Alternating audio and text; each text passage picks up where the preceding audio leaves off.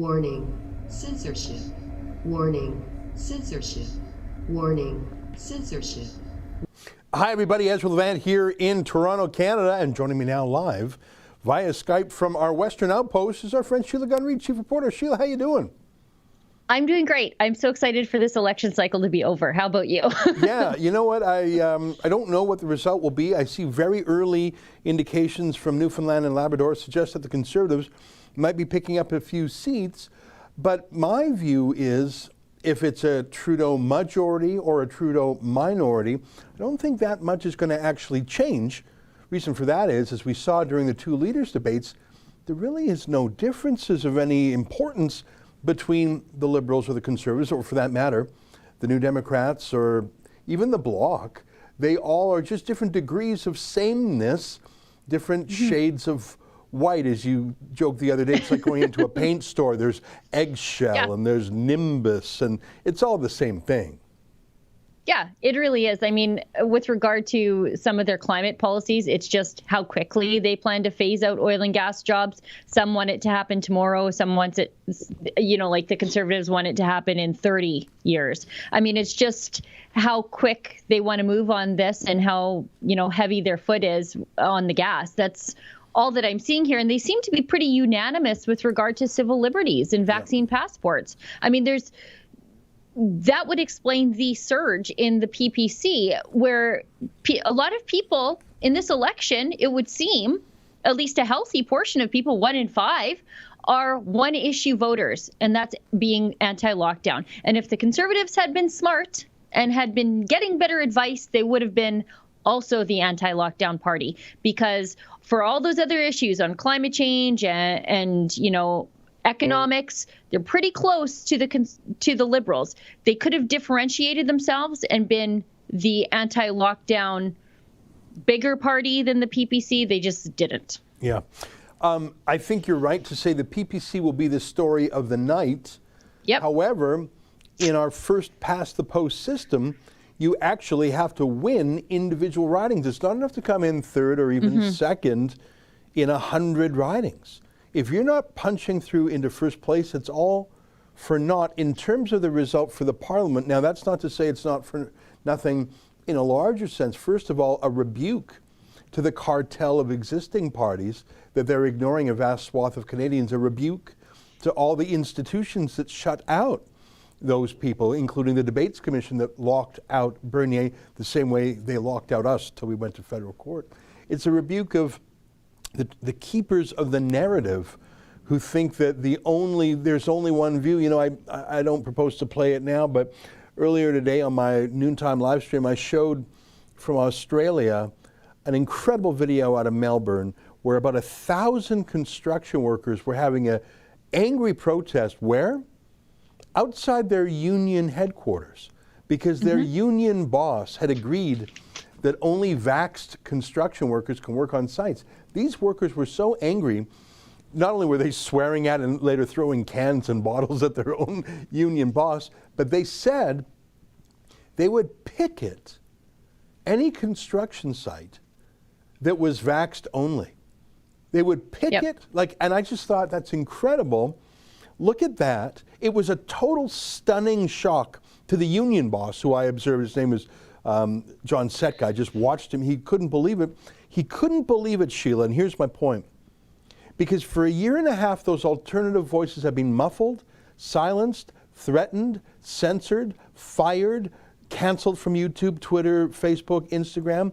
And so, and since parliaments haven't really been sitting, and since the media is all in cheerleader mode, and since the colleges of physicians and surgeons have told doctors they must not have a second opinion, the official people are completely disconnected with the real people. And it was incredible. In fact, Justin, if you can, let's just show our viewers tonight who might not know what I'm talking about, just a moment of today's protest in Melbourne. And you're thinking, this is a Canadian election show, why are you showing a clip out of Melbourne?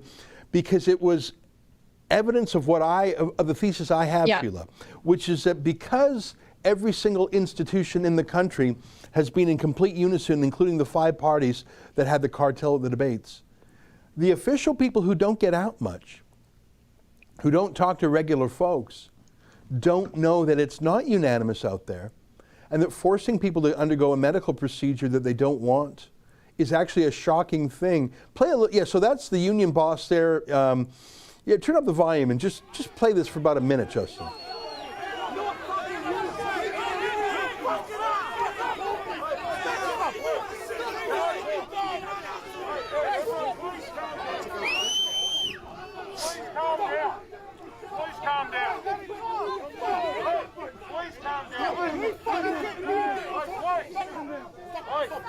Let him talk. I'm willing to listen to anyone, right?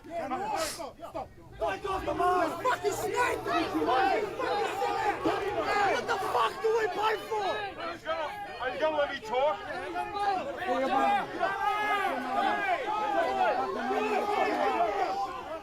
Let him talk. Fucking boy, let him talk.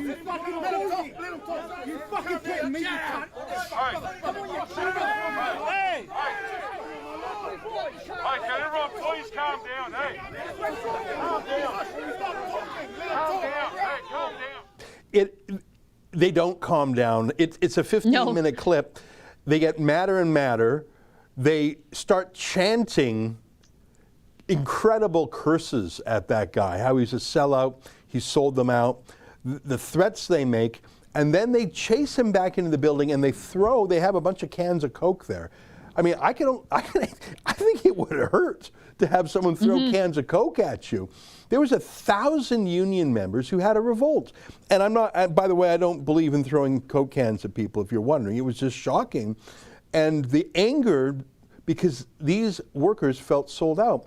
Well, I think that there's a lot of union members in Canada who feel sold out by their unions. I think there's a lot of conservatives who feel sold out by their party leader.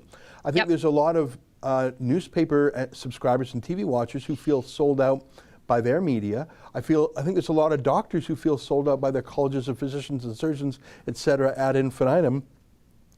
And I think that's the story of the election, the cartel of the 5 insiders versus the outsiders. Yeah, as you were talking there, I was sort of writing down some thoughts, because this is something that Trump got really right. And he identified who the single issue voters were, and then campaigned right to them as the guy who would address their single issue voter problem. For example, he went around the mega unions, the Unifor of the United States. He went around the AFL-CIO and he talked directly to the members. He realized that jobs were the #1 issue in the Rust Belt. So he campaigned directly to the union members and cut the union leadership out. He did the same thing in coal country, cut out the union leaders and went straight to the members. And you know who came around a couple of years into his presidency? The union leaders were in the office of the president. And it would have been wise for Jason Kenney to have been that guy in Alberta, or Aaron O'Toole to have been that guy federally, because I'm out there at these protests. I know there are a ton of public health care union workers there, people who work in healthcare, people who work in policing, people who work in corrections. Aaron O'Toole should have been the guy to appeal to them. Yeah. He didn't. He didn't distinguish himself from anybody else. And, this was something, again, that Ralph Klein got really right. He said, show me the parade and I'll jump in front of it and lead it. Yeah. And that was the secret to his success, was identifying where the parade was going and then running out in front of it with a good policy. There's nobody on the Canadian political landscape doing that right now except Maxime Bernier. Yeah. And the thing is, you don't have to go full Bernier. I love full Bernier. I love the full You don't freedom. have to. But, look at Ron DeSantis, for example. Ron DeSantis, he's being bashed by the media, but he himself has taken the vaccine. He promotes it all the time. He's really gone deep in this whole monoclonal antibody thing that I don't understand. So he is huge healthcare. His state has a lot of seniors. He is absolutely, he did a huge deal with a chain of stores called Publix and other stores to get the vax out there. But he always says it's your personal choice, it's your parental choice, it's your family choice. I'll protect you, and if anyone wants to force you on pain of losing your job, I'll stop them. So he absolutely never says, I'm anti-vax. He's taken it himself. He absolutely never says, don't take the vax.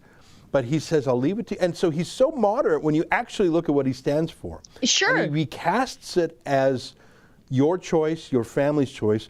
So if Aaron O'Toole had taken that line, he would have taken so much of the energy out of the People's Party, because he was such a coward, Aaron O'Toole, that he didn't dare, like to see his panic, his sheer panic, when journalists said, "Are all of your MPs and candidates vaccinated?" The answer is, buzz off. You think I'm some creepy, voyeuristic, peeping Tom perv who's going to ask I call my them candidate? medical voyeurs. They are medical voyeurs. They're looking in your medical window. Yeah. I mean, it's such a personal question. Anyways, I think that Aaron O'Toole blew it because he was so worried about it. But that's my hunch. As you can see, the stats are starting to come in. At the bottom of the screen, our massive election desk, and I mean, the desk itself is massive. There's only one guy on it.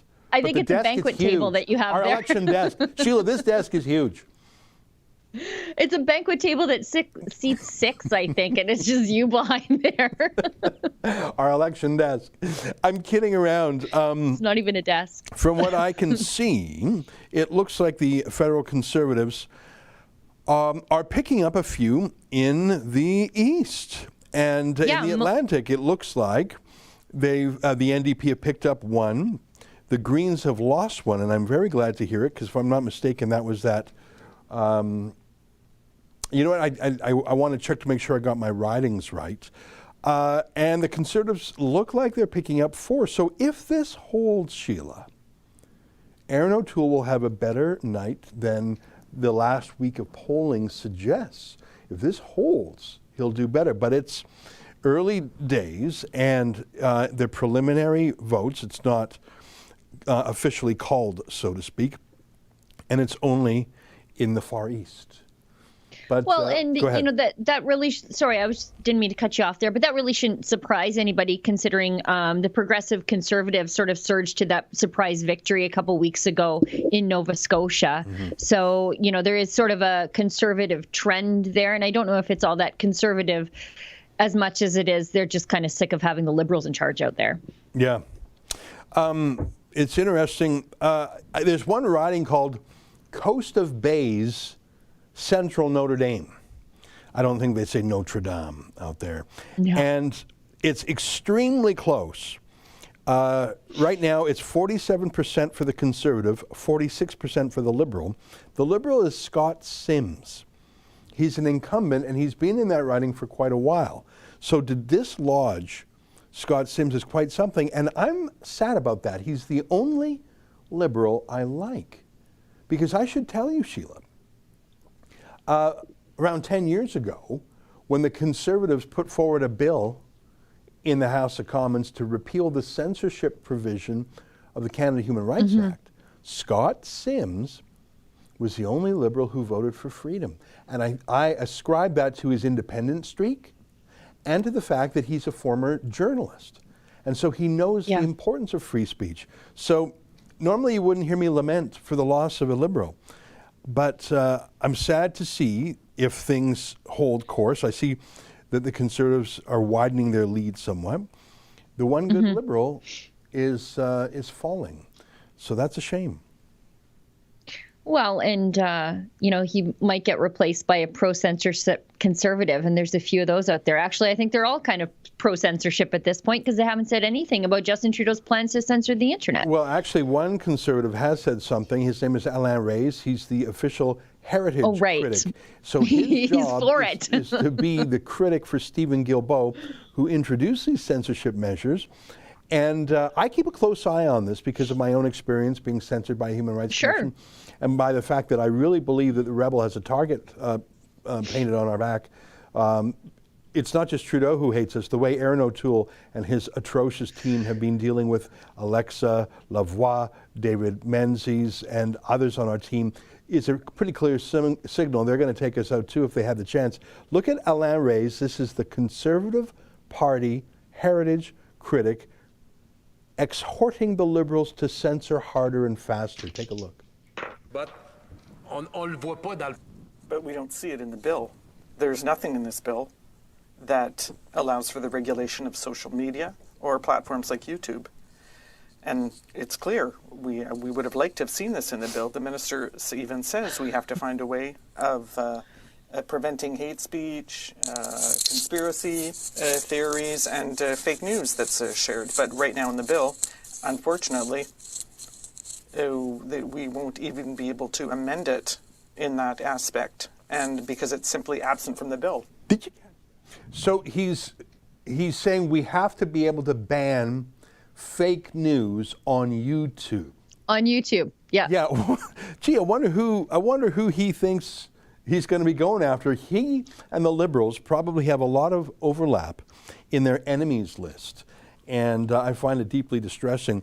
It's 8:16 Eastern Time, and Sheila, it's great to be with you again. And you really are, you really hold the fort on these live streams. And I've got, just out of the field of view, I've got my soft drinks, including some caffeinated beverages, because I think we might be up late. It's like an asteroid belt of snacks that goes around the banquet table where you sit. You know, when I was once in Austin, Texas, and I visited the InfoWars set, and I got to tell you, Alex Jones has a little snack cabinet, like a snack caddy, right under the table.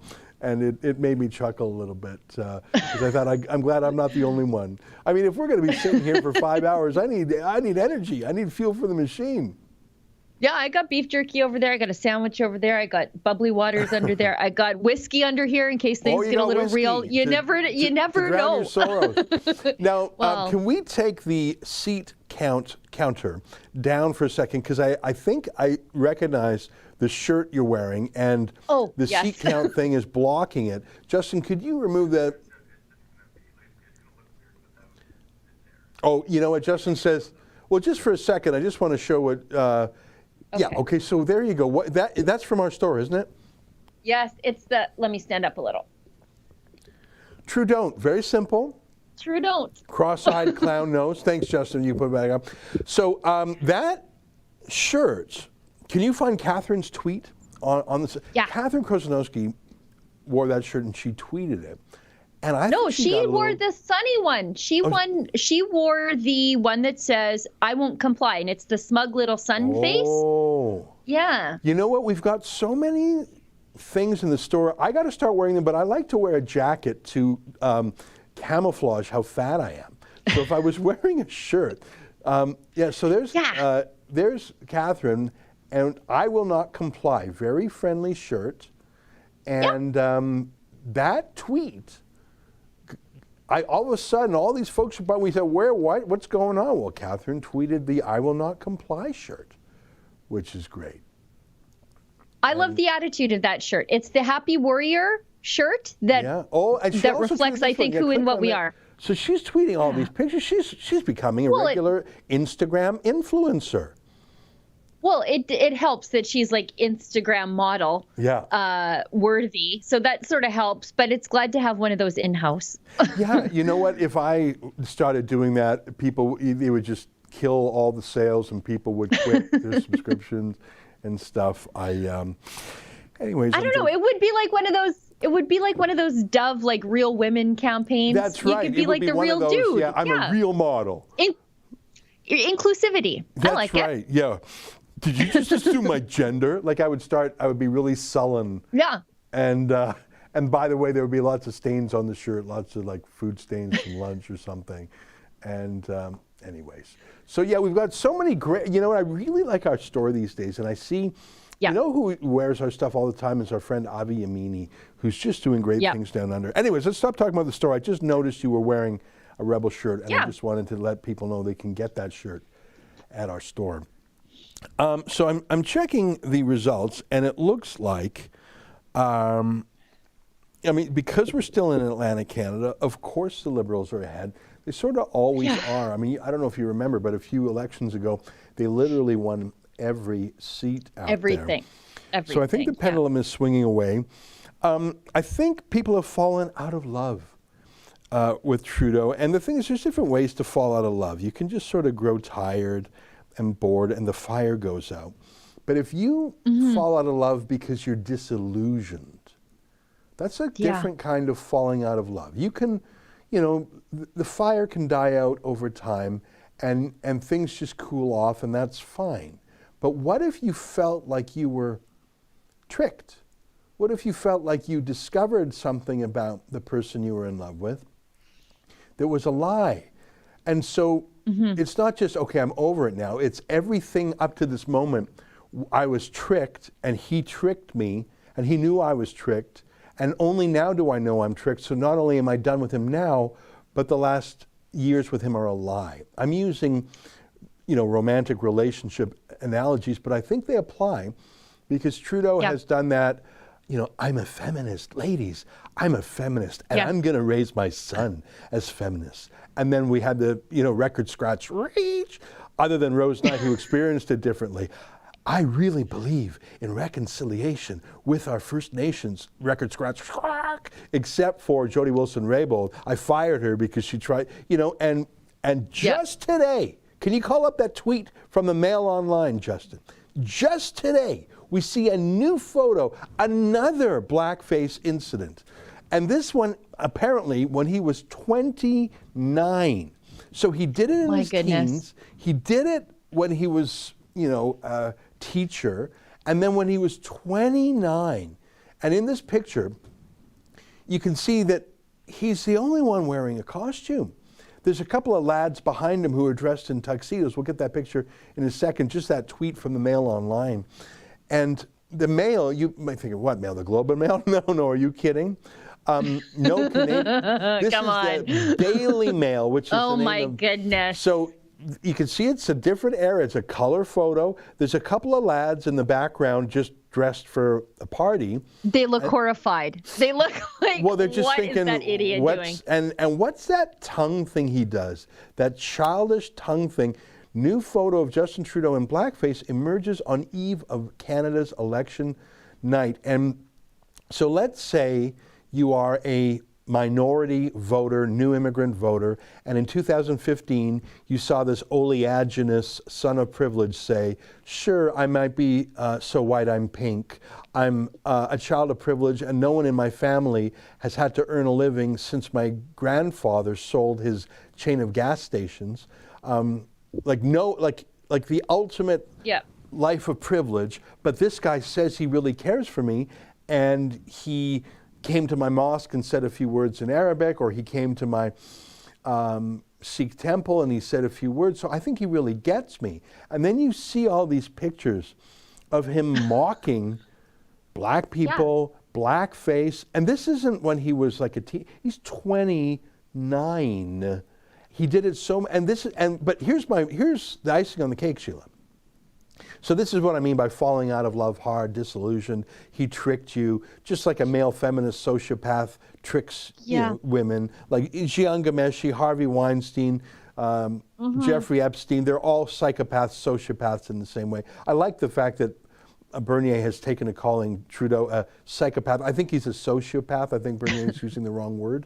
But that's what I mean. Like, if you're a black person or brown and you thought this guy is going to protect me from the racists, he's going to make sure I'm welcome in Canada. I occasionally hear a bad word said about my race, or I occasionally see some act of prejudice. This guy's got my back, and he's really welcoming me to the country. And then you see this, and you think, oh my God. When he's at his ritzy tuxedo party with the other trust fund boys, he blacks up, as they say in the UK, and sticks out his tongue. And, you know, in his other video, he stuck a flashlight down his pants or something. Like, just, and you're thinking, oh, he said he was a friend of me and my people, but that was just some trick. So it's not like you've fallen out of love gradually, embers dying. You realize this guy was a total fraud, wicked liar, and I feel like an idiot for trusting him for 5 years. So I believe that a lot of that fire has gone out for this creepy sociopath. It's like those women who are unwittingly married to serial killers, and they wake up one day and it's like, oh, you were BTK. Oh, you're the Green River Killer. Like, that's, I think, what a good portion of the population sort of feels like when they're like, this is not the feminist, racism fighter, climate change activist that I thought I was getting. But I think there's a portion of the population too who thought it would be like, fun to have a Trudeau in charge. Yeah. Maybe again, just on name recognition and, oh, look, he's kind of, not that he's young. That's the thing here. Yeah. He's not young. He's 50. He's turning 50 in 3 months. Yeah. He just has a lot of hair. Like, I don't think he's particularly young. He's just got a healthy head of hair, so it looks that way. So there's no reason why he acts like such a immature idiot. I think Aaron O'Toole's actually a year younger than him. Yeah. Like, there's no reason for him to be behaving so childishly. And I think there's a good portion of the population who thought it would be kind of fun to have him in charge. He wears fun socks, and he wears T-shirts sometimes with his suit jackets. But I think it's kind of like having a friend that's just like Pauly Shore. And it's like, okay, fine, he was fun in Encino Man, and okay, fine, he was fun in Son-in-Law. But after a while, it just isn't funny anymore. Yeah, it's just it's annoying. It's that friend who's always the life of the party, and then like 2 years later, you're like, you haven't shut up in 2 years. I think that some people are getting some of that from Justin Trudeau. Yeah. You know, I made the mistake once of watching one of his, like, believe it or not, before I was with Rebel and before Trudeau was an MP, we had the same speaking agent, Speaker's Spotlight it was called, and if you can believe it. And of course, his fee was triple mine, which makes sense. And he would do all these teachers, like almost all of his clients were either government unions or teachers or kids, frankly. And I watched a videotape of one of his speeches, and it was a terrible mistake. It was a rambling stream of consciousness, Hallmark card, banality. Yeah. And a series of dependent or subordinate clauses that never the point of the sentence keeps changing until, like, there was all, like, it was just such a strange way of talking. And when he was done an interminable sentence, he's like, what was that again? And he would just grab his 30 grand and be out of there. He is so shallow, but there was something in common with all his audiences. It was overwhelmingly middle-aged or boomer women who were having sentimental memories of Pierre Trudeau and thought, well, his son is gorgeous, he's so hot. And so that's who his base was. And you'll also notice that is about half of the parliamentary press gallery. And do we have the Rosemary Barton platonic date clip, Justin? You know, when I think of a cat mom on Parliament Hill, I think of Rosemary Barton. And she, like I, have the pandemic has been bad for both of us. Like, you have nowhere to do, you just sort of snack. What are you going to do? And I think with guys, you wear a bulky jacket like this and you hide it. Ain't nowhere to hide when you're Rosemary Barton. And I just, you know, she's just had a terrible, terrible lockdown. And I don't know why I mentioned that, other than I just can't look at it without thinking that. I'm sorry, that's got nothing to do with it. My you point have pity in your voice. Yeah, I hear compassion. I hear compassion. That's what I hear. I can't see her without thinking that. Yeah. I'm not being. It's me too. I mean, so Rosemary, I'm actually commiserating. I see you, and actually, it's like when I see a super fat cop. It makes me feel really good, not for the safety of the city, but I think, okay, you know, I could switch over. You could be a cop. If you could be a cop, Ezra. There's hope. There's hope for you too. Like, I remember in Montreal, the cops who were raiding the boat, there was this super fat cop who was like, he's got to be close to 300 pounds. And I thought, you know what? That's diversity. Yeah.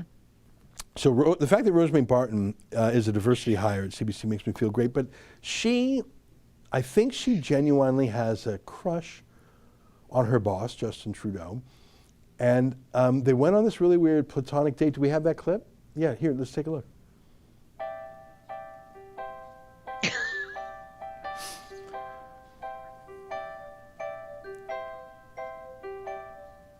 Why do birds suddenly appear every time you are near? Just like me, they long to be close to you. Why do stars fall down from the sky every time you walk by? Just like me, they long to be close to you.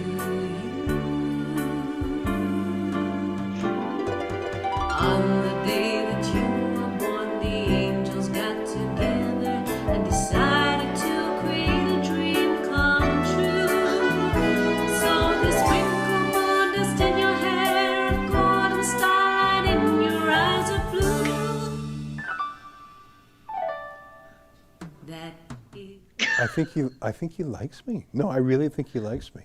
Oh, the hair toss is my favorite. When it's not in her face. No, we actually. I'm a woman whose hair gets in her face, so I know. Yeah. But her hair wasn't in her face. It was way back here. And she's like, I'm just. He looked at me, guys, and so she was. She was the one who sued the Conservative Party in the last election. She's the one who famously took a selfie with the Prime Minister, and then had a shot of her taking a shot, and posted that on her Twitter. And she took that down. She keeps it in a little hope chest under her bed with her stickers and her doodles and some Dear Diary. Oh, today. He's for sure on the front cover of her Trapper Keeper. For sure. Yeah. Dear Diary. Her Trapper Keeper binder, he's in there. Today I had a date with Justin Trudeau. Everyone says it was a platonic date, but I really think we had a connection. That was one of two versions of that video we have. I don't know if you can find the other one, Justin. That one, as you may have guessed, we put the soundtrack on and some of the little heart emojis. But the real version was worse, where she asked him probing questions like, what are you listening to on your iPod these days? And do you like any other books? Yeah. Do you like books? I think that was one of her questions. What's your favorite color? Yeah, me too. Yeah. Me too. No way. Me too. Samesies. If you can have any other job, you got taken down, did it? Oh, no, dang it. I think the one you played there got taken down. The other one is the actual one with her questions. Like, if you could have it, okay, you've got the Prime Minister for an accountability session. He can't run away because it's a platonic date, and it would look terrible if he had to run away. And if he was super cruel, he'd say, "Oh, my wife is calling." But her questions were not accountability about the economy or justice. Or it was, if you were if you were a teacher, what would you be like? Would you be my teacher? Could I do some extra credit after? It was so. It really was. I think one of them was, when you're running, what are you listening to? Yeah. What's in your earbuds? Yeah, here we got it. Justin found it. Take a listen. This is real. Maybe I'm falling for you. I just want to hang out with the kids today. Yeah, pretty much every morning. But we do a pretty good job of making time for the kids on many weekends, hoping for the ice to freeze so we can get out on the lake. Just times where I remember what life's all about and why I'm doing the rest of it is to try and build a better world for them, and spending time with them is part and parcel of that. Does that remind you of how any sentiments you had? A little bit. A lot of. I mean, you had mostly just your dad, right? But it was a lot of what I'm trying to do is articulate to them in a way that my father never did, what they're going through, because he hadn't gone through it, but I have gone through it, and I can sort of relate to them on that and try and give my kids the tools to, to appreciate the positive sides of this life and handle the negative sides. If you could do any other job, and you have to answer, what would it be? I'd be a school teacher. I knew you were going to say that. Well, no, aspirational. But it's what I am. Aspirational. Something you haven't done. No, it'd be that. It'd be maybe running the school. Something at the UN. Something at the. Oh no! If I'm once I'm done politics, I'm done politics. Last book you've read or the book you're reading? It'd be just finished the Patch, which was Chris Turner's history of the oil patch. So you tell me that's not a first date. Do you like books? Yeah. Yeah. Do you like reading? What are you reading right now? Give me a break.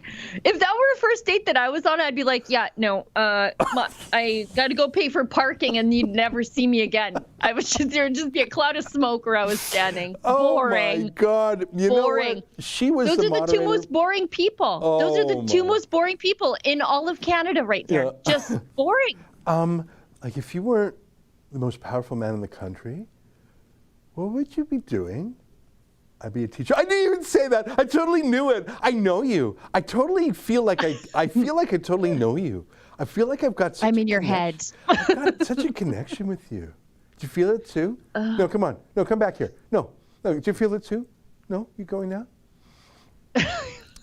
Our state broadcaster. What a pair of boring people. Like, that was my takeaway, is these are the most boring, shallow, unthoughtful people walking down the street I've ever seen in my life. Sheila, I want Just to the tell worst. you that the last 5 minutes as we've been showing you that clip. By the way, Justin, there was some beautiful music in the background of that second clip. Was that official CBC soundtrack?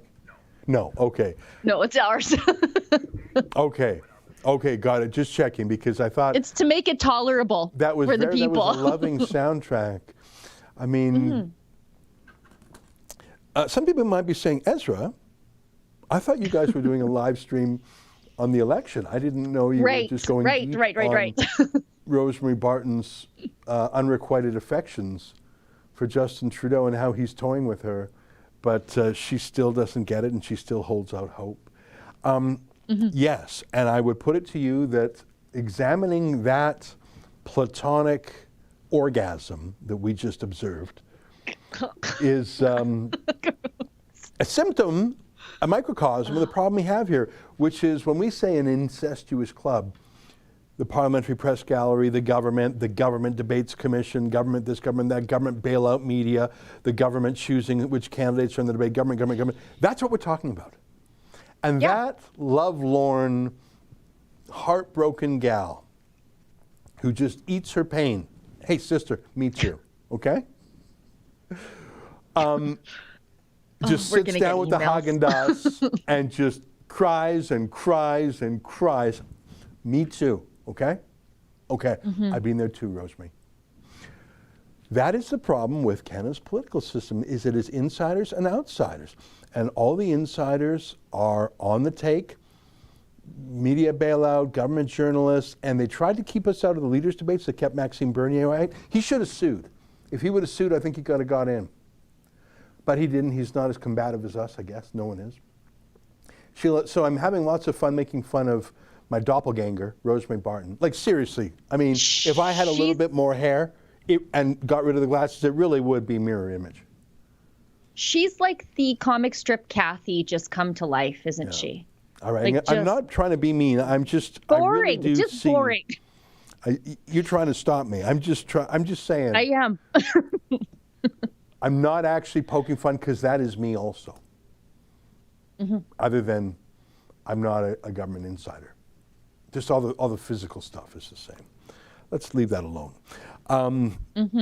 So let's go for a little update. It looks like the Conservatives in the Atlantic are up for the Bloc. Looks like it's gained a seat.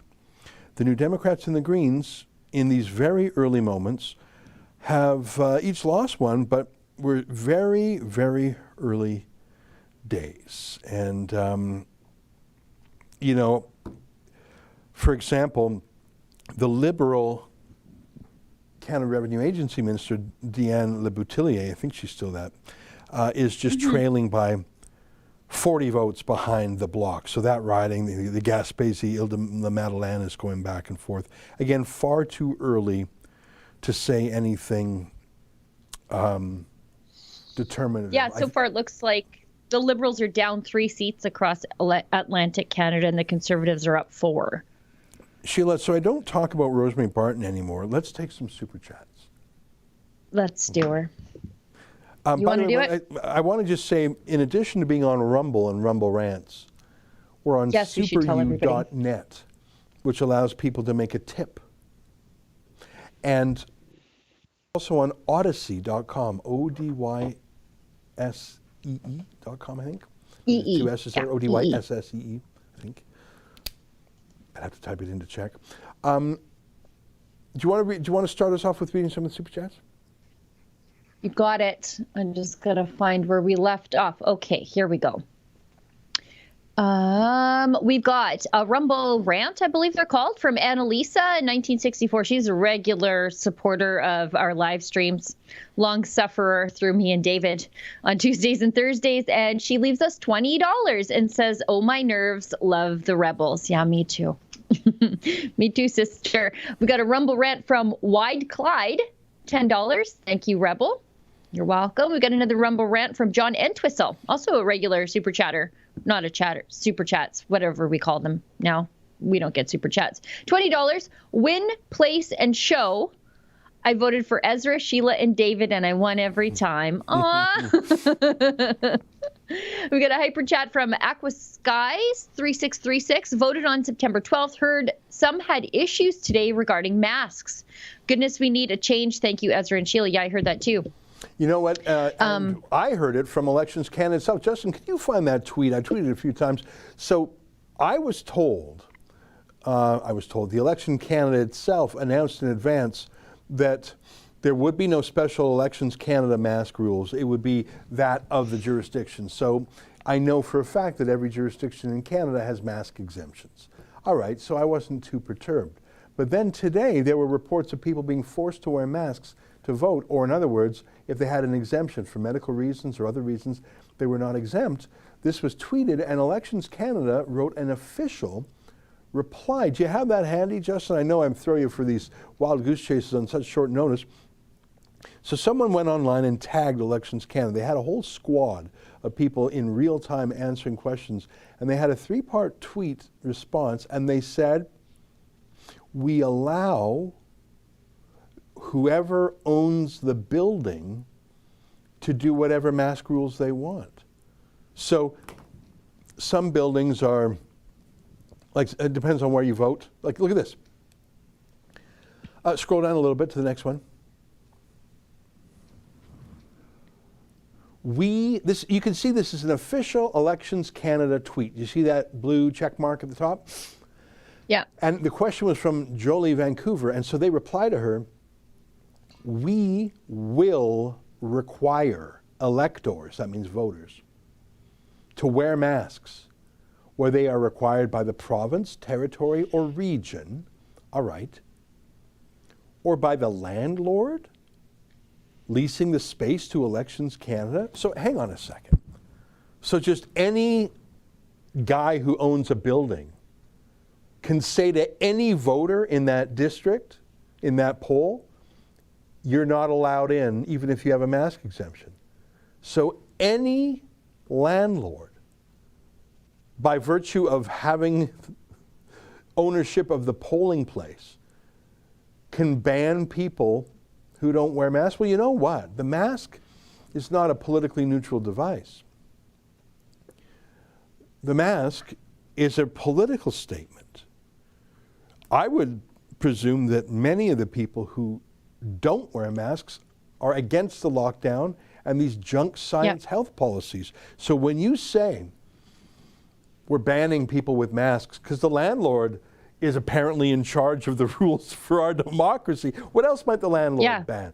Well, if the landlord bans wheelchairs, sorry, the landlord did it. What can we do? We're only the government of Canada who's paying for the space. Sorry, sorry, guys. The landlord said no seeing eye dogs. And what are you gonna do? That's where we are right now. Can you believe it? That's an actual tweet from the government of Canada. I also heard from my friend who's a doctor. He was exposed to coronavirus, exposed to it, didn't have it. And he's had, the message he sent me was, he's had 3 negative point of care tests, 1 negative PCR test, and he's been asymptomatic for 10 days after exposure. And yet the Ministry of Health would deny him an exemption to allow him to vote today. So just banned from voting? Because he's quarantined. He's quarantined, so he couldn't vote, even though he's perfectly healthy and he's been tested every which way. Yeah, well, there's a lot of things being done using the crisis opportunity of this pandemic. Never let a crisis go to waste. That's sort of a favorite Democrat rule of thumb, isn't it? Incredible. Everybody's a crisis profiteer. Yeah. This is just the same. We've got another hyper chat. Sorry, go ahead, boss. No, I was just looking at there's no real new results because they haven't.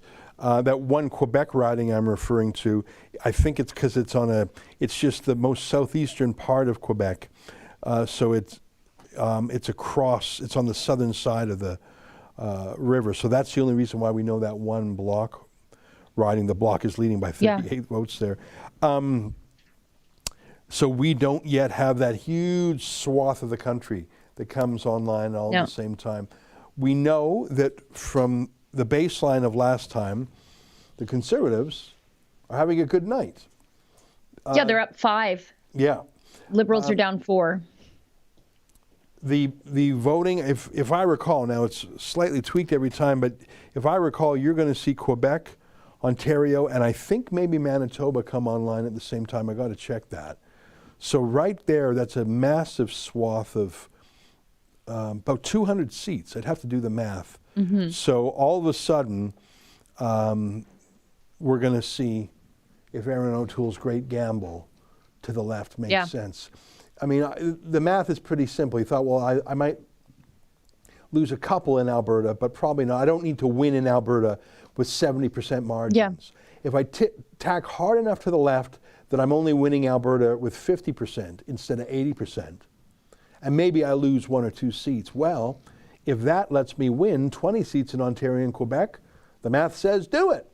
So tick off some true blue Alberta voters, tick off Albertans, tick off some. Yeah, take us for granted, just like Trudeau does. Yeah, and maybe even lose 1 or 2 in Edmonton and Calgary. Yeah. Okay, but if you're picking up 20, well, you're going to win. Well, let's see if that great gamble works. If people say they want a pro-carbon tax, anti-gun, pro-vax passport, pro-lockdown, pro-open borders immigration, and pro-censorship guy, they just want the boring bald guy, not the pickup embarrassing artist. liberal. Yeah, pickup artist, fake feminist, blackface guy.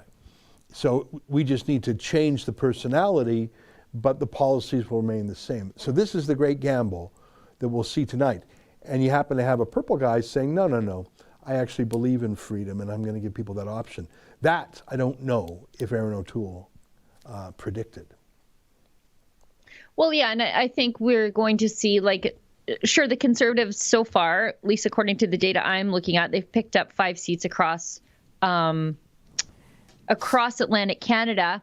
But when we get to some of those ridings that are running pretty close between the Liberals and the Conservatives in Ontario, are the PPC going to be the spoilers in those ridings? For example, I think we should watch pretty closely Chelsea Hillier's riding. She could prove to be the spoiler for the Conservative there. There will be a vote split affecting some close ridings, particularly in Ontario.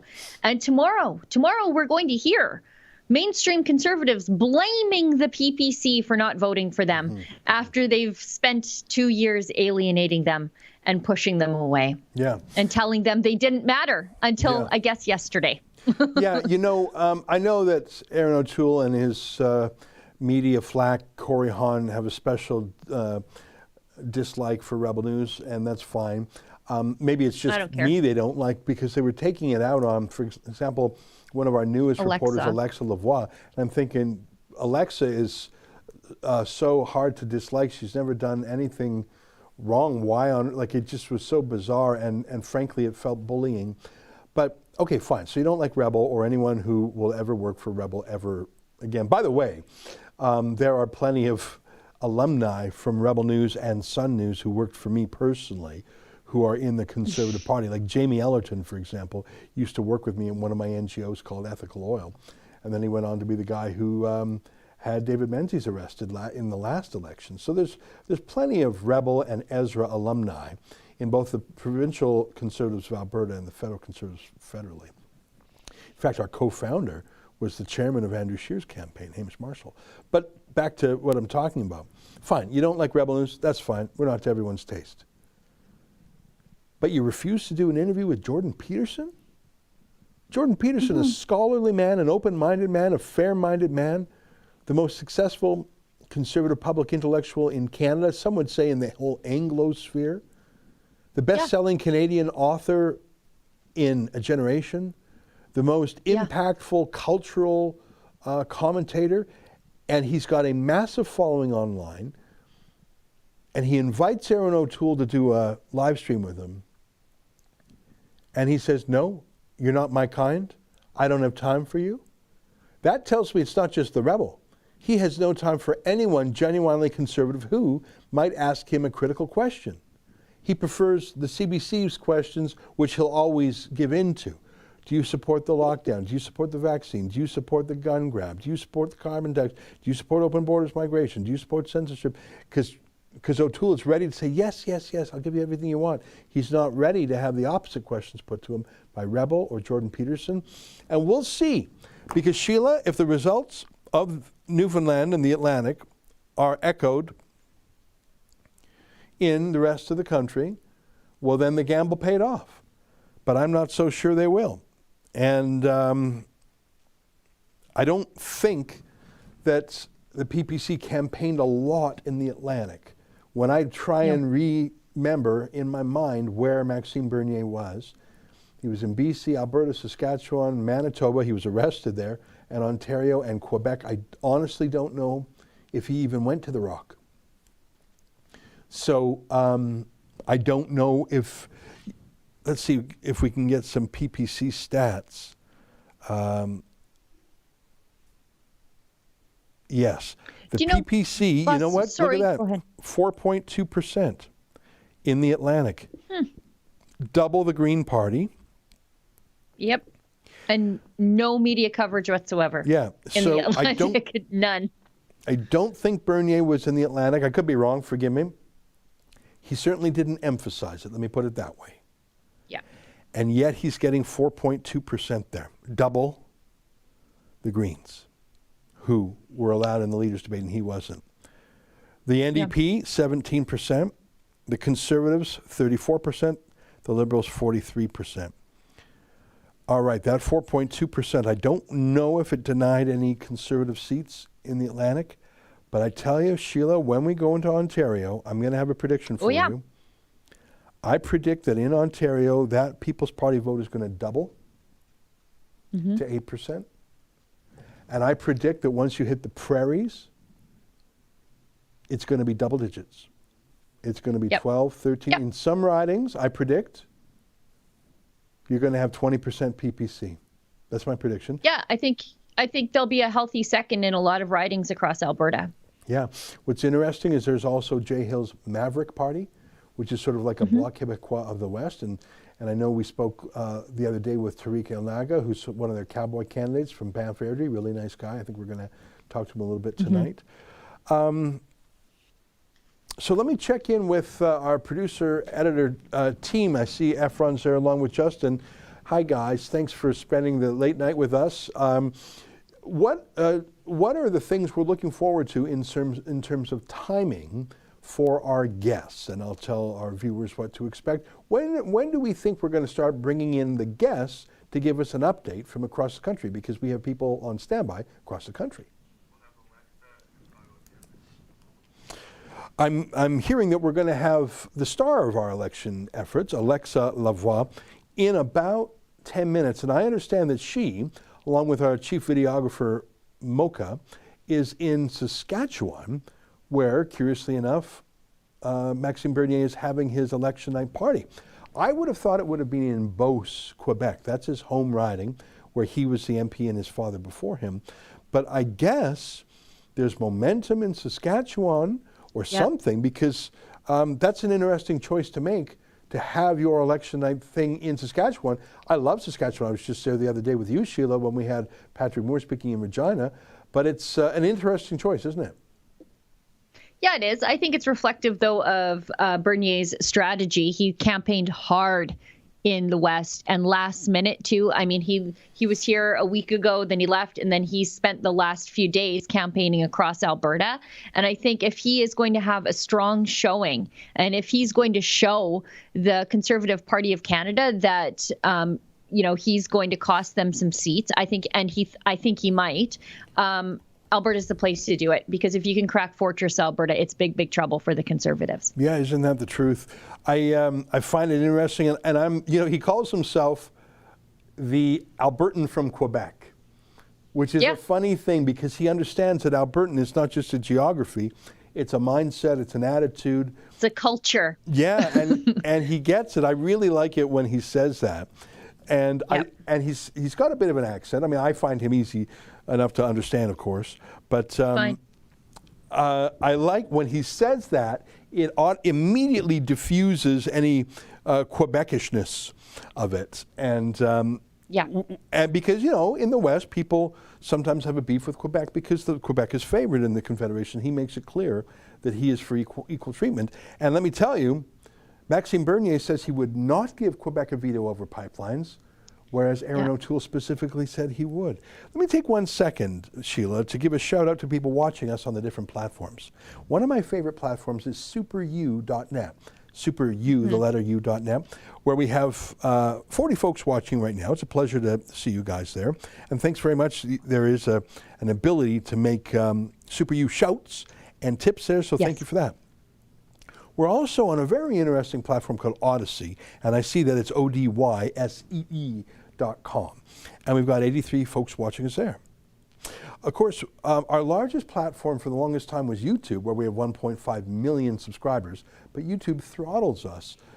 They have an extreme left-wing bias, and they've really cracked down on conservatives. So we have 5,500 people watching us there now, and I'd like to say hello to those folks and to let them know we'll never leave them. Because although we're frustrated with YouTube, we think they're unfair, it's only because they're our interlocutor, they're our mediator, that I have to go through them. I love the 1.5 million people who have been with us and built Rebel News up over the years, so we'll always stay with YouTube until they kill us. But the last site I'm going to refer to is rumble.com. And it's incredible to me that we have not much more than 100,000 subscribers, so 1/15. Because remember, we got 1.5 million over there on YouTube. We only have like 110,000 in Rumble, and yet we have 12,194 folks watching right now on Rumble, double the number on YouTube, even though we have a fraction. And that goes to my thesis that YouTube is throttling us. But in any event, I don't care about the platforms, I care about the people. And altogether, amongst all the platforms, we have about 18,000 folks watching in real time now, and it's a great pleasure to have them here. And we do have a good night set up. We've got Alexa and Mocha in Saskatchewan. Justin and Efron, I know you've been working so hard on the plans. We've got Drea in Vancouver, is that right? We're going to come to her a little bit later because of the time difference. Obviously, polls are still going there. We've got Tamara from Coburg. Tamara's great, and she asked such a great question of the Prime Minister in the debates. I was so very proud of her, and I was excited because she was a citizen journalist that we hired straight out of our Fight the Fines program. And there she is putting a question to the Prime Minister. It was a very proud moment for me and a proof of our concept of citizen journalism, and she's great. And Justin, who else do we have on deck? Adam Sos, our Calgary correspondent, will be on in about half an hour or so with Tariq El-Naga, the cowboy candidate for the Maverick Party. So that's great. And I think Adam's been doing a super job. And I'm very proud of the charitable work he's done, rebuilding the roof of the church on the Tsuut'ina Indian Band adjacent to Calgary. And I sort of wish I could have been out there when it happened, but I know he took great interest in that. And we have our buddy David Menzies. He's going to be in Richmond Hill, which is his home riding, and he's friends with the Conservative candidate there with the wonderful name Kostas Menegakis. And unlike Aaron O'Toole and Corey Hahn and the other censor of the party, Kostas gets along great with David and talks to him all the time. So it's sort of weird. There's pockets of the Conservative Party that don't really care about what the censorship is, and I like those pockets of the Conservative Party. Yeah, they're few and far between, though, aren't they? Yeah. And I just hear in my ear, for those who watched our program during the leaders' debates, and that was a really fun night, Sheila. It was a long night. There's so many great clips from that night. Justin, I do want to play Sheila scolding Jagmeet Singh, because it was one of my favorite moments. Just for context, for folks who didn't watch it, we had, I think, 3 or maybe 4 questions put to Jagmeet Singh. And they were excellent questions, substantive questions about real public policy issues that millions of Canadians care about. It wasn't about us. It wasn't personal questions. Hi, can I ask you for a favor? It was on behalf of Canadians. And this was a government debate, which is ridiculous to begin with. And they refused to answer Trudeau and Jagmeet Singh and the Bloc guy. I don't even know what he was doing. It was like an accidental tourist in the English debate. And they refused to answer a couple of substantive questions in a row. And Sheila was next. And Sheila just let them have it. Do you have that clip? Here we go. Take a look. You're saying the polls show that your party is between 15 and 20%. No party here on the stage tonight is even close to representing a majority of Canadians. This is an absolute divided country. Yet when conservative journalists like me ask you fair questions on behalf of Canadians, you insult us and refuse to answer a single word. You are like a child putting your hands over your ears. Do you really think you can become Prime Minister by trying to freeze out any Canadian who disagrees with you? In your own riding, you only got 38% of the vote. Is this how you treat the other 62% of people who disagree with you? No. Thanks so much. Good evening, Ms. Paul. Hope you... No. No. He absolutely was a child. He absolutely was childish. And the other questions that preceded that gave the context about the serious questions that we were asking. Yep. I just don't think it's good enough. And when you're in a country where no party is going to beat 30, I'd be surprised if any of the parties got 35% today. None of them will get 40. Yep. So you're representing maybe 1 out of 3 Canadians. And in the case of Jagmeet Singh, more like 1 in 6 Canadians. And in the case of the Greens, 1 in 50 Canadians. So 40, now, I mean, by the way, Annamie Paul was the only leader that gave us a good answer. It was David Menzies asked her a good question. She gave a good enough answer. Yeah. So so the Bloc Québécois going to represent what, 6% of Canadians, 7% of Canadians, whatever the number is finally. So 2/3, 3/4, 80%, 90% of Canadians do not support you. How do you deal with them when you're an MP, when you're a party leader? Do you say, if you're not part of my insiders list, if you're not on the VIP list, it's like going to a nightclub. Oh, you're not on the list, sir. I don't see your name on the VIP list. Get the hell out. No. This is not a private club. This is the government of Canada. I'm a citizen. I'm a taxpayer. Yep. You work for me. You're not a bouncer to a club. By the way, it's a really crappy club. You know, the Parliament of Canada, you're the worst people in the world. Everyone knows that. You're the lowest on the rung of respect of any profession. Like used car salesman, you know, who is lower than a politician? No one is lower than a politician. Even lawyers and journalists aren't as low as politicians. And these politicians turn their noses up at real questions. Oh, you can't come in my club. Not your club, buddy. And that's, I think that's the theme of this whole election. They're trying to turn it into a snobby club. And I mean, Jagmeet Singh, that's all he is a clothes horse who always looks like he's trying to, the one thing I'll give him credit at, he can out Blue Thunder Justin Trudeau. He can outdress Trudeau and outpose him.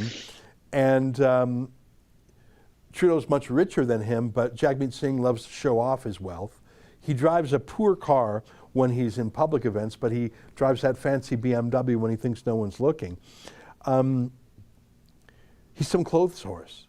Who the hell is he to say, oh, I'm not going to talk with you? You're not going to talk to the 5 out of 6 Canadians who don't vote for you because you're a clown? Yeah.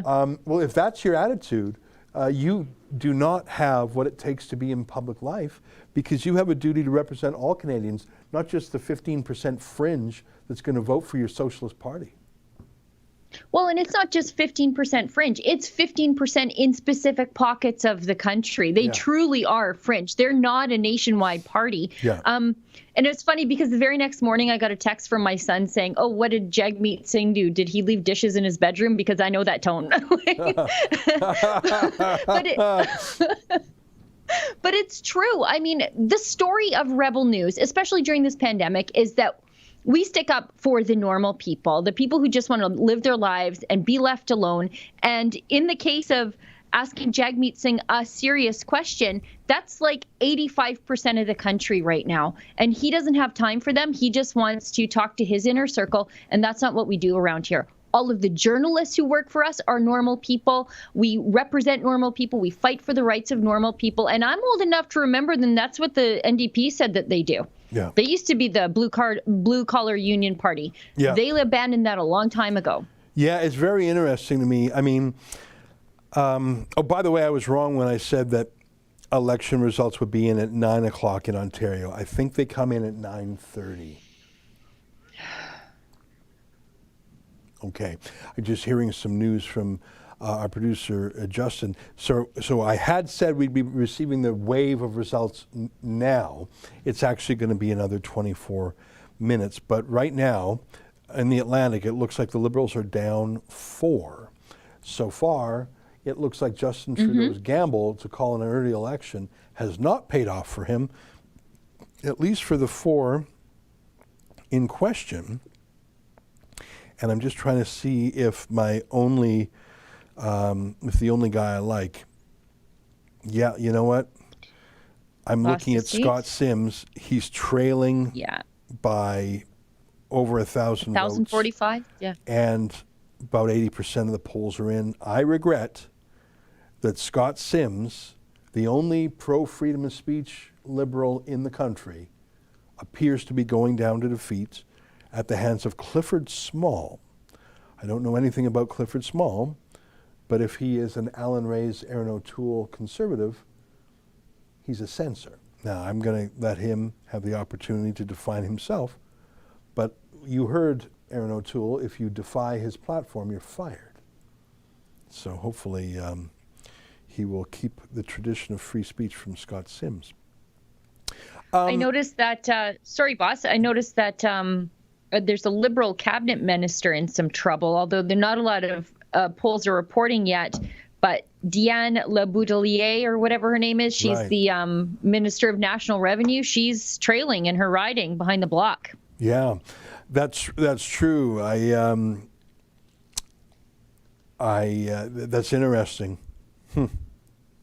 Well, we'll see. I mean, it's hard to measure. It's hard to measure. The People's Party at 4.4%.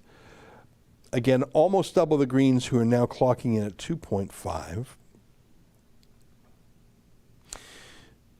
I can hardly wait to see the results in Quebec and Ontario.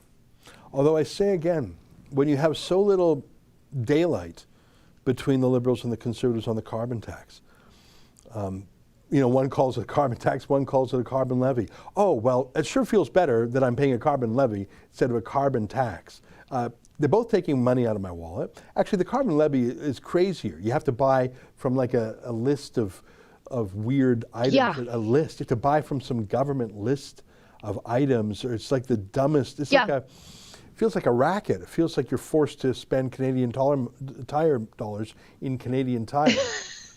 You know what? I hear in my ear, Sheila, that Alexa Lavoie is on the line. And so I'm going to interrupt myself. And I know you're about to make a point. We'll come back to it. But let's see what Alexa has to report from Saskatchewan. There she is, the star of the campaign, Alexa Lavoie, who asked the great questions in the Leaders' Debate. What a pleasure to see you. You're back in Saskatchewan. This time I think you're in Saskatoon. Am I right? Exactly, at the Saskatoon conference center. So is that where the election evening will be for the People's Party of Canada? Is that their election night headquarters? Yeah, exactly. So right now we can see like a couple of hundred of people that just arrived because it's not starting yet. It's starting at 7 for us. So in maybe couple of minutes that will start here. Yeah. And what's the mood there, Alexa? So far, there's not a lot of results in. I see that the People's Party is at 4.4% in the Atlantic. Now, I don't remember Maxime Bernier spending a lot of time there, although I didn't track him every day, so maybe I just missed him. I think the big test is in Quebec, but Ontario and the West. Is that the sentiment there too? Right now, everybody have a really positive attitude.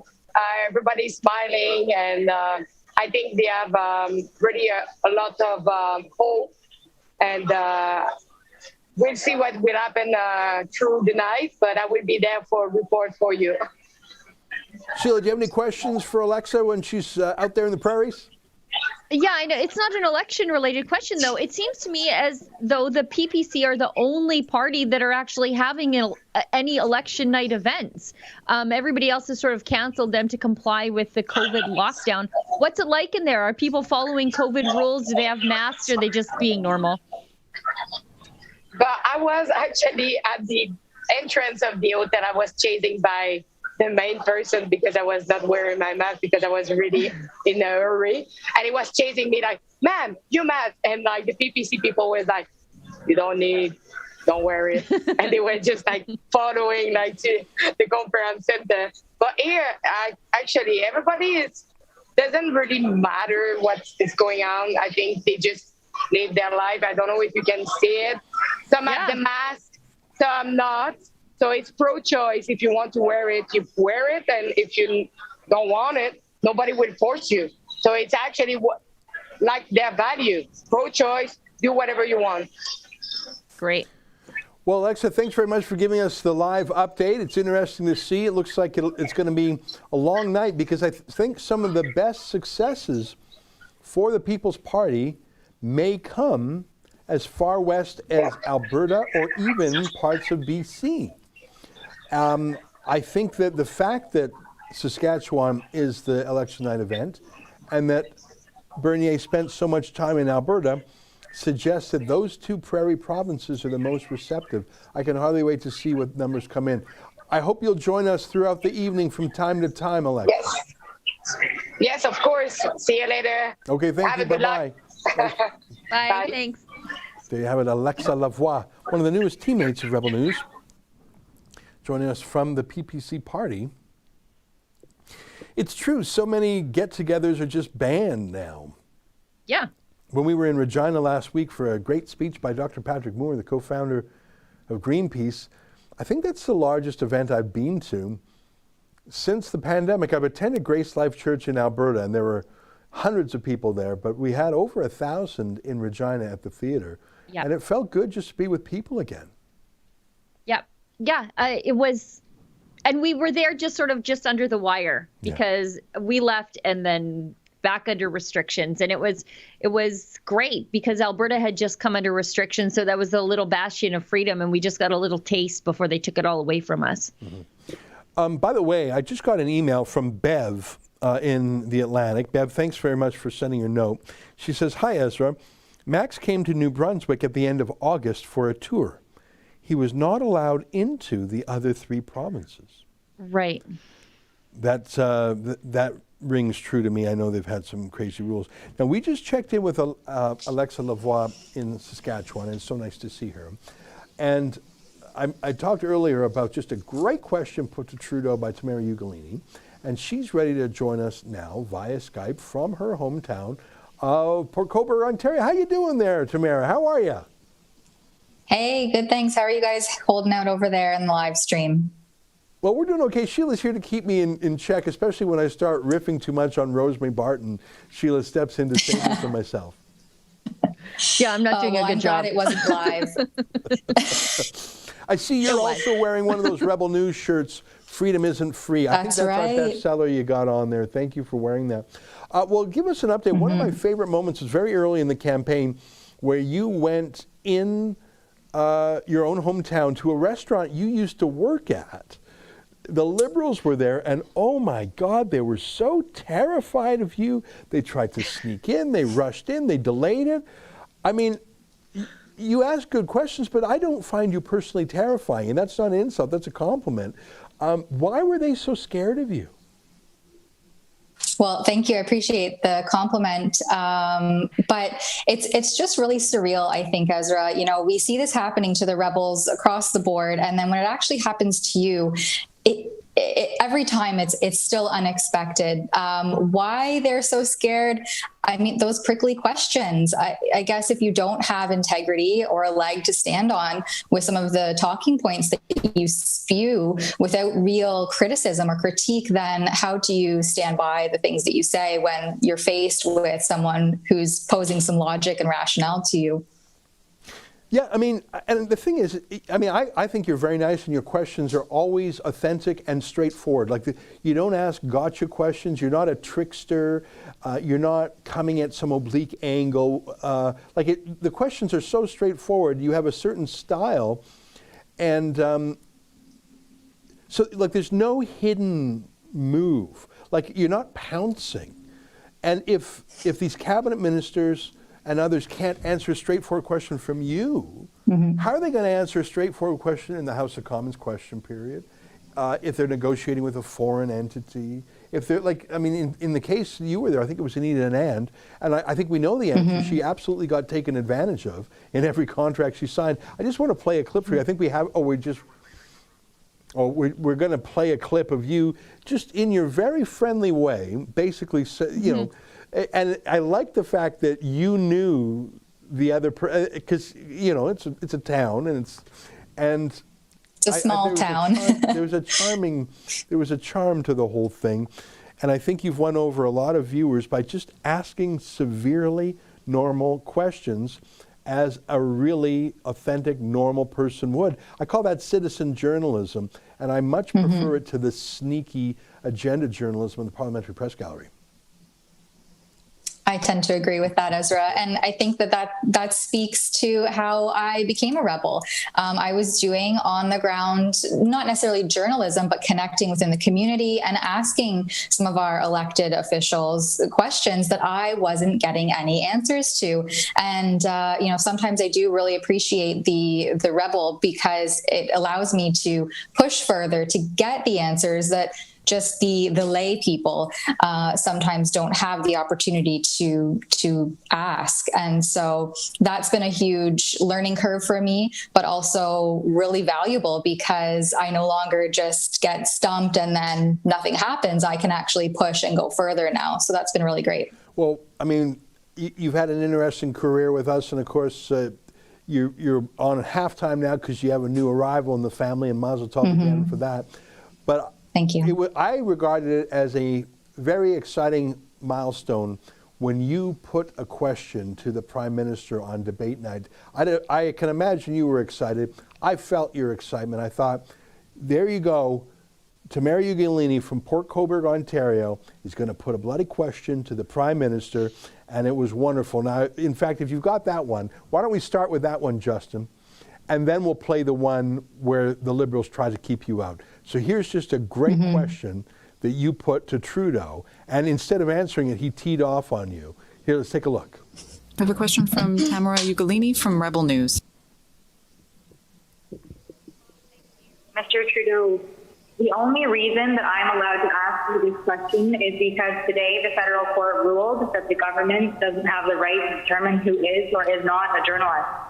This is the second election in a row that the court had to overturn your government. Do you still insist on being able to make that decision, and why? First of all, questions around accreditation were handled by the press gallery and the consortium of networks who have strong perspectives on quality journalism and the important information that is shared with Canadians. The reality is, organizations like yours that continue to spread misinformation and disinformation on the science around vaccines, around how we're going to actually get through this pandemic and be there for each other and keep our kids safe, is part of why we're seeing such unfortunate anger and lack of understanding of basic science. And quite frankly, I won't call it a media organization, your group of individuals need to take accountability for some of the polarization that we're seeing in this country. And I think Canadians are cluing into the fact that there is a really important decision we take about the kind of country we want to see. And I salute all extraordinary, hardworking journalists that put science and facts at the heart of what they do and ask me tough questions every day, but make sure that they are educating and informing Canadians from a broad range of perspectives, which is the last thing that you guys do. Well, he's a wicked liar. I mean, Yeah. it's not the press gallery that decides who gets in. It's not a consortium of TV stations. He should know that. He nationalized the debates. We were not kept out for any issues of quality. We were kept out because of our political attitude, which the Federal Court of Appeal twice now has said is not a legal reason to keep us out. He says we engage in misinformation and disinformation. That's not true. We've never been sanctioned by any fact checker or any of our social media companies for that, whereas he has been labeled a media manipulator by Twitter. He says that we've challenged the science on the vaccines. That's simply not true. We actually know the science on the vaccines, unlike him. He says that we have to take accountability. Well, we are accountable to our viewers every day. He's getting a little taste of accountability tonight. And what a laugh for him to say that we're the ones who polarize the country when he's the one saying he's going to punish people, you people, and give consequences. I thought you put a good question to him that obviously got under his skin. Now, his people, his Liberals cheered at his answer. Oh, you put Rebel in their place. Oh. Yeah, you showed that woman. You showed that pesky smart mouth woman. He doesn't do well with women who criticize him, Tamara, does he? Nope. Well, and that's just more polarization.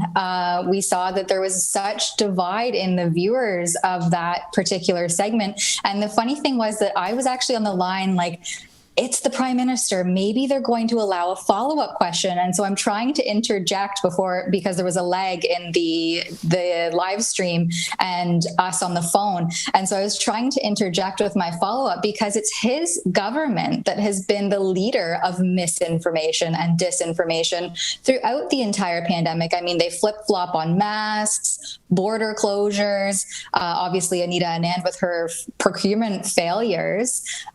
So, why are you deflecting all of your government's failures back on little old me? I feature some scientists and some doctors and actual frontline workers. The whole thing was really sad deflection onto a news organization that doesn't have, the platform that the leader of our country has. Yeah, I thought it was him showing he can't handle criticism from smart women well. We know that. We know he sacked Jody Wilson-Raybould. We know he sacked Jane Philpott. We know he sacked Selena Cesar-Chauvin. And we know he groped Rose Knight. So that's how he treats women. Let me show you our viewers. And by the way, I think you did a great job. And I think you made Rebels across the country and around the world very proud. Sorry, Ezra, I just want to interject something here because I thought Tamara's question was perfect in that it was very revealing. And it showed that Justin Trudeau will ignore the court just the same way that he ignores ethics laws. Because the premise of Tamara's question was, are you going to pump the brakes now that a court has told you twice you don't have the ability to say who is and isn't a journalist? And what does he say in his answer? You're not a journalist. I'm not going to call your organization a journalist. It shows utter contempt for the judges who ruled against him. Yeah, that's a great point. Twice now the federal court has says you're breaking the law. Twice now he says I don't care. It's like he's just like three ethics laws. Convictions. Yeah. Anyways, I promise. Well, and he kind of like stomped his foot there too when he says, I won't call you a media organization. It's like, are you a toddler? Yeah. I don't care. I don't care. Like, I don't care what he thinks anyway, right? Like, I don't care if he thinks I'm a journalist. Well, I know for a fact he's obsessed with us because he raises us in Parliament. Rebel magazine, he called us. What an idiot. He's the sharpest knife in the drawer. Anyhow, here's a video I mentioned earlier about you accosting a Liberal event, and they were just terrified of you. And I tell you, you're such a lovely young woman, and the fact that you cause such terror in these, I find it so curious, and I like it so much. Here, let's take a look. It doesn't recognize you as a media source. I received the email last night from the Liberal Party that showed that you are for open and transparency, and you actually, the wording in there was that you facilitate media coverage, so you're not allowing us as independent journalists into this event? You're not invited to this event, I'm sorry.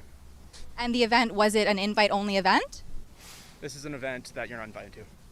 And why is that? I was told you're not invited. Okay, I'm a local resident here in Northumberland County. I'm also an independent journalist. These are public servants. The Liberal Party stands for openness and transparency. Is that correct?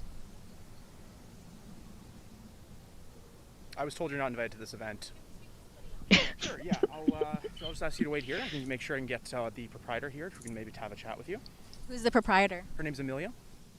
It goes on for a while. I'm sorry to cut it off, Tamara, but I understand we have to go live to to Alberta very shortly. But I want to recommend to our viewers to elsewhere on our YouTube page find that video. I admire your straightforward style that has no trickery or guile in it.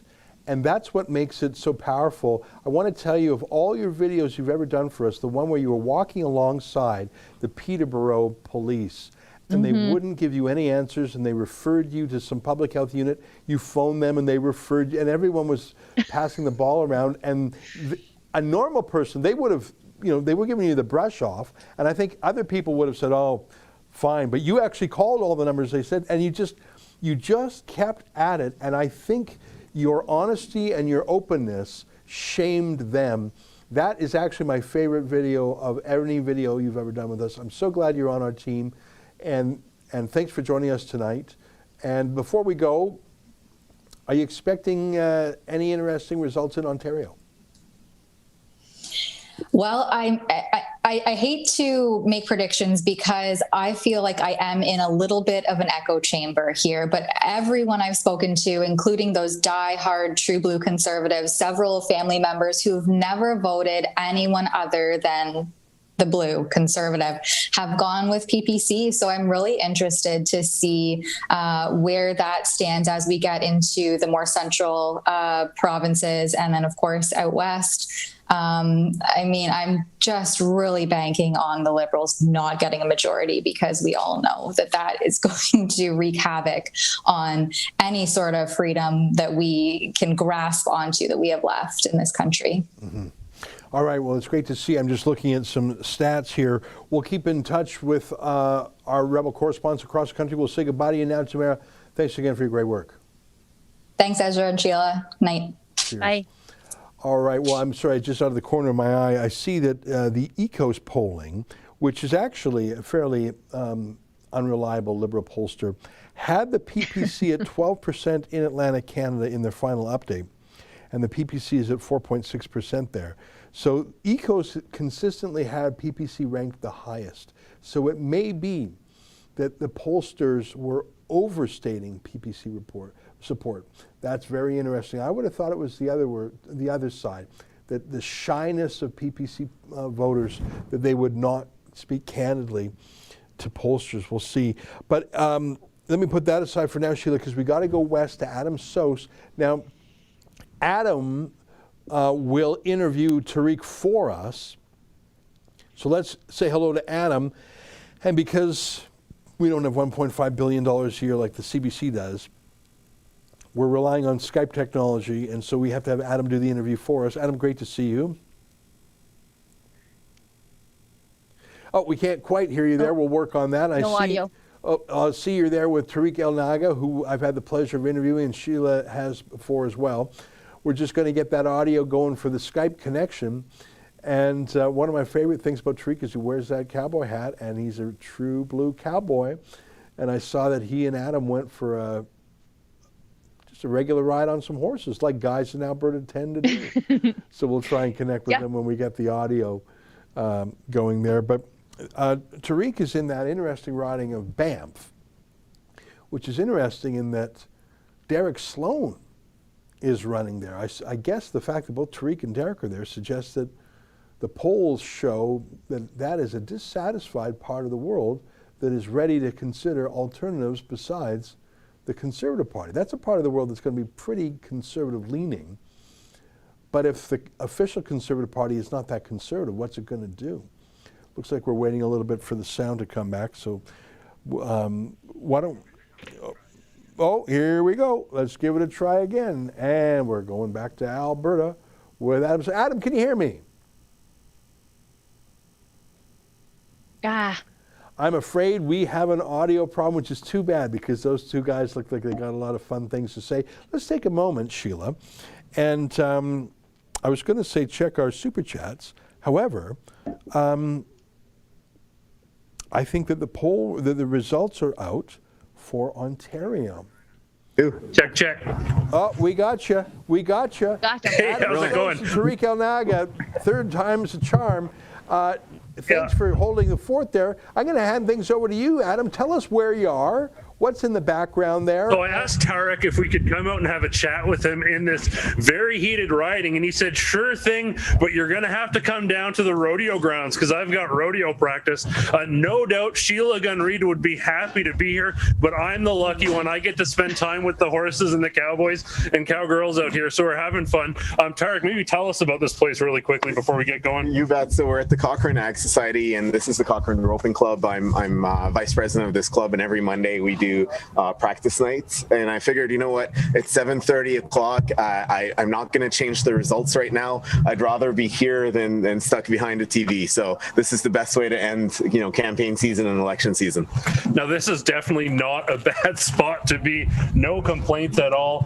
The folks are roping things back there. You're hoping on roping yourself a constituency here. Yes, sir. What do you think is going to happen today? What's your prediction? I think we've had an incredibly positive and really easy message to sell.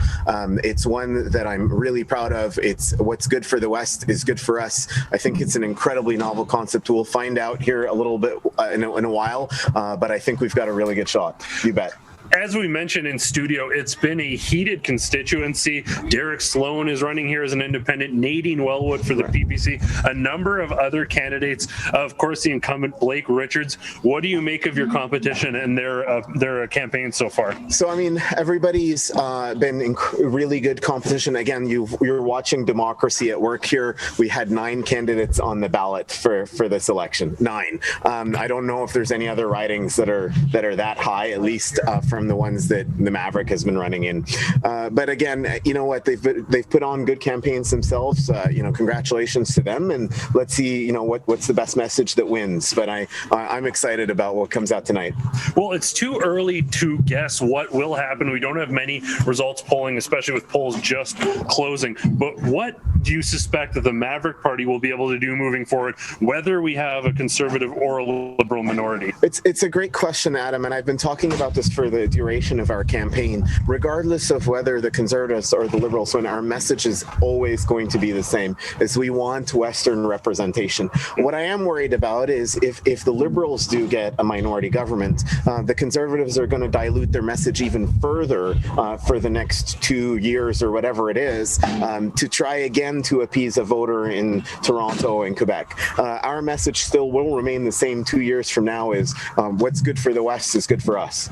Now, we have seen this trending towards the left of the Conservatives, trying to get those votes, those left-leaning votes, away from people maybe upset with Justin Trudeau, but they seem to have abandoned their base. They seem to have turned their back on the people who have built them up. Right. What's to say the Maverick Party or the PPC or these other parties don't go down that same path once it gets to it? So the best reason why we will always be focused on our base, the difference between us and all the other national parties, is we're only running candidates in Western Canada. The folks you see behind me here are our only voter, our only customer per se is here in Western Canada. So we will never dilute that message to appease a voter in Toronto or in Montreal or so on. And all the other national parties, left or right, still have to win seats out there. We're exclusively focused on Western Canada, and that's always going to be our focus.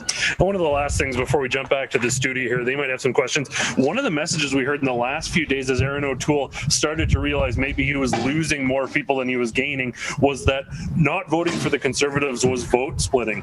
The conversation we've had throughout this election has been principled voting versus pragmatic voting. Right. Would you care to comment on that? Absolutely. So the Maverick's taken a strategy versus any of the other national parties, again, left or right, is we've run 29 candidates in exclusively or overwhelmingly conservative safe ridings. So there's no risk of a seat split. And then the other thing as well is when people are worried, I've always told them, listen, there's statistically one of 2 prime ministers that's going to happen in this week. It's either, heaven forbid, Justin Trudeau, which we want him to lose, or Erin O'Toole. We've gone on the record record saying that if in a confidence motion Aaron O'Toole needs those Maverick seats to form government, we will support him in a confidence vote without having a formal coalition.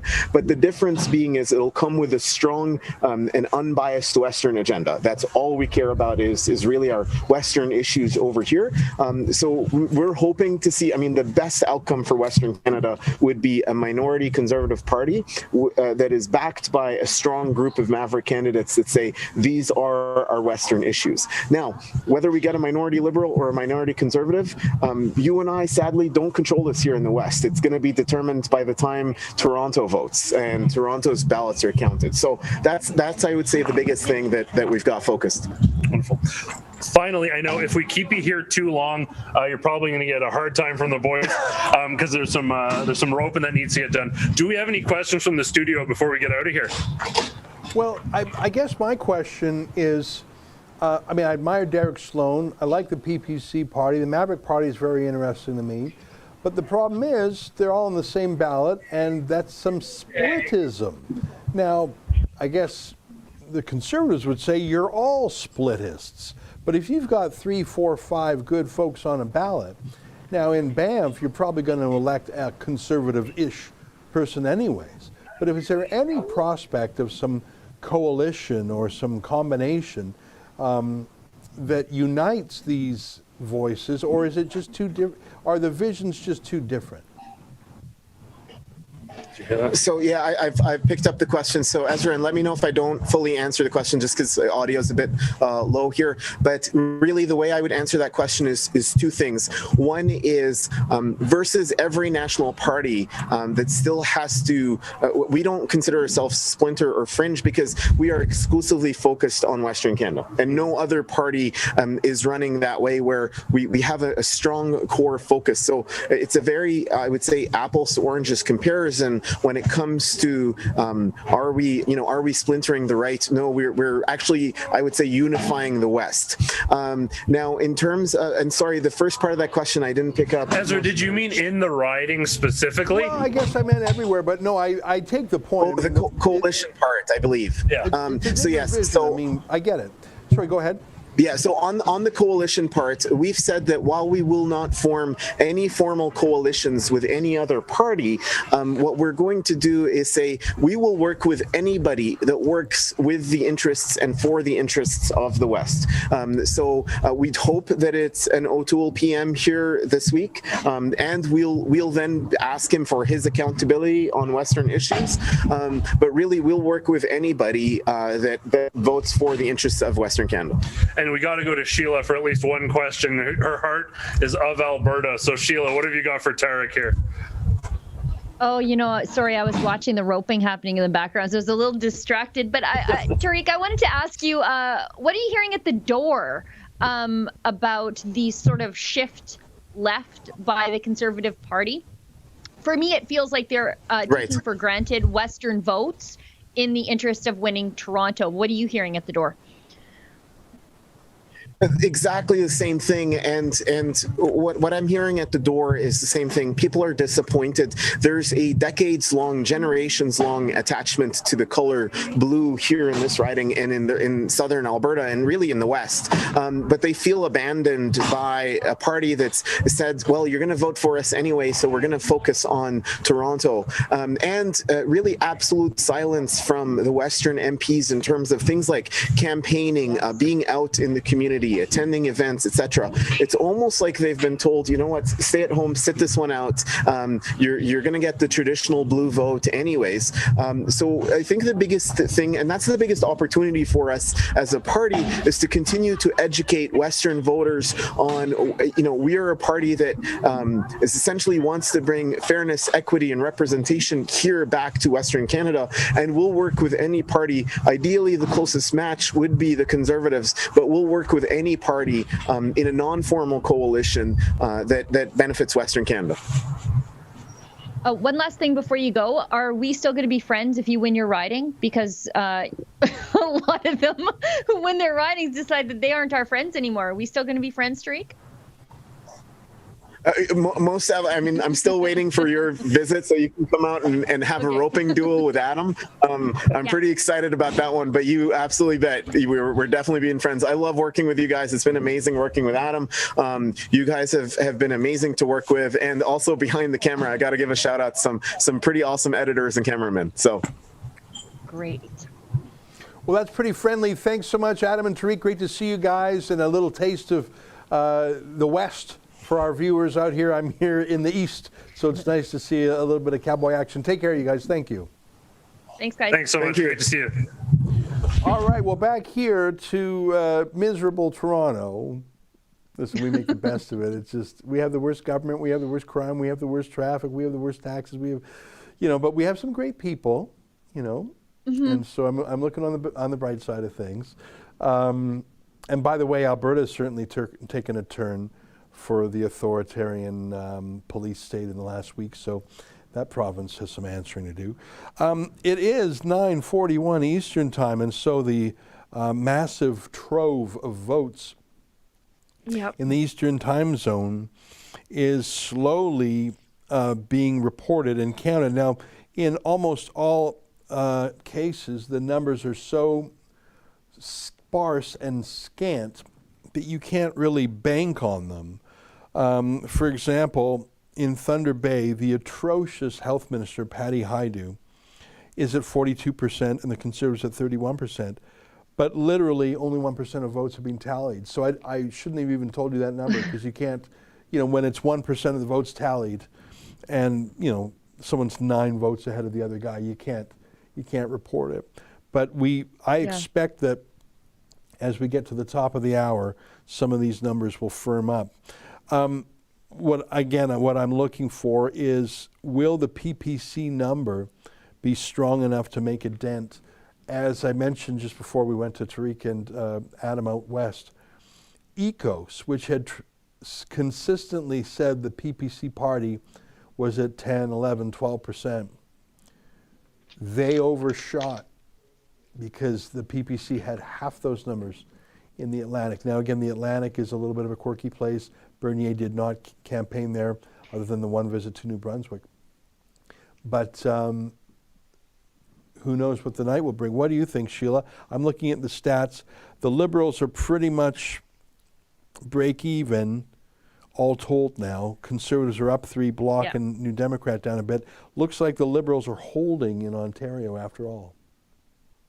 It's I wonder how much of that PPC overshoot by the pollsters was sort of whittled away at by that last minute appeal by the Conservative Party of Canada, that the whole last week or last 3 days at least has been a vote for the PPC is a vote for Trudeau. If you want, it's really been not a vote for Erin O'Toole. It's a vote for anybody but Justin Trudeau, and we're the only people to deliver that. And it's not a great message to send people, but okay. But I mean, I wonder how much of that has been whittled away at. So maybe the polls were accurate, but it's just a last minute shift in the vote, just out of fear that Justin Trudeau might get elected. Yeah. Well, we'll see. I mean, so far, the People's Party grand total vote share is 4.6%. The Conservative is 32%, and the Liberals at 42%. But that's because the Liberals just came out of their strongest region, the Atlantic. Yeah. Now, the Greater Toronto area will be very interesting because Erin O'Toole did spend a fair bit of time in the Greater Toronto area. He thinks that he can pick up some seats there. And even in my own district, I got to say, there were more blue signs in Toronto, or York as I'm technically based, than I thought there would be. We just will not know. We cannot know. And we don't really need to guess because all will be revealed in a matter of hours. Let me check in with Justin and Efron, who are holding the fort. It's 9:44, you guys. Should we call in to other rebels around the country? I hear in my ear that we are shortly going to connect with David the Menzoid Menzies. who's in Richmond Hill, his home riding, where Kostas Menegakis is running. And then in about 20 minutes, we will go to the far west, where Drea Humphrey has been doing a great job with Matt Brebner. But I hear in my ear that we have some more chats. Sheila, do you want to pick up some of them super chats? Surely I can. So we've got a hyper chat from History Club World. Says CBC, first of all, what are you doing watching History Club World? Or CBC History Club World. You're a loyal viewer. What are you doing over there? I guess suffering for the cause. He says that CBC has Jerry Butts on their election panel, but otherwise they seem to be slightly less biased. This is an old super chat. I bet you've changed your mind by now. Anyway, they also had the Extremely Cool Open. However, Rebel News has the better coverage. You should get your Rebel News Australia and Britain to do some international coverage. Follow History Club World on Instagram. Well, it's interesting that the CBC has Gerald Butts on, because Gerald Butts is disgraced. Like, he is the central bad guy in the Jody Wilson-Raybould story. And that is how he was fired, defenestrated, as Shakespeare window. That's what that word means. He left in disgrace. He was given a golden parachute and landed in a left-wing consulting firm in New York called the Eurasia Group, where they get sole source contracts from Trudeau. But he literally was driven out of the country in disgrace. He was the one who quarterbacked the attack on Jody Wilson-Raybould on behalf of a corrupt company called SNC-Lavalin. For the CBC to have him on, well, why don't they just bring Jian Ghomeshi on to talk about all these sexual assault cases in the Liberal Party? I hear in my ear that David the Menzoid Menzies is now going to join us from Richmond. David, how you doing? Hey, Ezra, how's it going there? Hi, Sheila. It's good to see you. Give us an update. Tell us where you are and what you see and what you hear. Yeah, well, I'm outside the campaign headquarters for Kostas Menegakis. Most of the staff have left now. The polls have closed, of course, at 9:30, Ezra. And this is the federal riding of Richmond Hill. And I have to say it's a fascinating riding, not because I live in Richmond Hill. I don't live in this riding, by the way, full disclosure, but because in the last federal election, 2019, this was the closest horse race. In fact, Kostas Menegakis went to bed on the evening of the October 2019 election as the winner.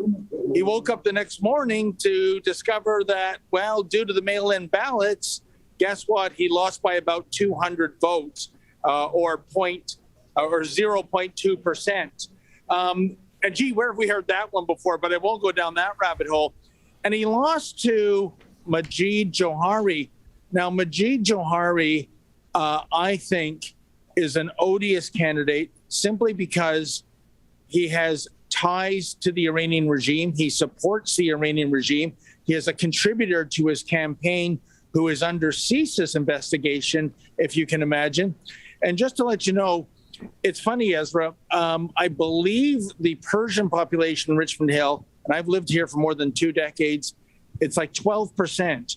And it's astonishing, I think, that all the Persians I've come across, and I eat at their restaurants, I shop at their stores, they're just fantastic people. They fled the tyranny of the Islamofascism in Iran. And what are the odds? The one skunk in that community is their member of parliament in Richmond Hill. It is just astonishing. We've tried to scrum Johari several times about his ties. And basically his answer is always, I've already answered that question without giving an answer. So this is certainly one of the ridings that is a true horse race right across Canada. And the spanner in the works, Ezra, because it is between Majid Johari and Kostas Menegakis, is the appearance of Charity DePaula, a.k.a. Charity McGrath. Now, she was a progressive conservative candidate in 2018. That is to say, she won the nomination but was disqualified after several allegations of fraud, i.e. ballot box stuffing. And she appealed that. The appeal didn't go through. And so she was cast aside. Now, the last 3 years, she's been playing it cool, hoping to run as a federal Conservative. Well, the federal Conservative Party said, nope, not with that baggage. You are a candidate non grata. So at the last minute, her signs popped up all over Richmond Hill. They're in Tory blue. They have a red banner that says, "You're member of Parliament," and then a tiny font in a sticker below that, "Candidate." There are now allegations in the mainstream media that she has been door knocking, passing herself off as the bona fide Conservative candidate. Well, David, it sounds like a crazy story, and I've followed a lot of your work tracking down Majid Johari, and you have, I think, held him to account more than all other media combined. And some of the things you're saying may come across as startling to our viewers who haven't been following your story, but it is true what you say, and we obviously take great care to get our facts straight, and in fact, I don't think it will surprise anyone to hear that we run our stories about Majid Johari by defamation lawyers in advance of publication, because we want to be absolutely careful. We have all our ducks in the row. It's true. Everything you've just said about his associations with the regime are true, and it's shocking but not surprising that that's just fine with Justin Trudeau. He's fine with his senators practically reading Beijing talking points. So why wouldn't he be fine with his MP reading the Ayatollah's talking points too? There is no evil regime where Justin Trudeau and his family, whether it's Castro or China or Iran, they love every regime, the more communist the better. Listen, he said so himself. Give us your prediction. How do you think it's going to go down there? I'm trying to see if there's any early information about the riding you're in, and I don't see it yet. Are there any results in yet for Richmond Hill, or not yet? I haven't seen any, Ezra. The polls just closed minutes ago. If I was a betting man, and I am, I would not touch this with a 10-foot pole, even if I was 11 feet away. It is too close to call. And the only reason I mentioned Charity DePola, who used to go by the name Charity McGrath, and by the way, I think the factor there as to why she changed her name is if you Google Charity McGrath, you find out that she has more baggage than the arrivals terminal at Pearson Airport. Not so much for Charity DePaula, her new name. And it's only because of this, Ezra. She is a no-hoper. She stands absolutely zero chance of winning. But if she just gets a few hundred votes on name recognition, on allegedly passing herself off as the Conservative candidate, even though it won't say Conservative on the ballot, of course, just a few hundred votes is enough to turn the tide and to screw the Conservatives and screw Kostas Minagakis. I guess hell hath no fury than a would-be Conservative candidate scorned, Ezra. All right, well, we've got the scoop on Richmond Hill. It's great to see you. And if you have a chance to talk to the candidate himself, we'd like to hear his thoughts, because as you said, imagine the glee of going to bed thinking you've won and the pain of waking up to hear that you've lost from mail-in votes. That would be a very sad day for anyone. Thanks for your update, David. Thank you so much, Ezra. And I'll head over to Archibald's, where the Hope for Victory party will be for Kostas Minagakis. He's agreed to come on camera. I'll have him on later when we understand where this riding might be going. So thanks for hearing me out. All right, there you have it. David Menzies in the very interesting riding of Richmond Hill. It is interesting. And David has been very persistent. I mean, imagine having someone who is in league with the bad guys, like the Islamic Republic of Iran. Those are not the good guys. And David said an interesting thing, and I have some extended family members who are Persian, and that's another way of saying from Iran. But it's actually my experience is that Persian people like to say Persian because they want to make sure you know that they're not affiliated with the Islamic Republic. We're not the bad guys. Yeah. And there's huge Persian populations in Los Angeles, of course, and in Vancouver too. And many of them fled when the Ayatollah took over in the late 70s. And so we got, in many ways, the best of the Persians who fled and had the wherewithal to flee. And imagine you've got this diaspora of freedom-oriented Persians, and now comes this regime agent, and he wins by a whisker. And it's interesting because David goes to these events, and all the Persians in Thornhill, in Richmond Hill, know him. They know David, because he's their champion. It's quite interesting. It's one of the very interesting things about living in the Greater Toronto Area. Well, what's the latest, Sheila? I'm trying to get the stats. It looks like we see on the screen, on the bottom of our screen, that the Liberals are leading the Conservatives 60 to 26, but of course, that's a function of us having the results in the Atlantic and the East in before the West weighs in. But that said, things have tilted the other way, haven't they? Whereas in the Atlantic, the Conservatives picked up a few seats. If I'm looking at this correctly, that's the more than Liberals being are up offset 8 in Ontario. Am I right? Yeah, it looks like the Liberals are up 8. The Conservatives are down 5 now that the votes are coming in. And the New Democrats have picked up 1. The Bloc have lost 4. So that tells me, if I'm not mistaken, that the Liberals have picked up a bit in Quebec at the expense of the Bloc, and the Conservatives are just plain losing. Now they had a good start in the Atlantic. I'm just starting to poke around here to see where and what. Are there any ridings that you're looking at? It looks like the New Democrats have won. That's interesting. I think Jagmeet Singh was the emptiest of all. I mean, Trudeau is vacuous, but at least he knows some talking points. Jagmeet Singh, do you have that video of him fully dressed in the shower? Justin, I mean, like, he is so childish. He makes Justin Trudeau look like a scholarly, eminence grise, college professor. Jagmeet Singh is so he makes Trudeau look as deep as the ocean. And I just got to show you this and play it when you find it, Justin. Like he does these TikTok vids, and TikTok average demographics probably 16 years old.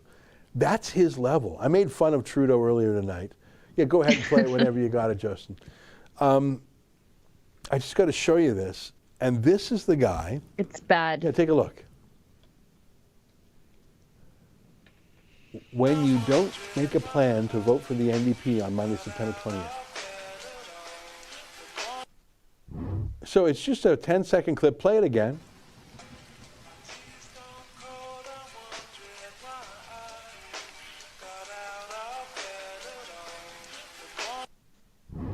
So there you have it. There's the great leader. At least he took off his Rolex before he got in the shower with all of his clothes on. Yeah, that's right. I mean, maybe it's working. Maybe he's out-dumbing Trudeau, although Trudeau has... You know what? You know what? At this point, I will cheer for the NDP if it causes a vote split on the progressive side. That was the beauty of Thomas Mulcair when he was like a grown-up NDPer. Yeah. Disagree with him on every single policy issue, but what a great help he was to Conservatives. Yeah. When there were people who just couldn't bring themselves to vote for the flakiness of Dion and Ignatieff, he at least rounded up the grown-up socialists. But this is crazy. If that were somebody I knew, I'd be like calling in the RCMP for a welfare check. If that's what sort of depressing stuff they were posting online, I would. Yeah. If you love Jagmeet Singh, go check on him. He's having a problem. Yeah, jeez. Well, the riding of Durham, only 1% of the votes are in, and it's a dead heat.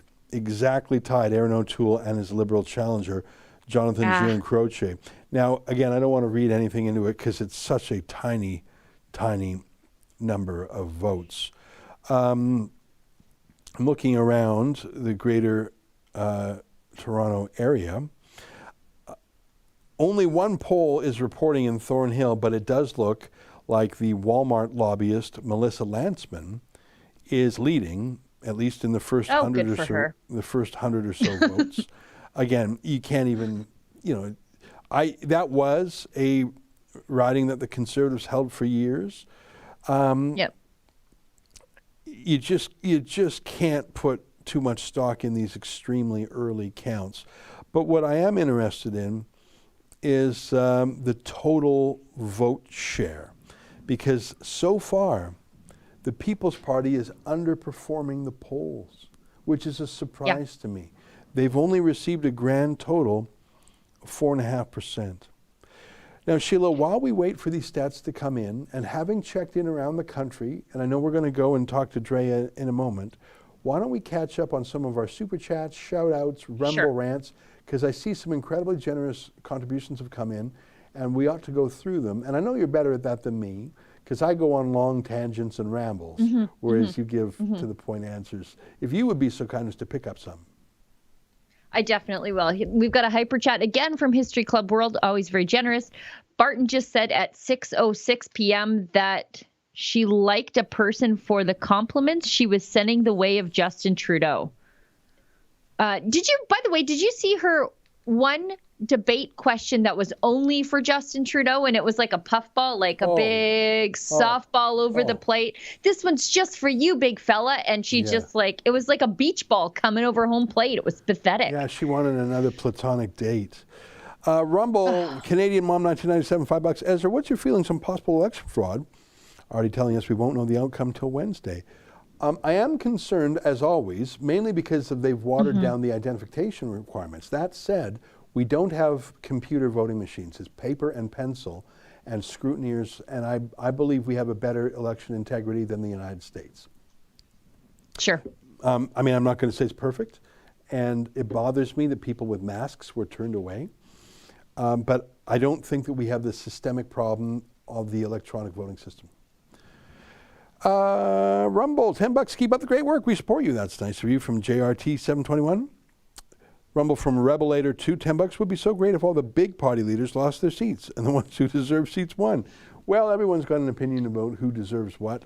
I just wish that our democracy was healthier, that it was more respectful of the people, that it was less disconnected to the people, and there was a wider range of views that were given a hearing as opposed to the unanimity we've had over the last 18 months.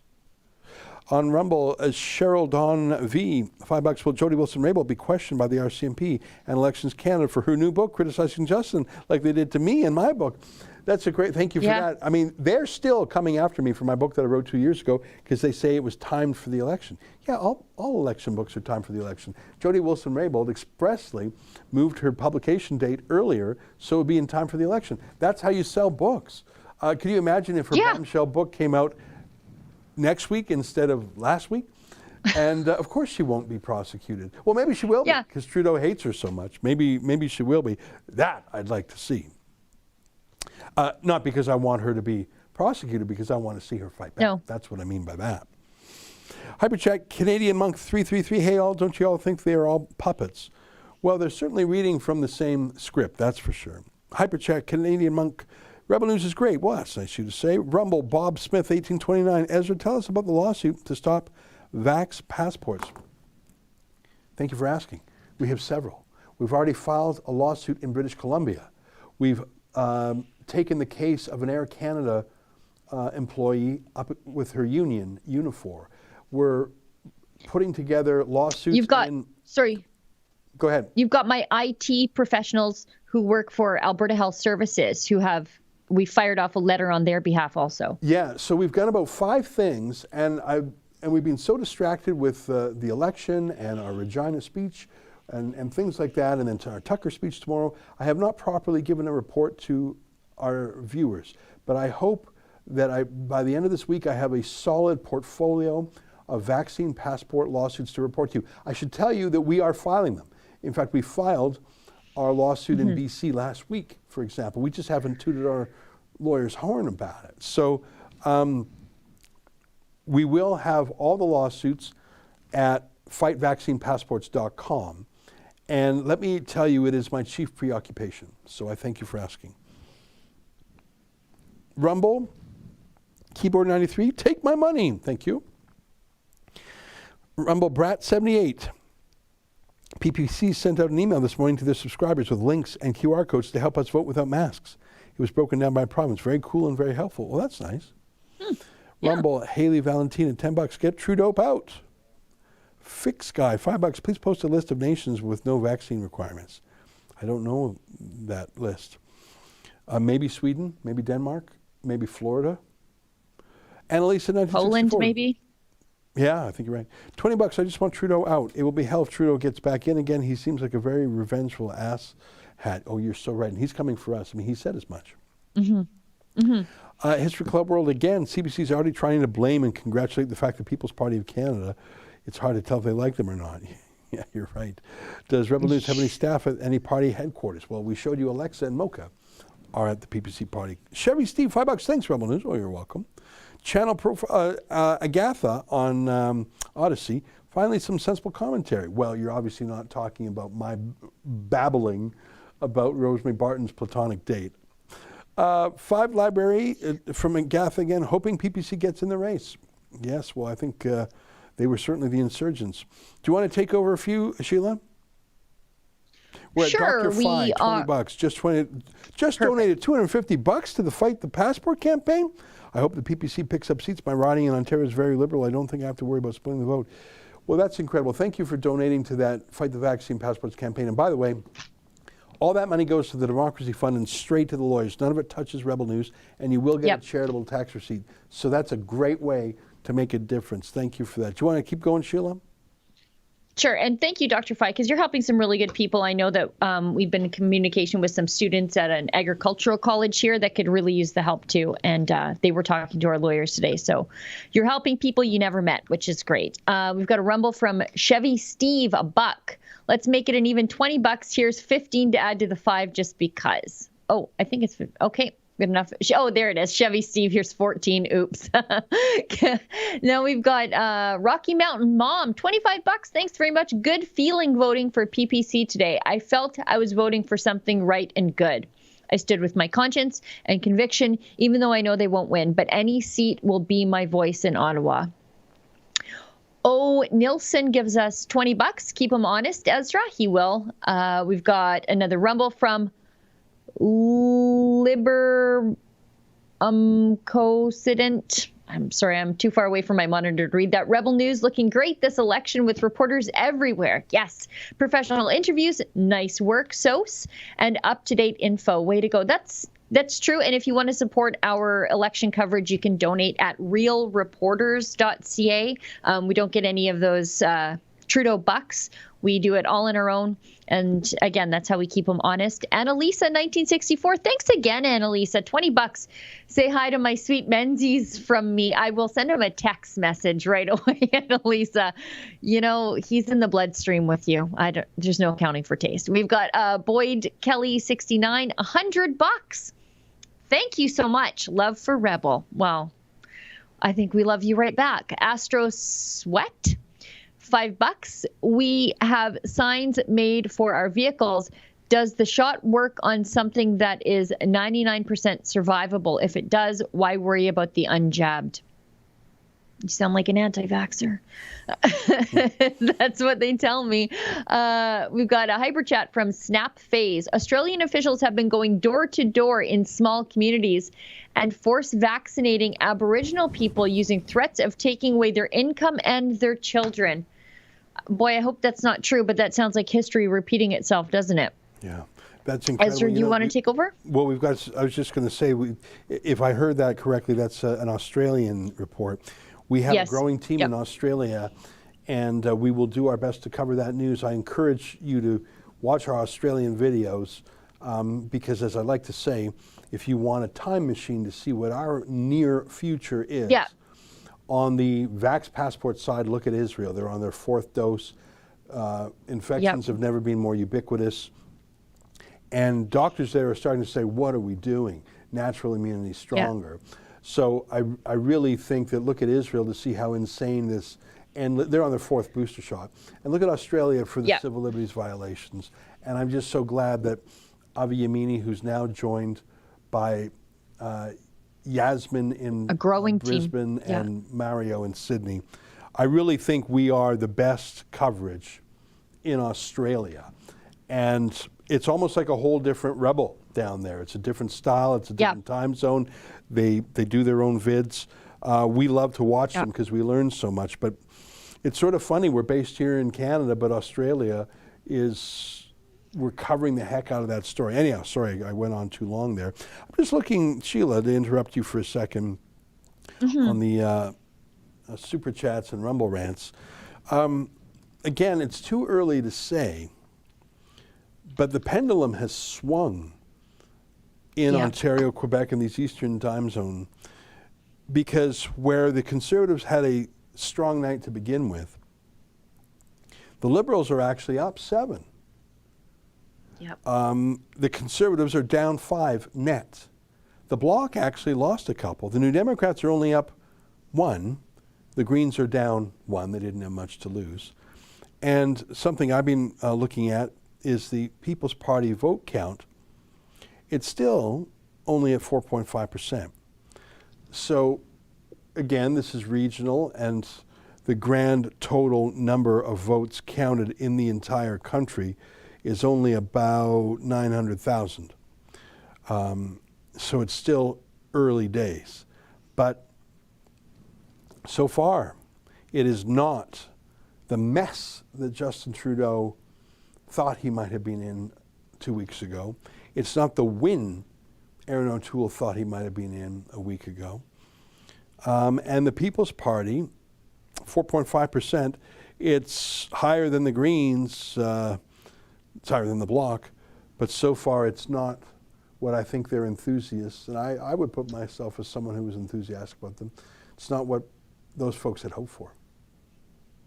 Well, and I think a lot of that came with the fear-mongering of the Conservatives at the very last minute, that a vote for Maxime Bernier or your local PPC candidate would result in a re-election of Justin Trudeau. But as it turns out, offering nothing different than Justin Trudeau could be the problem with the Conservative platform. And so you're not going to inspire people, all those people that Aaron O'Toole shifted left to win. You didn't offer them anything different. So why change your vote from Justin Trudeau to Aaron O'Toole? What's the point, right? Yeah. Well, I'm not pleased with this result. I mean, although I don't like Aaron O'Toole, I think he's a copycat Liberal light. I'm unhappy to see that Justin Trudeau is gaining seats. Yeah. If things were to freeze now, he'd be up 8. And I don't know how he's like. I think he's going to, like the polls I saw out of BC look terrible for the Liberals. And I actually credit Jody Wilson-Raybould for that. I wish that she had run again. You know what I hear? Speaking of which, I hear in my ear that we have our BC correspondent, Drea Humphrey. She's just getting her connection set up, so we'll be there soon. And there we go. We'll go live now to our friend Drea Humphrey. Drea, how you doing out there? See you rocking that Rebel sweater. How are you? Yes, I'm rocking it. I'm good. How are you guys? Did you guys have like a Red Bull or something to stay up tonight, or? Of course I did. Yeah, I had 3. You know, just because I want to stay peppy. And I don't want to get giddy or anything. But so far, I don't think I would feel giddy, Drea, because I'm not thrilled with the results. I'm no fan of Aaron O'Toole, but I certainly don't like the idea that the Conservatives are losing ground tonight and that the Liberals are gaining ground. And I won't lie, I'm a little bit worried about it. What is your take on things from the West? I know that the polls have not started to be counted out there. How's the mood been? And you've been puttering around. Oh, looks like we maybe lost a... There we go. Give us your thoughts from the ground out there.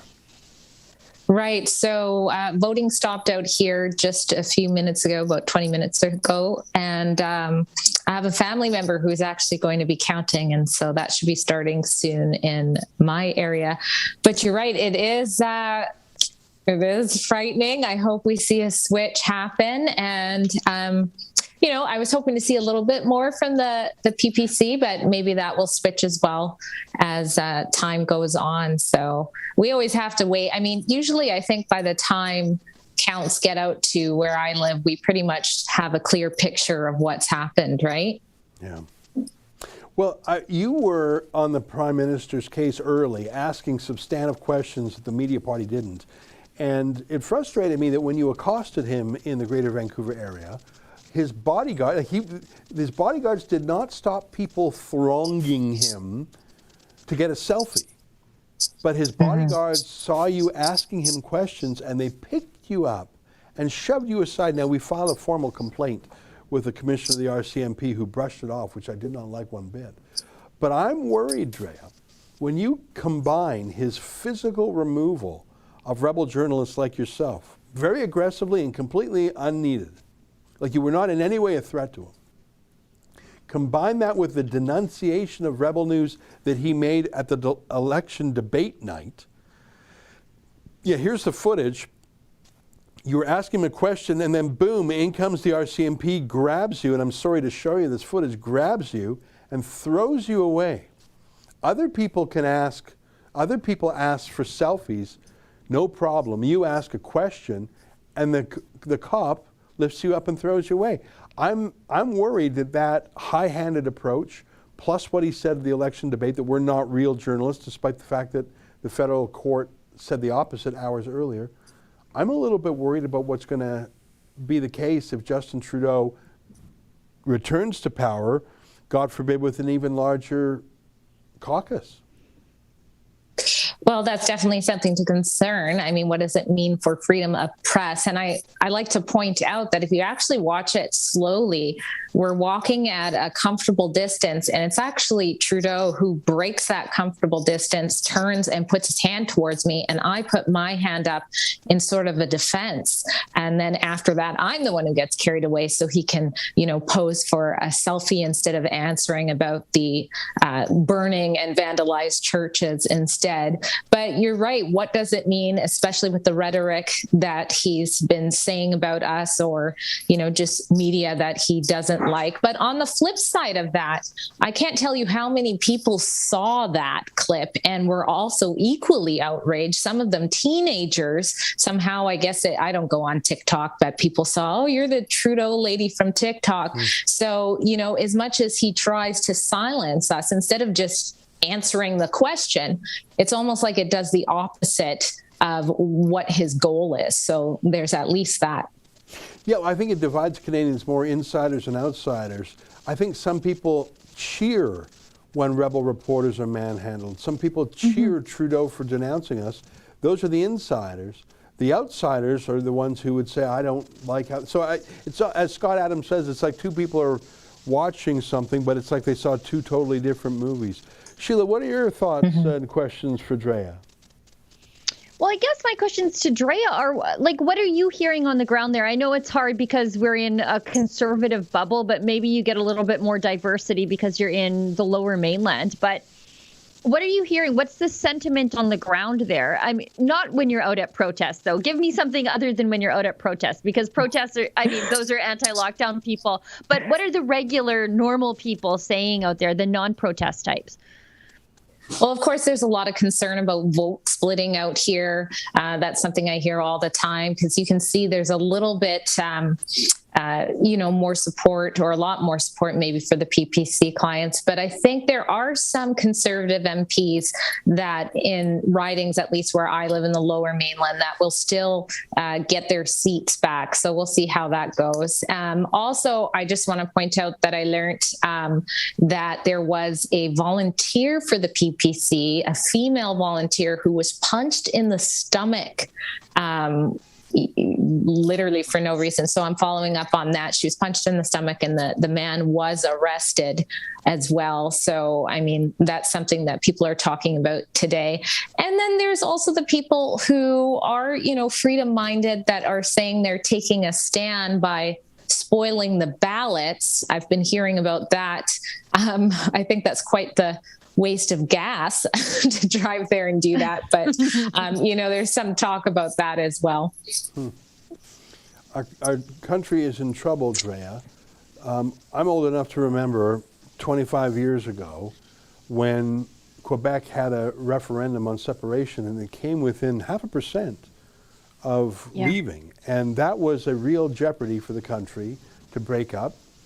Although some might say, had Quebec left and negotiated a healthy exit, both Quebec and the rest of Canada would be better off. Some people would say that, especially if they looked at Czech Republic and Slovakia.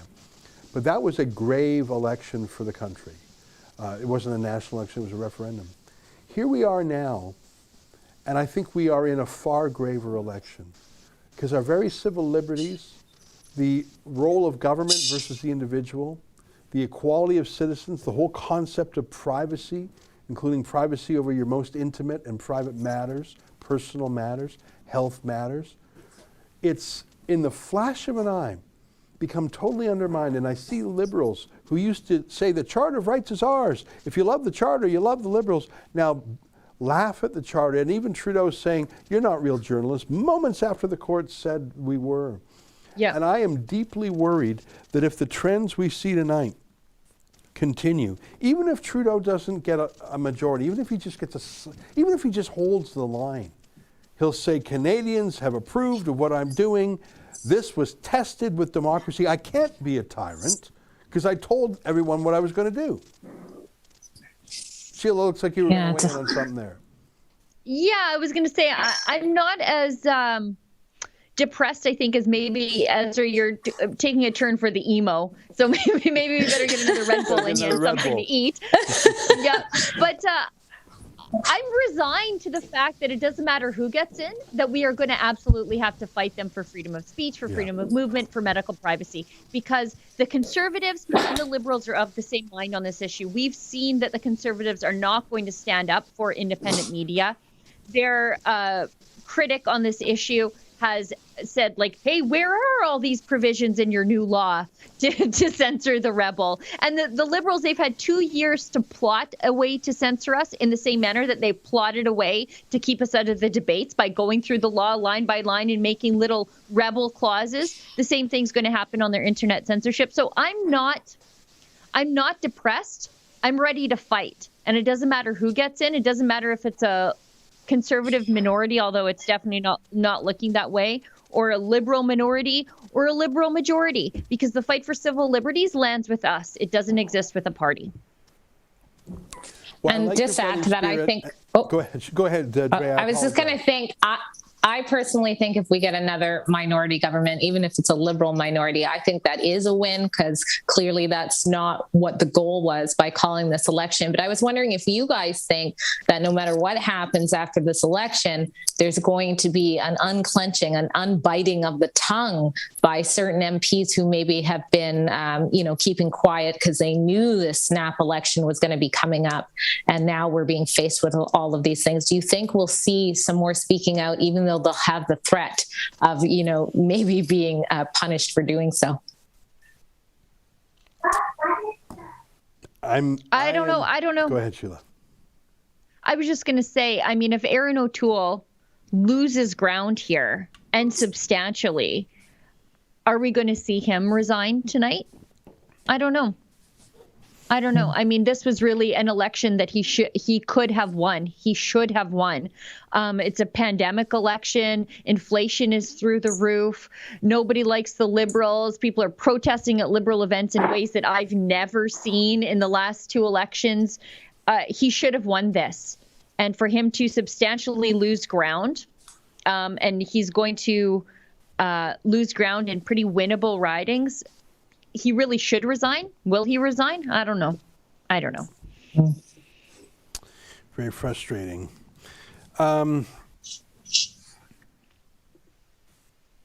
was at Ted Byfield's 93rd birthday party, and there were a couple of Conservative MPs there, and they came up to me, Drea, and they said to me, "Can we have a selfie?" And I said, "Sure." And I mean, they asked me that, which I think is funny, and I joked to them. I said, "If you tweet that, you'll be fired." And they said, "Oh, I don't care." Now, I didn't tweet it myself, even though I got the photo myself. So there are Conservatives in the party who do not like the pro-carbon tax, pro-lockdown, pro-vaccine mandate, the leftward drift of their party leader. But they were pretty well behaved in the campaign. Because I suppose if a guy wins the leadership fair and square, you owe him a chance to have a good shot at it without undermining him. And I think that's probably right. But if the results so far hold, the Liberals are up 4 seats, the Tories are down 6. And not too long ago, the Conservatives were slated to have a minority government. What happened? Was it, I don't know why. Maybe it was the Liberal demonization of the Conservatives. Maybe it was the Conservatives submitting and collapsing on everything. I don't know. Maybe people just, if they want a Liberal, they want the real thing, not just a different version of it. The night is still young. I mean, a lot of things can happen. A lot of these Ontario numbers are still, in flux. Some of the ridings, only a few % of the votes are in. Where there's life, there's hope. Yeah. And we will fight no matter what, right, guys? Well, that's right. It's all we I'm do. ready to fight. It's all we do. Yep. And Drea, I love your fighting spirit and your courage. I love how you've covered important stories, including the church burning story, which is what you asked the Prime Minister about. I love the fact that you went to Kamloops and looked at things with your own eyes. You've been a very important addition to our team, and Matt Brevner with you on the ground has really given us new life in Vancouver. And it's reminded me that there is a freedom spirit in that town. Vancouver has had great liberty-oriented protests for months now, and you've covered so many of them. So it's a reminder not to give up hope. And over the last 6 months, we've created the Fight the Fines project, and we have helped a lot of British Columbians, a lot of people across the country. So in answer to your question, Sheila, yeah, I am a little sad about how I'm pessimistic, but that doesn't mean I'm going to stop fighting. I mean, Rebel News and the Democracy Funds, which is an arm's length charity focused on civil liberties, our job is cut out for us. If Aaron O'Toole won't fight for civil liberties, if the Canadian Civil Liberties Association won't fight for civil liberties, and the other 10 organizations that claim to, if the other journalists don't care about the crackdown because they're all in the media bailout take, well, that's just more work for us to do. And I'm tired. I've been tired since I was 18. But we're going to keep up fighting, because if we don't, who will? And it's great. Ezra's been old his whole life. I have. I was a young old guy, and now I'm an old guy. Drea, last word to you while I have a little sip of Dr. Pepper with the caffeine in it. Yeah, you're right. And there really is a lot of people that I think to their own degree are ready to fight. I've never had such a shift in my emails about people just finally getting that there is something seriously wrong in Canada and they have to act in whatever capacity they're able to now. So I believe good things are in store. Well, we'll do our best. We have to, the old saying, pray like it all depends on God. Work like it all depends on you. And we'll do a bit of both. And with the support of our viewers, Drea, you've been to our office here several times, and you know that the walls of our headquarters are plastered with the names of our supporters on little bricks. And it's not just names, they have little messages too. And those little messages are encouragement, because I know that there are hundreds of thousands of supporters of ours who expect us to fill the void as best we can. And I know that you've done a wonderful job of that, Drea. And Sheila has been the chief reporter for so long. And I'm glad to have her to give me a pep talk sometimes when I'm feeling a little down in the dumps. And we've got such a wonderful team. We had 17 reporters do work on this Canadian election. A few of them only a few times. But 17 people appeared on camera for our little company, Coast to Coast. And we had 11 reporters on debate night. Unfortunately, you were not put through on the queue, but we had 11 people on standby, and we actually managed to have more than any other media. Justin, can you find that chart that Jonathan Goldsby did? It was a wonderful... I think we tied, right? Actually, Goldsby said we had more questions than anyone else. Oh. He did. He's obsessed with us. Anyhow, Dre, it's great to see you again. Thank you for holding the fort on the West Coast, and we look forward with great interest to what happens when those polls come in. Yep. All right, guys. Good night. CBC. Cheers. There you have Good night, Drea. Drea Humphrey on the West Coast. Sheila, you were saying? Yes, I see CBC projects a Liberal government. Doesn't say whether it's minority or majority, but they're already calling it. Yeah. Well, I don't think that's an unreasonable thing for them to say based on, they had the courtesy to wait until the West. The very first votes from the West came in. Yeah. I note that the information from the Yukon is not yet in. I'm interested in the Yukon because that's a case where a Conservative was thrown Jonas out Smith. by Aaron O'Toole because he said he didn't like the idea of mandatory vaccine passports. And that same Conservative came within 150 odd votes in the last election. I'm watching the CBC page and I see they couldn't even bother to get a picture of Jonas Smith. Yeah, which is odd. There's no picture for him. Yeah. Well, he's Sheila, everywhere. There's been some incredibly generous super chats, Rumble rants, Odyssey payments, et cetera, that come in, like staggering ones. I saw some for hundreds of dollars. Yeah. And Sheila, it's 10:30. Why don't we take 5 minutes and catch up on those amazing, amazing Rumble rants? I'm blown away by them. I just noticed them out of the corner of my eye. Would you want to take a stab at catching up on some of them? Sure, I can. We've got a Super U shout from my buddy Mike Mayer from Freedom Honey. He's a veteran who also is with People versus Predators. Guys, go support them because they do all that work, keeping predators out of your community, out of pocket. And he gives us $5. Thanks, Mike. Kel Dyer gives us $10. Love you guys. Go PPC. We've got a hyper chat from Buddy for Liberty, or Buddy for Liberty. There are a bunch of libertarians in Ontario and one in New Brunswick. When people sit and see libertarians who weren't polled, then people go old school. It's possible even Maverick may get people to rethink a PPC vote later on. They aren't polled either. Oh, that's true, too. Kane and Mark gives us $2. I voted early because I knew that they would not let me vote on the 20th. Shamefully. Love you, Sheila. And shout out to Justin. Ready? Very snappy. I can't even imagine the company time you wasted on that thing. Just kidding. Just kidding. John Q Ghost gives us $100. I know. I think that might be American. Thank you very much. That's great. I think that might be American money too, like $130 Canadian. So he's from the USA. Thank you, Rebel News, for your rationality in a time of insanity. Are you watching us with horror, John? Because you should.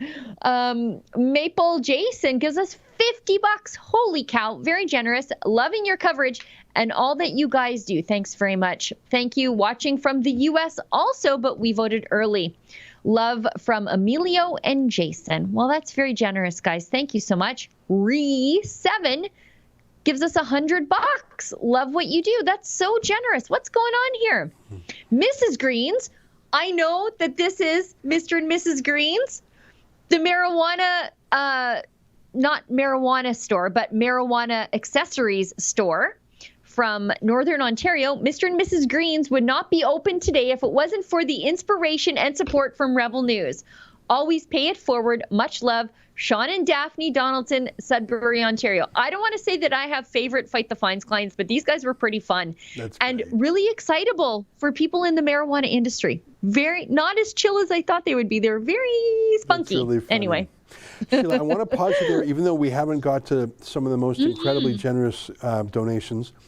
Oh my God! Sorry, I said that they gave us $50. They gave us $500. Oh, I'm glad you caught that. Yeah, that's amazing. I'm sorry, guys. So generous. Thank you so much. Appreciate amazing. that very much. Sheila, I want to push pause on the super chats because I hear in my ear that we have Alexa Lavoie on standby at the PPC headquarters in Saskatoon, Saskatchewan. Alexa, great to see you again. What news do you have? Hi there. How are things looking at PPC headquarters? So, Maxime Bernier did arrive recently. I had a quick interview with him. The mainstream media are there too. And I was able to catch the mainstream asking Maxime Bernier why the people are not respecting the health measure. And he replied to them like they are growing up people so they can actually handle if they get a fine on something. We don't know if that will happen, but I know that they actually bring it to him. So the media, I bet, are they wearing their masks and stuff?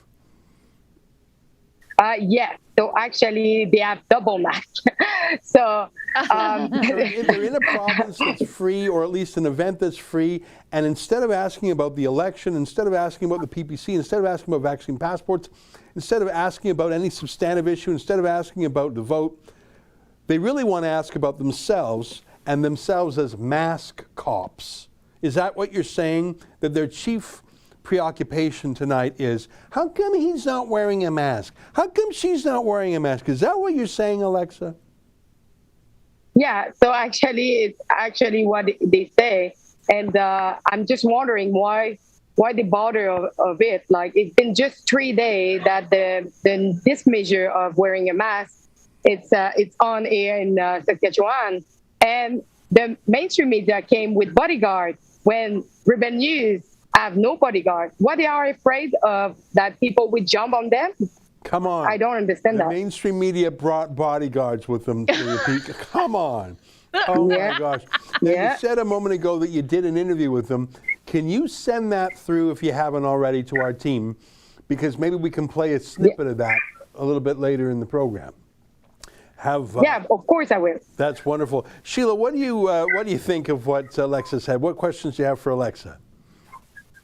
You know, Alexa, I bet you, just wait, the cops are going to show up, because I guarantee you the mainstream media has called the cops on Maxime Bernier's party. Yeah. Guaranteed. They're there with their double masks. You know what? That's how you know someone's from the mainstream media when you're with a protest. You're like, that guy outside wearing a mask, he's with the mainstream media. So if you wouldn't mind, keep us updated if the cops do show up, because I would not be surprised if CBC calls the cops on the PPC just to make sure that everybody gets a ticket down there. I would not be surprised.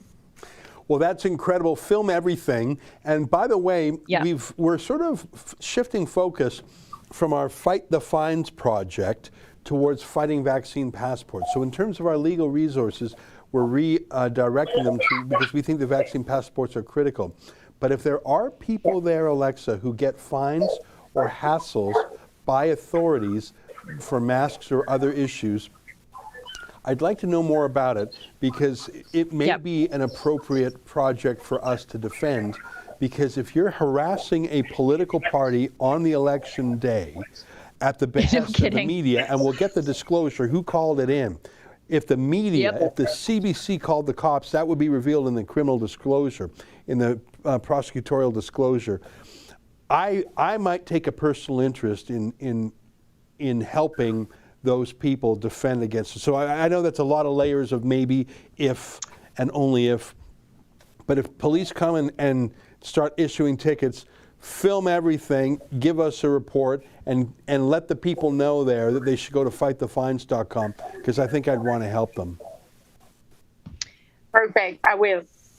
All right. Before Alexa goes, I just want to know what the mood of the crowd is in there, given that the PPC is not showing as strong as the polls suggested. I feel like people are really sharing. They are really happy.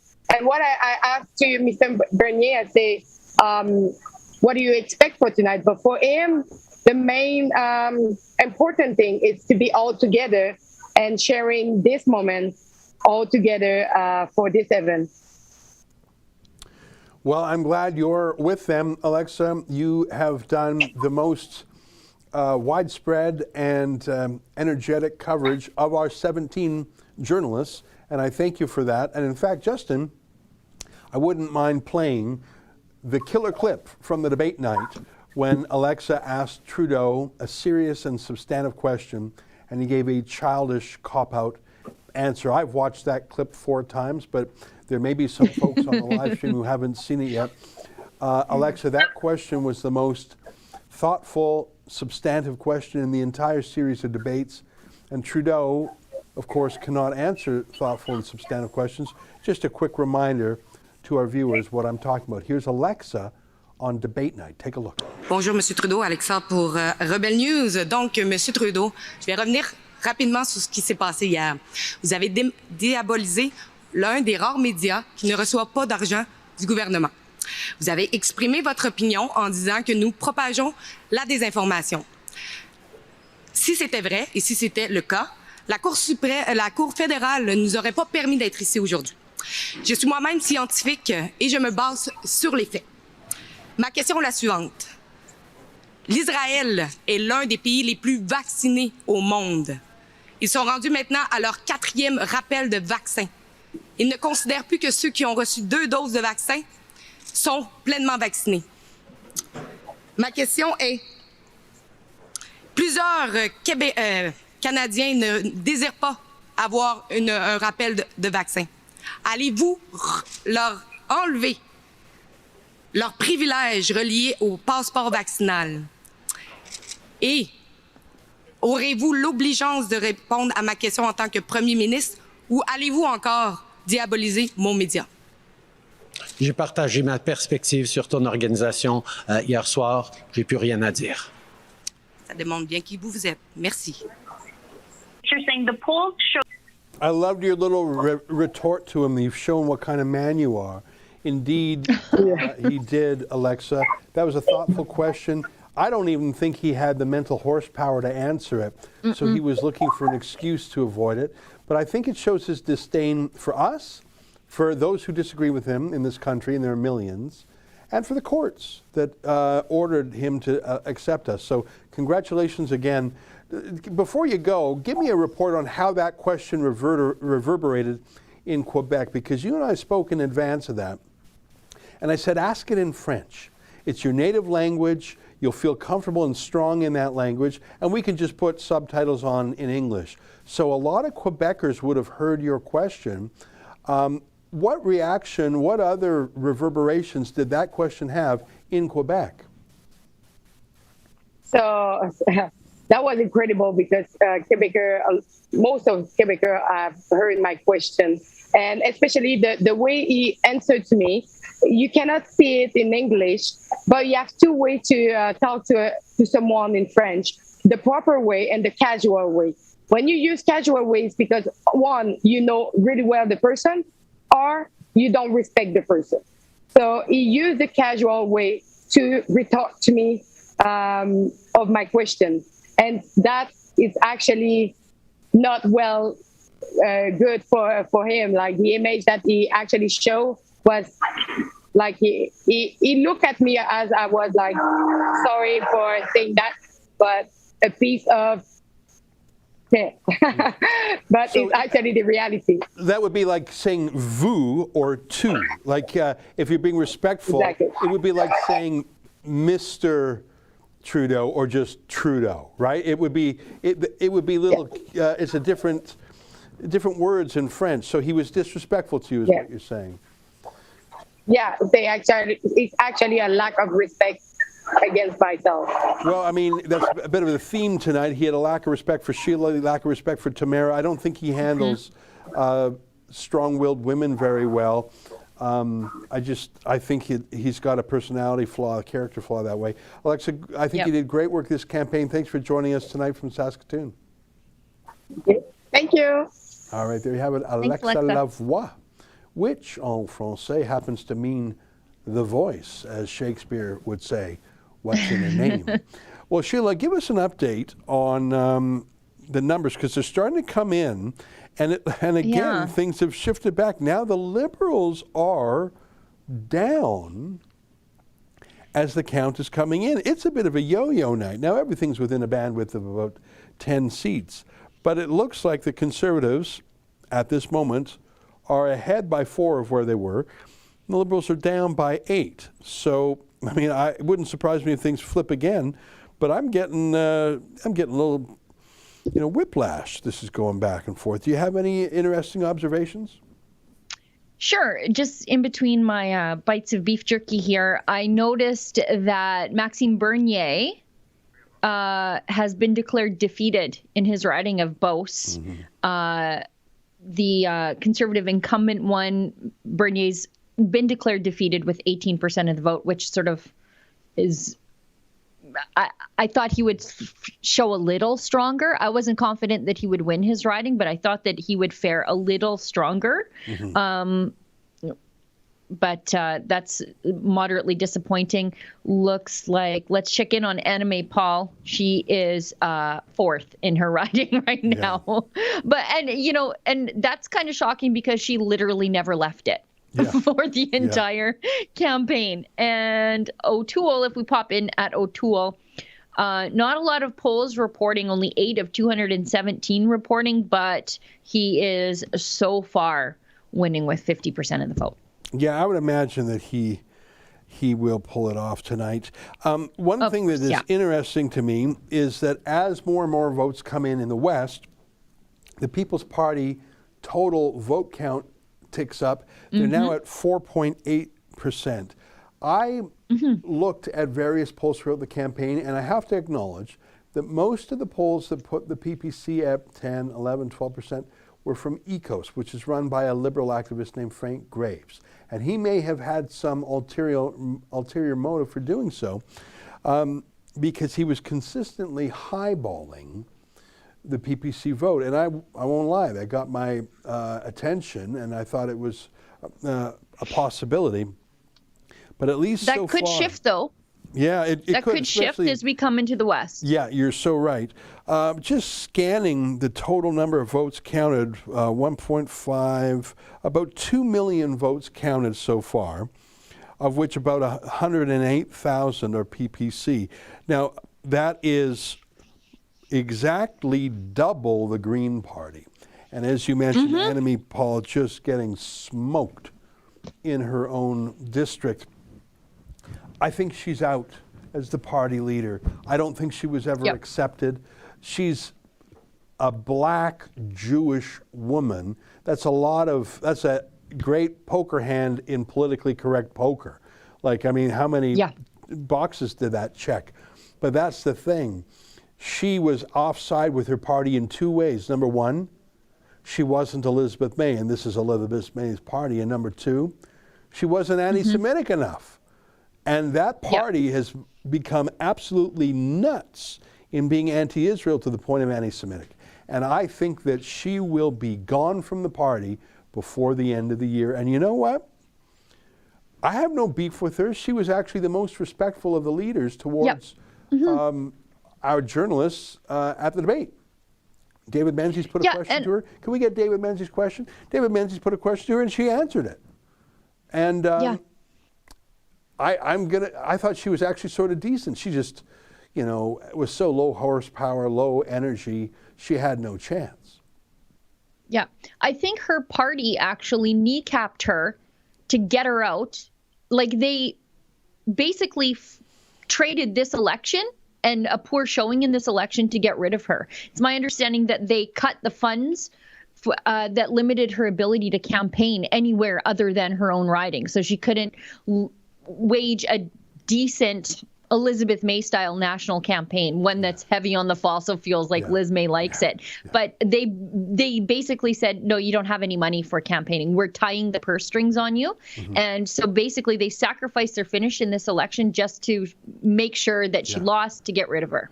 Yeah, well, and they cut their party down to size. Now, Justin, you said something in my ear I didn't quite hear.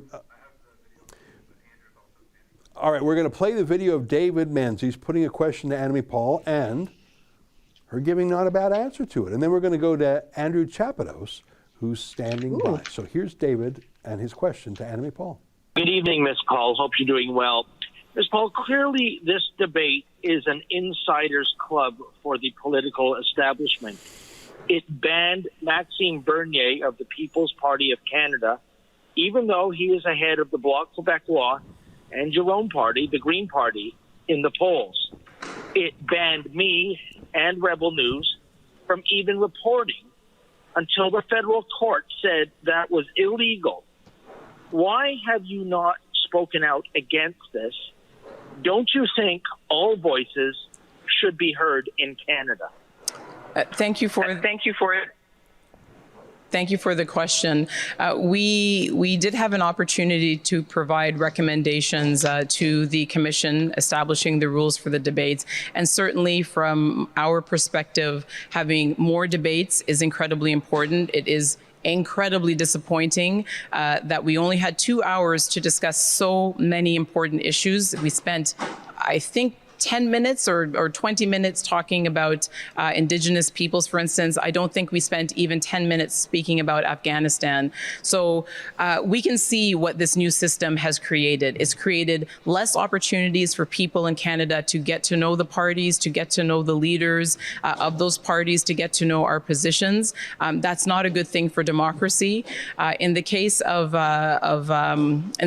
those parties who are not included, I think we do need to find a way for small parties who are trying to establish themselves to have a way of participating and getting known. Otherwise, we do have the same old parties constantly monopolizing the discussion.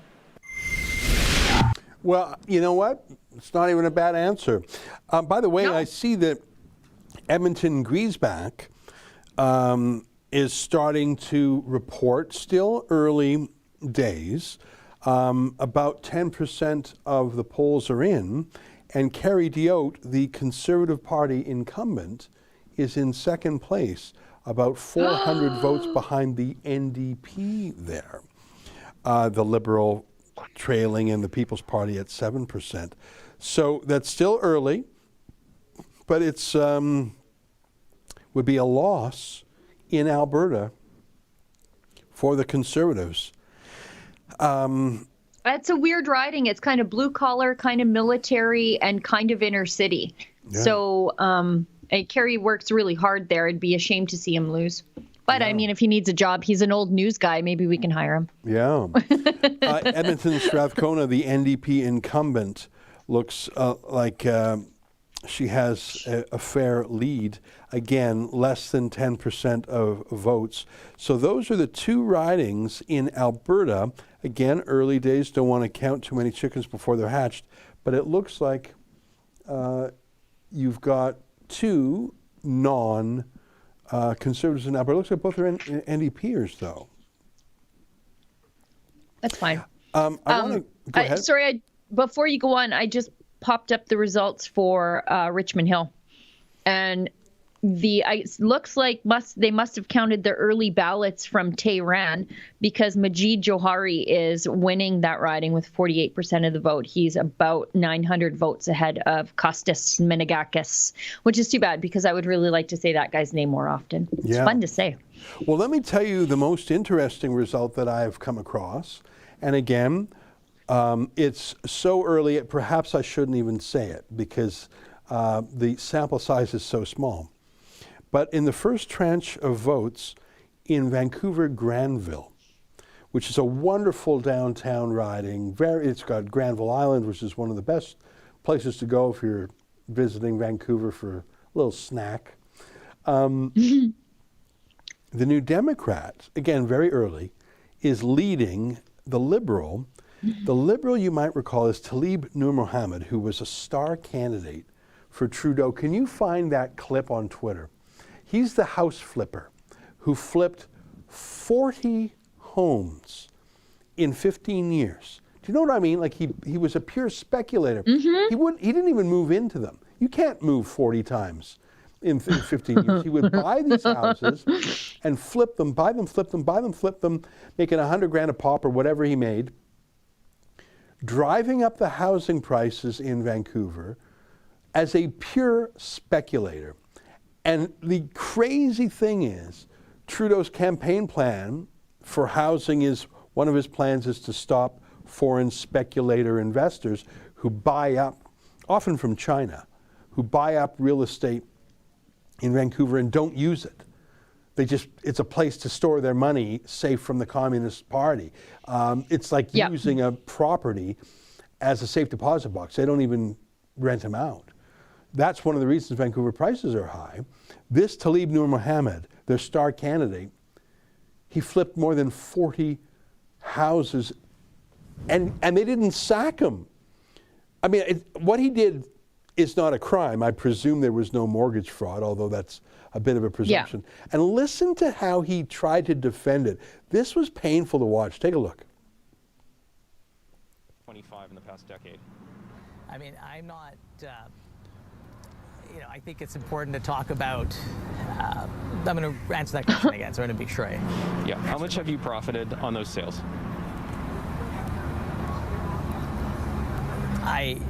when you ask, I'm going to give me a second to just make sure I have the right. Okay, so sorry, ask me the question again. Sorry. Yeah. Okay. How much have you profited personally or business-wise on the sales of those 25 properties in the last decade? While I can't give you an exact number, what I can tell you is that it is by no means the number that has been put forward, but what I can also tell you is that I am absolutely committed to any and all measures that we have put forward that would apply. What? What? That was painful to watch. Can I do that again? Can I try that again? How much money do you make? Well, I can't tell you, but it's not what was reported.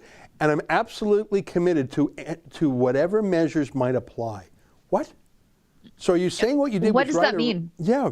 He's their star. But listen, a fish rots from the head down.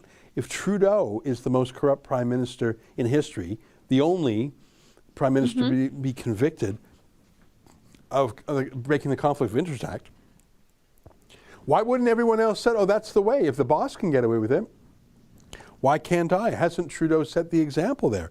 So again, only about 1,000 votes in the riding have been cast, so it's too early to say. That's where Jody Wilson-Raybould ran last time. She's not. I wish she was running again this time. She absolutely would win.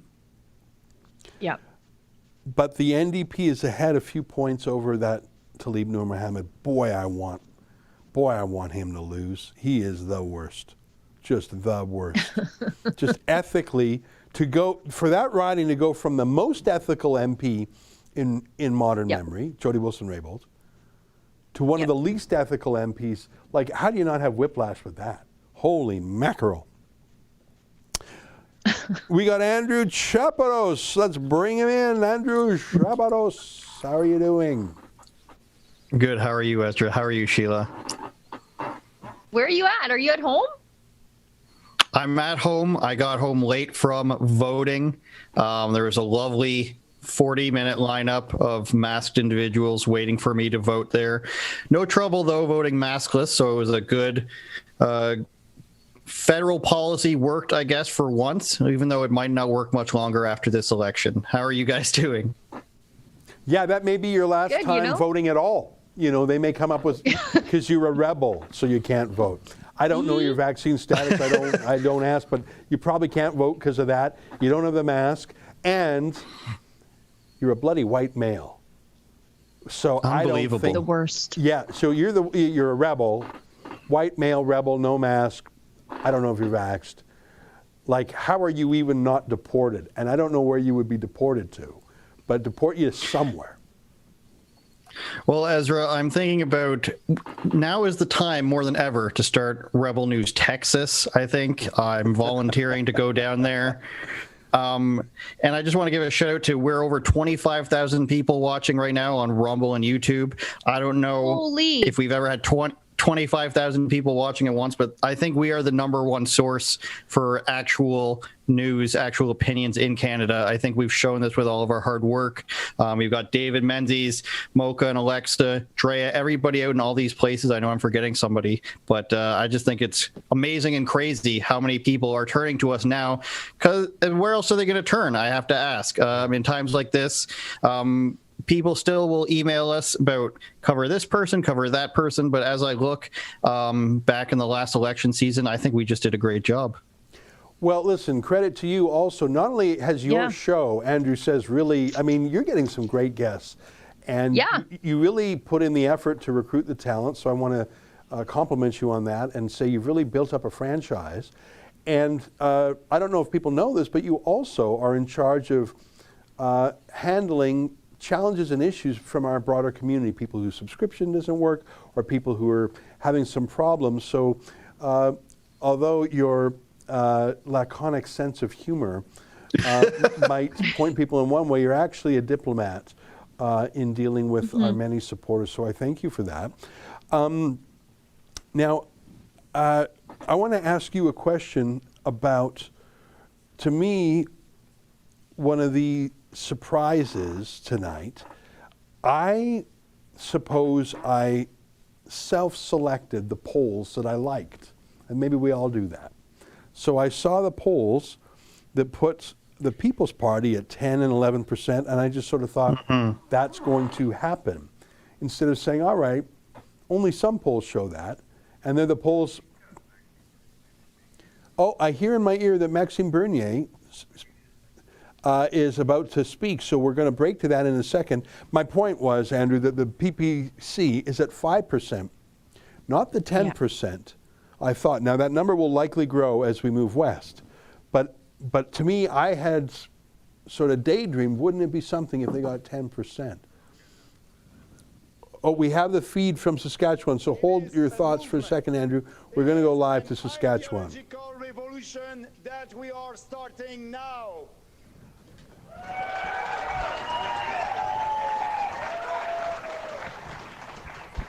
Today, over 1 million Canadians said they've had enough of this COVID hysteria, enough of the flattening our rights and freedoms, enough of the massive spending, deficit, and government overreaching, enough of the lies of establishment politicians. Like me, they are mad. They are mad. They want to have their normal lives back.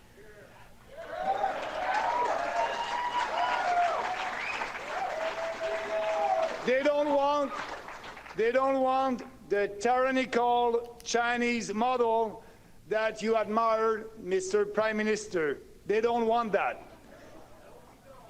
Les autres, yeah, we want freedom and we will have freedom.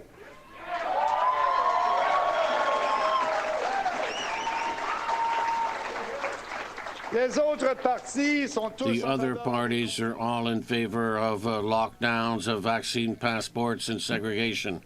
The other parties are all in favor of bigger government that increase the debt every day, that control your lives, and that limit your freedom of expression. During the last 19 months, it has been quite clear that our rights and freedoms are threatened if we do nothing to stop this authoritarian drift. We can say goodbye to our way of life. The People's Party of Canada is now the only true opposition party in Canada. We will continue to fight for our freedoms outside of Parliament, in the street, in order to influence public opinion. Of the other parties will fight, and that's why today the People's Party has become Canada's only real opposition party in Ottawa.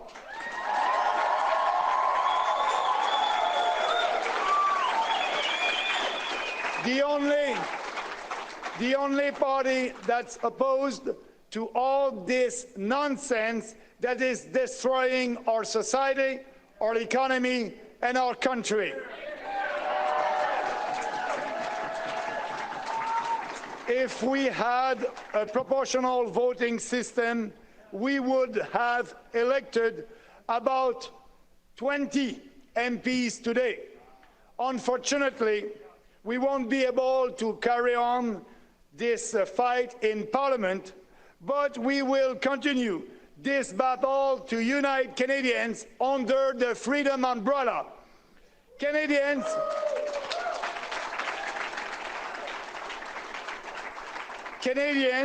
who oppose the rise of tyranny and authoritarian government need a voice. We are going to be that voice.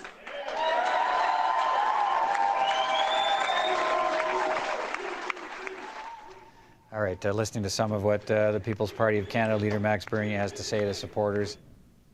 Thanks, Justin. Credit to CPAC for their video feed. I think he's right that they don't have a seat. He didn't place well in Beauce, Quebec. I think his geographical center is the West. But I do believe that he has started something. I would describe the PPC as a movement more than a party. It is a party, yes, but it's an interesting movement, an interesting coalition of people. I don't think it's easy to denounce it as white supremacists, which the mainstream media might have, because there's so many interesting candidates, including 2 Sikh sisters in one. They're just interesting, counterfactuals that I don't think that cuts ice. There's a lot of new immigrants there who love freedom. There's a lot of people, traditionally you would call them lefties, or sort of flower child, sort of Age of Aquarius type, who don't like big pharma, don't like taking too much medicine, natural health type folks. It's an interesting combination. People were making fun of Maxime Bernier's purple shirts.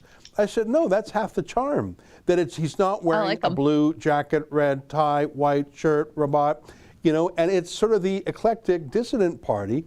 It's the alternative party in the best sense of that word, but it's more than a party, it is a movement. And I believe he has started it. And I'm glad he's going to continue it. What do you think, Andrew? I had a few problems with his speech. As much as I agree with Maxime Bernier, I'm hoping he meant 100,000 when he said over 1 million people voting. I'm not sure what he's talking about there. And I think he was making an argument for the popular vote there, which I don't entirely understand. He said if we were in a more fair electoral college, essentially, is what I think he was trying to say, or a fairer voter system, they'd have about 20 proportional seats. Representation. And listen, that's what all small parties say. That's what the NDP, the Greens say. And I can see why he would say that, because he's going to get more votes, twice as many votes as the Greens, but not as many seats of them. And well, I mean, it's what happened to Kim Campbell in 1993. She got, I don't know. It's happening right now in the West as I look at the numbers. So the Liberals and the Conservatives are both at 33.7% of the vote. They're separated by about 500 votes nationwide. But the Liberals are leading. The Liberals are leading or elected in 155 seats, and the Conservatives are leading or elected in 121. That is what Maxime Bernier is talking about. You're right. You know, it's stunning how close the Liberals and the Conservative vote. Like they're literally within a tenth of a percent or 0.2% of each other, and yet because of what they call the Conservatives just popped ahead. They're at 33.8% of the vote.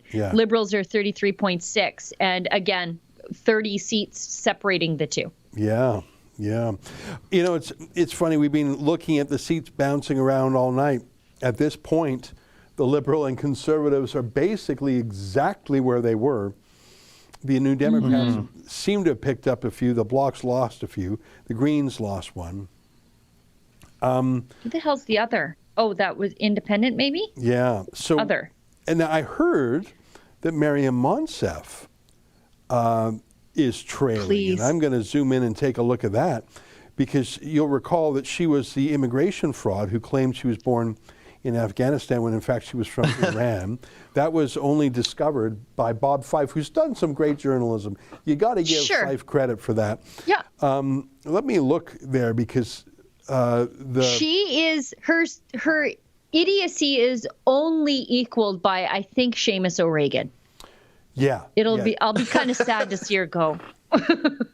Now, you know what the scariest part about this might be is that social media manager Yankee Pollock's predictions might have come true tonight. And remind me what that was. That was no seats for the People's Party. He said, I'm going to live and die by that claim. I'm going to die on that hill, and if I'm wrong, I'm wrong. It's not that he opposes the People's Party. It's just that's our system. I'm looking right now at Peterborough, Kawartha, where the Conservative, Michelle Ferrari, is at 42%. Mariam Monsef is at 33%. Can we get the Taliban Brothers clip, please? Thank you very much. Monsef trailing by more than 2,000 votes, and almost exactly half the votes are in. I have watched enough elections to know that if you've got half the votes in and you're 10 points behind, unless there's some real jiggery-pokery, you're lost. And I wonder if that people were just sick of the Liberals, if they were sick of Mariam Monsef, if that Taliban Our Brothers thing just blew up. Here's Mariam Monsef, who's actually from Iran, lied about being from Afghanistan, And by the way, she was planning to go back to Afghanistan, and I'm glad she didn't, because she'd be dead now, God forbid. And she was going to run for office in Afghanistan. She's a real carpetbagger who was looking for an opportunity, and someone said, well, run in Canada. Like, she really was going to go back there and be part of this huge wave of foreign money and foreign, like, she just thought, I'm going to go seek my fortune. She told this to a local newspaper. She said that she had given up her lease, sold her furniture, and was going to go back to Afghanistan to run there. And then someone in the Liberals talked her out of that. Like, she had sold her furniture. That's how out the door she was to Afghanistan. Trudeau's Gerald Butt said, no, run in Peterborough. She said, okay. I mean, I said I was from Afghanistan. I'm actually from Iran. I was going to Afghanistan. I'll be, like, she's just say anything, do anything. She's dumb. And look at this vacuous Taliban lover. Look at this clip. I want to take this opportunity to speak to our brothers, the Taliban. We call on you to ensure the safe and secure passage of any individual in Afghanistan out of the country. You know, the excuses made for her were atrocious. The Liberals said, oh, she was communicating to the Taliban in a way she thought would convince them. Yeah, I don't think the Taliban are listening to a... CPAC. They're not watching CPAC. They're not watching CPAC in English for an uncovered woman. The Taliban don't listen to uncovered Western women in English on CPAC. They really don't listen to anyone in Canada right now. The excuses made for her were atrocious. I don't know if that was the cause of her undoing, but that is, to me, so far, the win of the night. And I bet you, well, she can't go back to Afghanistan now, and I wouldn't want her to. She would be killed if she went there. But what an awful, awful... You said that she was the dumbest cabinet minister other than Seamus O'Regan, or are we talking about Talib Noor Mohammed or someone else? She really is dumb as a bag of hammers. And lucky for the people of Peterborough, they appear to be liberated from her. So that's some good news tonight. If you look at David Menzies' report, No, I was just going to say, could you imagine shaking off the Taliban for 20 years and then Maryam Monsef comes back to Afghanistan to represent you? Like, those people have been through enough. I'm glad she stayed in Peterborough. Yeah, I was just going to say that David Menzies' report with Afghan immigrants are a good sign of they don't want people speaking like that about the Taliban, and that there isn't a cultural norm where we're calling people who've committed terrorist acts and ruined a country for the better part of 2 decades our brothers. Nobody agreed with that at the protests that they had. Nobody else was saying that, I think, except for, Liberal headquarters. It was a really badly handled gaffe, and she could have apologized. They could have went a different route with it. She could have said she had a slip of the mind and she didn't mean it at all. But no, they had to go with, no, we meant to say it, and this is how it is, you guys. Believe us. Yeah, she had said it before, and she was reading from prepared notes, so obviously that was some... Like, I don't think she's ever written a word that of her own that she said. I'm looking at the map in the Greater Toronto Area, which is usually accompanied by the adjective the vote-rich Greater Toronto Area, and it's true that the Greater Toronto Area has more seats than than most provinces. And other than the Walmart lobbyist in Thornhill, who leads by, I think she's going to win because almost half the votes are in, and she's leading by 10%. So I think the Walmart lobbyist is going to win in Thornhill. But other than that, it's all Liberal. It's just all Liberal in the Greater Toronto Area. The closest there's no New Democrats winning in there either that I can see. You have to go to Hamilton to see a New Democrat running, and once you get north a bit, you're going to see some Conservatives. It looks, funny enough, that there's a Green vote in Kitchener Centre. Mike Morris, first place Green, second place Tories, New Democrats in third. That's where Raj Saini, who, if I'm not mistaken, was the Liberal accused of sexual harassment of staff. Yeah. So that would have most likely gone to the Liberals, it went to the Greens. Now, yep. I'm speaking in the past tense, only about 30% of the votes are in. But it's heartening to see that sexual harasser come in fourth. Justin Trudeau doesn't care about sexual harassment. I mean, it's clear. But it's really reassuring to me that Canadians do. That makes me feel good to see that sexual harassment. And by the way, it was Liberal staff who accused him of sexually harassing. So, you know, the fact that Trudeau ignored them just shows what kind of a corporate culture he's creating. You know, I'm watching Kerry Diott's riding, by the way, and he's down 560 votes behind the New Democrat. 546 votes. And the People's Party is going to steal that riding from the Conservatives in that they're going to deliver it to the New Democrat. The Thomas Maddy, the People's Party candidate, it has 600 votes. So interesting. There it is. Well, you know, there's Aaron O'Toole costing, you know, I said it was the People's Party, but it's Aaron O'Toole that cost Kerry Diotte, longtime good Conservative, that riding. Yeah, you know what? You can demonize PPC voters, which Aaron O'Toole has done in a number of ways, and then on the eve of the election say, hey guys, vote for me, don't split. But if you spent the last 12 months demonizing them, I'm not sure how eager they are. And it's not even the personal demonization. If you literally haven't said a word against lockdowns, mask mandates, vaccine mandates, these people are policy voters. They weren't Aaron O'Toole's property. I think, like, you know what? I've covered protesters for more than 20 years. One of my favorite journalistic assignments ever was to go to Occupy Toronto, the knockoff, the branch plan of the American Occupy Wall Street. And to go tent by tent, they didn't know why they were there. There were a lot of hobos there for free food and drugs. They told me that. And sex. They told me that. I went they did. Yeah. It was one of my favorite reports I did back at the old Sun News. I've been to so many oil protests, mining protests, and you ask the protesters, why are you here? And they don't say anything.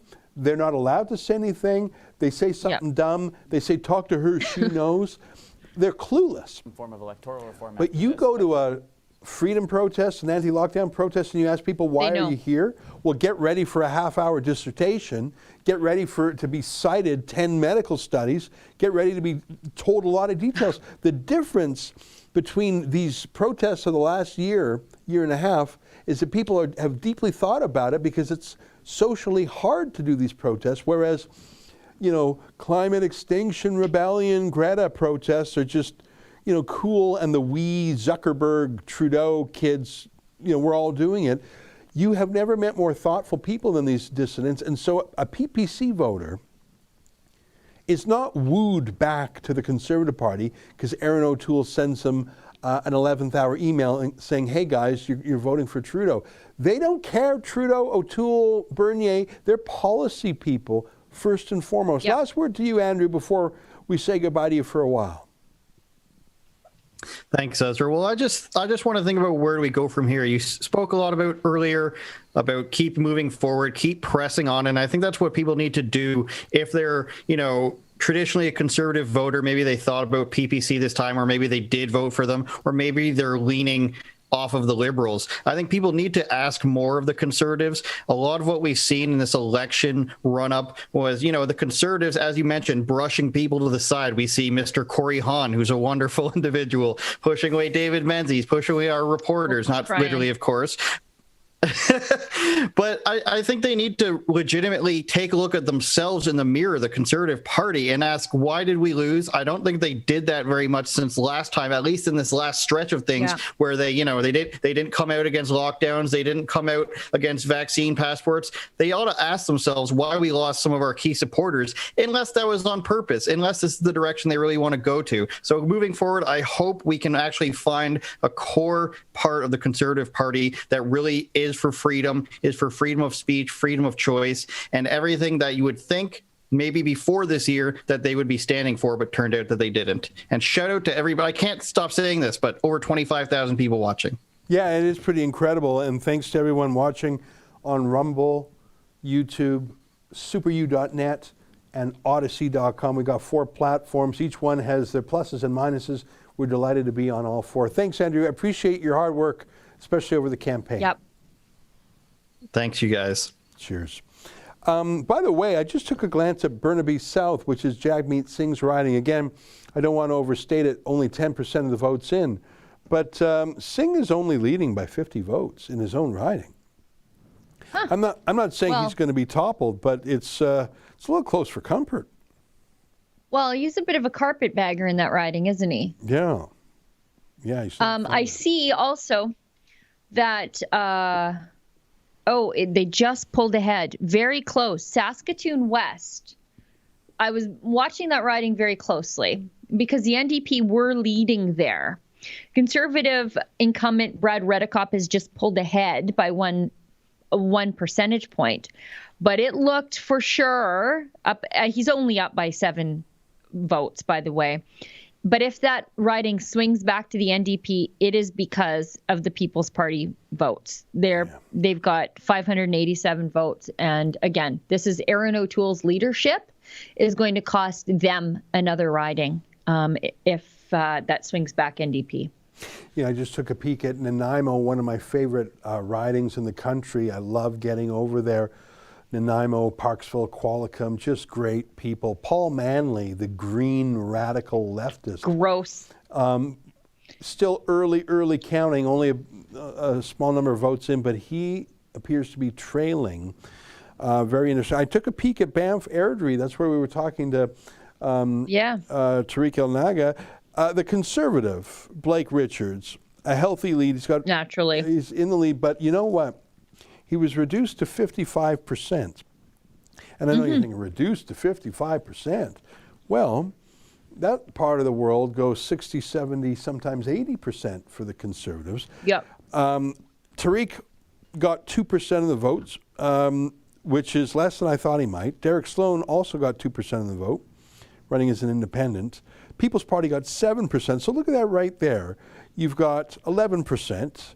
The Liberal, 13, New Democrats, 17, just a ton of candidates there. Ron Voss, who, if I'm not mistaken, if that's the Ron Voss I think it is, he's a Rebel supporter. I think it's Ron Voss. Yeah, so very, very interesting. But of course, Alberta in general is a pretty deep blue place, which is why I think people are interested in it. Just a quick update. It looks like the NDP does, in fact, win Edmonton Strathcona by a healthy majority margin. That's the university riding. Who cares? Yeah. Now Edmonton agrees back. Who cares? You know, the NDP is leading there. It's still only a quarter of the votes, a third of the votes in, but looks like Kerry Diope might lose. Well, it depends on where those votes are from. Like if they are from the north of that riding, that's the military part of the riding. So those could come in for Kerry. So again, it just depends on where those polls are coming in from. Well, Sheila, I hear that we have Adam Sos on the line, and I'm going to say to Justin, I'm going to take a 1-minute break while Sheila talks to Adam. So if you can put him in, I just need a super quick break, Sheila. Okay. I promise I'll be back super quick, and I'm going to turn my microphone off. But Justin, if you can put Adam through, and I'll see Adam. Please turn that microphone off. Please, whatever you do, no hot mics, please. All right, over to you guys. Oh, Adam, are you there? How are you doing? I just lost communication with the entire office. Oh, maybe when Ezra left, we all left? I'm back? No. I think I have a problem with my headset. Okay, can you hear me? I can hear Adam? I can hear Justin. Okay. Can I hear Adam? Hi. Hello. This is Adam. Hi. Hi, Adam. How are you? I'm good. How are you doing? What a disaster. Ezra leaves us in charge and we just burned the place down in a second. There we go. That looks like something. Yes. Okay. Yeah. Perfect. Back home. Your home riding. What is that looking like? Sorry, one more time. You're just cutting out a bit there. Of course I am. You're back in your home riding. What's your home riding and what's that looking like? Yeah, it is looking like a Tom Kimmich victory pretty resolutely. I was driving straight back from the interaction with Tarek Alnaga out there with the roping he was working on. So I've just barely started to look back at the numbers, but it is looking like a Tom Kimmich is going to have a pretty solid win. I think it's in the 60-70% range. There were some candidates as well from the other parties. I'm going to have to review their numbers momentarily here, but Andrea Lee from the Maverick Party, who I had on, is doing reasonably well. Ron Vaillant from the PPC is also in the area, and then a number of folks from the other parties that we don't need to necessarily even talk about.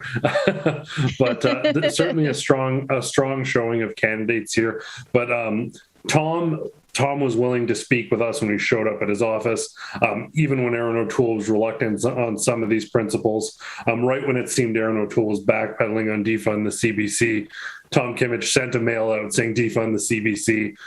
When the Conservative Party is backpedaling on Alberta oil and gas, Tom Kimmich is wearing that I love Canadian oil and gas sweater. So he's a bit more of the old school true blue, and I think his constituents respect him. He's also had a number of bills that have garnered a lot of favor in perhaps the more sentimental crowd, particularly a bereavement leave for people who lose children under the age of 18. So basically it extends EI, and that was kind of a universally agreeable kind of sentiment drawing a legislature that has a personal tie into his story. So he's been serving the community since the ridings were redrawn, and I think he certainly has some loyalty, and I'd argue it's probably merited.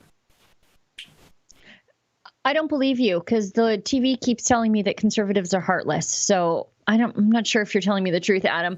Now, I wanted to ask you about Banff Airdrie, because that's where you were. I'm just looking at the results here. Nadine Wellwood doing reasonably well. She's at 8% of the vote. But Derek Sloan, though we attended his rallies and they looked well attended, he's only pulling 2% of that vote. And I'm curious what that's all about. Is it because, it's a Blake Richards riding? I think he'll be able to hold that seat until he retires and quits politics altogether. I wonder what that's about. I mean, you went to his events. They were pretty well attended, but I think he's drawing on people from all around as opposed to within the riding. And I wonder if some of that last minute fear mongering about a vote split hit him pretty hard in those Conservative mailouts.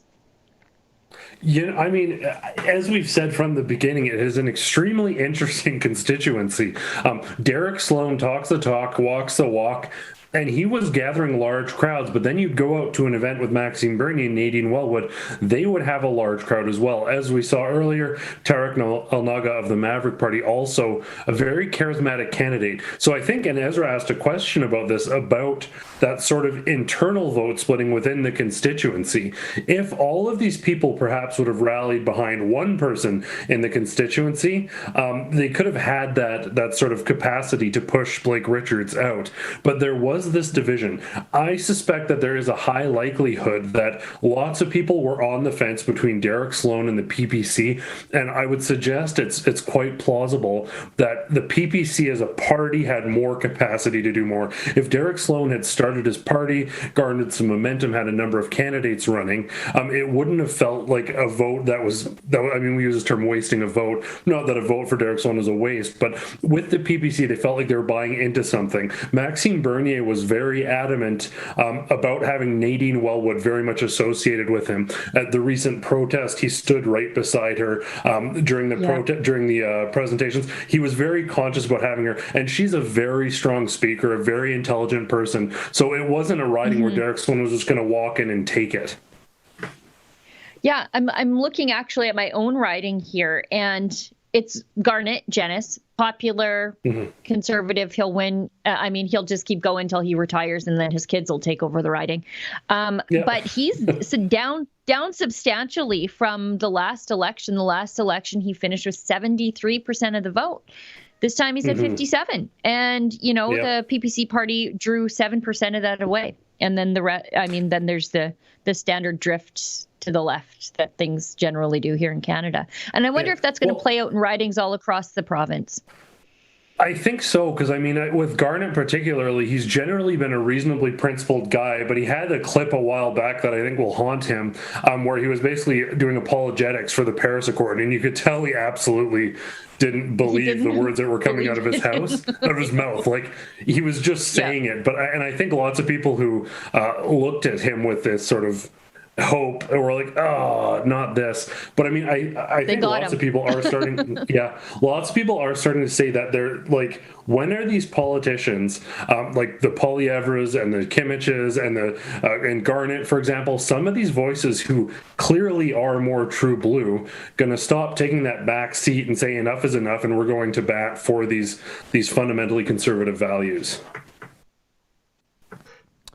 You know what, it's a question that I have thought about for 30 years, because when I was a little bit younger than you, Adam, the Conservative Party was called the Progressive Conservative Party, and it lost touch with the people, and Preston Manning started a grassroots party, and there were good people within the PCs, and they said, don't be splittist, fix the party from within, don't start something new.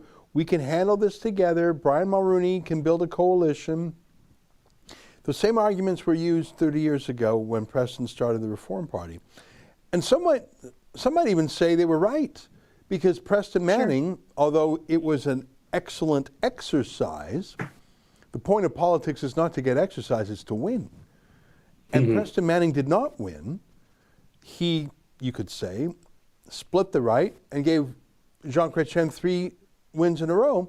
It was only when Stephen Harper reunited the right, merged the PCs and the Reform Party, or it was then called the Canadian Alliance. So I've seen this movie before. The question is, how much water do you have to put in your wine before the good guys on the inside say there's nothing left here? I mean, I said this 3 times already tonight. One guy says he's for the carbon tax, the other side says he's for a carbon levy. Sort of that's Tweedledee and Tweedledum. In the campaign, Aaron O'Toole completely abandoned his firearms policy and said, whatever the Liberals do, I'll do. Vaccines, he hasn't said a word against vaccine mandates or lockdowns. Open borders, migration, he's exactly where Trudeau is. And censorship, we've played the clip tonight of Aaron O'Toole's censorship critics saying, yeah, I'm all for it.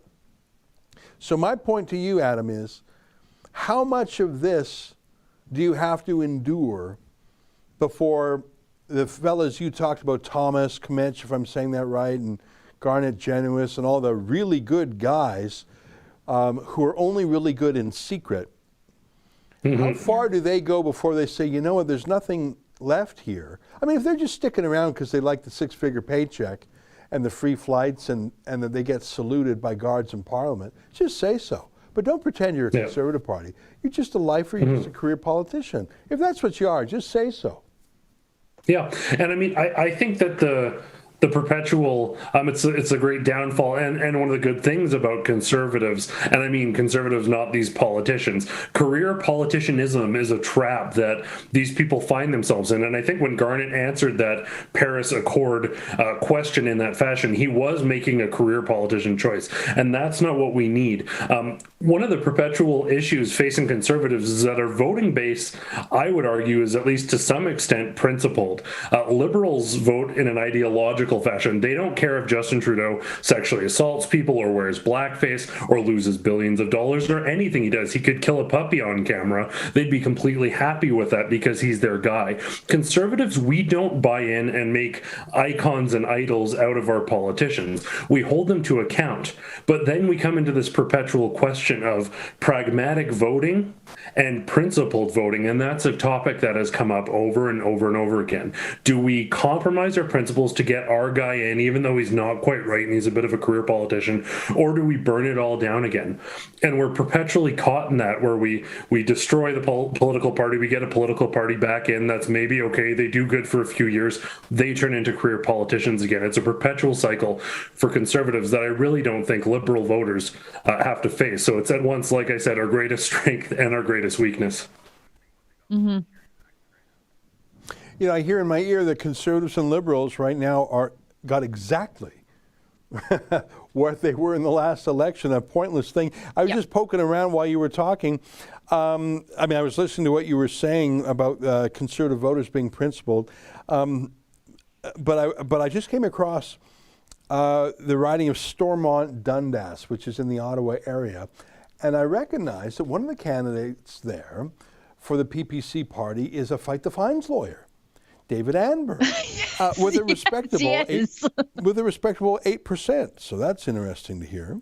Good. And congratulations to him for being above the national average for the PPC. Now, here in my ear, we've got some other chats. Adam, last word from you, and then we're going to... Oh, sorry, Sheila, go ahead. No, I was just going to say I'm watching the riding of Peace River Westlock because I do like Arnold Viersen. He's very strong on human trafficking and issues like that, and Pornhub. He's the guy leading the charge on that. And the PPC is second in that riding. Yeah. Darryl Boisson, he's the PPC candidate there, and he's at 14%. He's just slightly ahead of the New Democrat there. But I have to tell you, that looks like Arnold Viersen. And I think this is playing out all across Alberta. People are fed up with the Conservatives because he nailed his riding last time with about 81% of the vote, and he's at 62 right now. So... That's a substantial drop in percentage in just 2 years. Yeah. And I mean, to Ezra's point, just to wrap up, 100% that is the issue, is that these politicians can't simply be okay behind the scenes, or they're really good guys. It's what they do up front and what they're willing to speak about in public that shapes the identity of the party moving forward. So these people need to step out of the shadows and start being good conservative politicians in the light, not just when it suits them and they're with media that might like that angle. All right. Well, thank you for that, Adam. Great to see you, and thanks for going out to the Cowboy Place earlier today. It was great to see. I've been poking around on some other districts. Cheryl Gallant, Scott Reid, and Pierre Poilievre, who are three of the most conservative people in the caucus. They're all in Eastern Ontario there, and they're all just under 50%. Cheryl Gallant, very strong showing. The media party hates her. But boy, does she have a strong showing, more than double her nearest opponent. So good for her. Pierre Poilievre. So far, the winner of the night is the close horse, Jagmeet Singh. Looks like his party's picked up 5 seats so far. And everybody else is just kicking around the same. Now, what is the riding where Chelsea Hillier is running? Because I know that she was enthusiastic, and I know that Maxime Bernier campaigned there. I'm trying to recall. Elgin, Middlesex, London? Oh, is that what it was? I didn't think it was that far west. Anyhow, if you find it, let me know how. I just simply can't recall what riding she was in. It's Elgin, Middlesex. Okay, but I don't know where that is in Ontario. So London somewhere. Elgin, Middlesex, London. Okay, Elgin. Yeah, I will find it right now. So I say. Anyways. I found it. You found it? And how's okay. Yeah.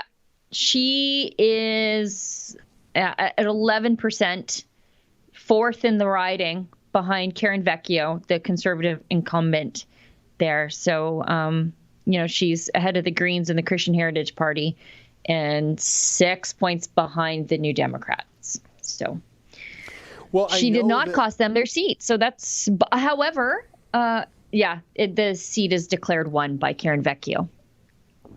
I know the PPC had high hopes. If I'm reading it correctly, the national vote count for the PPC is 5.2%. And again, I think I got stars in my eyes by looking at those Ecos polls that had it double that. That said, the People's Party 5.2, the Green Party 2.2. But, and this is something that Andrew Chapados didn't like the sounds of Maxime Bernier talking about proportional representation, which is what every small party talks about. But it is a fact that with half, less than half of the votes of the PPC, it looks like the Greens are going to have 2 MPs. Yeah. And the PPC will have 0 MPs. Well, And look at playing out in the top 2 parties. Sorry to interrupt. Yeah. The Conservatives are at 34.1% of the popular vote. Liberals are at 32.3%, yet the Liberals are elected or leading in 156 ridings, and the Conservatives only 122. Yeah. All that tacking to the left, all that abandoning conservative policy, all that did nothing. And it did nothing. All it did was cost them 2 ridings, probably. Kerry Diott's riding and Saskatoon West, likely. That's what it cost them. All that tacking to the left. Yeah. People moved to the PPC in those ridings, and it's costing them the ridings. Yeah. Very curious. Like, it really is as close to a repeat of the last time as possible. Looks like the NDP picked up a few, the Bloc lost a few, 1 Green out, 1 Independent out, but really those are marginal changes. Even the raw numbers are very similar to what they were last time for the 2 main parties. And but I fear that Justin Trudeau will regard this, or he will say that it is a confirmation of his mandate, and that he will press forward with his pet projects, one of which he has clearly said is to censor Rebel News. And I know sometimes people say, oh, you guys talk about yourselves. Well, when the Prime Minister of the country says you're not a real news organization, you deal in misinformation and disinformation, you cause polarization, and I'm bringing in laws to fight all those things, well, who do you think he's talking about? He's talking about Rebel News. He's talking about a couple of radio stations in Quebec and Rebel News. That's who he's talking about. So the reason why we're talking about it is because it's our lives on the line, but also because we would talk about it if the Prime Minister of the country had some crazy obsession with, like if Stephen Harper, let's say, had some crazy obsession with some left-wing news website and just wouldn't shut up about it and kept saying, you're not real journalists. Everyone would say, whoa, easy, Tiger. Put the fascists back in the closet and just how about switch to decaf. But Trudeau, he hates Rebel News, fair enough. We're the only journalists that grill him. But the rest of the media says, yeah, shut down those Rebel News types. I mean, when we were in federal court a couple of weeks ago getting into the leaders' debate, not a single mainstream media journalist said a word in our favor, let alone showed up in court to file an amicus brief on our behalf. I mean, just don't even try. Hey, Sheila, it's 11:42, and I would like to get through some more of those Rumble rants, super chats, shout outs, etc. from our viewers, because there's been some very generous donations. And I wonder, I mean, if you have to take a 1-minute break too, feel free, let me know and I'll... No, I'm good for a bit. I was just teasing. Okay, so go ahead. No, I was going to say, please take it away on the Rumble Rants Super Chat side. Sure. What's going down gives us $25. Project Veritas came out with a bombshell report on vaccine side effects. It is massive. Thousands of emails are flooding in talking about them. Yeah, somebody sent me that in my email today, but as you could see, we were consumed with other things, and we can, maybe we'll get around to it tomorrow. We've got Cuba Bound, give us $1. So if the election is called before we are counted in BC, why the hell do we even vote? Welcome to Westerner problems. Everyone I know voted PPC. This is BS. You know, we have to be careful of the bubbles we exist in sometimes. We've got Inner Peace gives us, I think this is a Rumble rant. Thank you, Rebel, for your honest reporting and bringing us the real story. You all have worked and are still working tirelessly for truth seekers, and every effort is appreciated. I just can't watch anymore tonight. I'm in tears with grief. I am motivated because I look at that map of the country and I think there's a heck of a lot of people who are going to need some help tomorrow dealing with mask tickets and lockdown tickets and trying to open their business and mind their own business and not ask you about your vaccine status. They all need my help. They all need Rebels' help. And so we're going to keep fighting. That's what we do. Sorry, go ahead, Ezra. Oh, before I lost my. Sorry, go ahead. Yukon. And we had Mocha go up there. Do you want to throw some B-roll of Mocha in Yukon? Yukon had a quality candidate, Jonas Smith. I'm talking a great guy. Like, I read up about him. And he was such a good guy, he came within 153 votes of winning last time. He was set to win for sure because the incumbent Liberal had stepped down. Yeah. He says, oh, I don't know. I think medical matters are private. I don't think we should be discriminating. Like, holy cow. Like, I read his actual words. He sounded like a human rights champion. There's Mocha up there in Whitehorse. What a lovely little city. Yeah, there's Jonas Smith being interviewed by Mocha. So, like, in the first day of the campaign, really, he's fired by Aaron O'Toole. This is a guy who came within 153 votes last time. The incumbent steps aside. This guy was going to win. Look at the numbers. They would have won. Well, he has 14%. The Tory who replaced him has 24%. And the leading Liberal has 30%. So Jonas and the successor have 38%, if you can add those together. They had 38%, the Liberals winning with 30%. Aaron O'Toole gave this to the Liberals. That's no 3 ridings he may have given. At all. This guy was going to win. Yeah, I'm just looking at the raw numbers here. Jonas Smith has 641 votes. The Conservative has 1,126 votes, and the Liberal is leading at 1,371 votes. He would have taken this riding handily. Yeah. But O'Toole gave it away. Because, why? Did this guy say something rude? Did he say something racist? Did he do something No, bad? he took the conservative position on human rights. I He would took even the say he conservative sounded position. like a real human rights activist. He sounded so caring and compassionate. It almost sounded like a lefty, like the old-fashioned lefties who actually cared about such things. Anyways, I just wanted to tell you that result. I'm sorry, Sheila, I interrupted you as you were going through the Super Chats.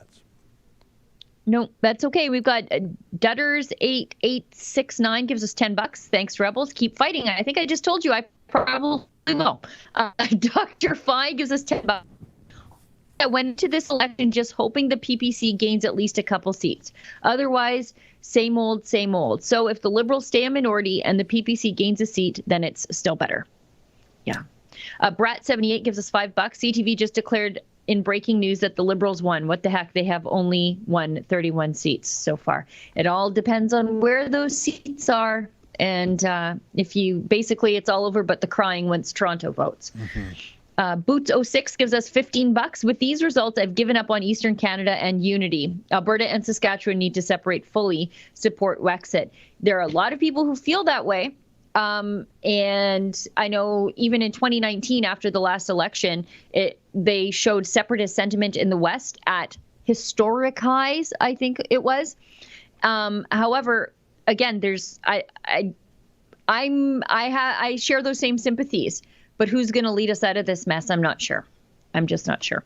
Fast Learner gives us $40. Boy, that's generous. There are 104 seats in the West, traditionally all Conservative. We're still in this. Canadian Mom 1997 gives us $5. Rebel, I feel so sick. How can anyone re-elect Trudeau? This is horrific. You know what this is? The youth who have all sat at home smoking weed and playing video games while collecting federal welfare. Perhaps.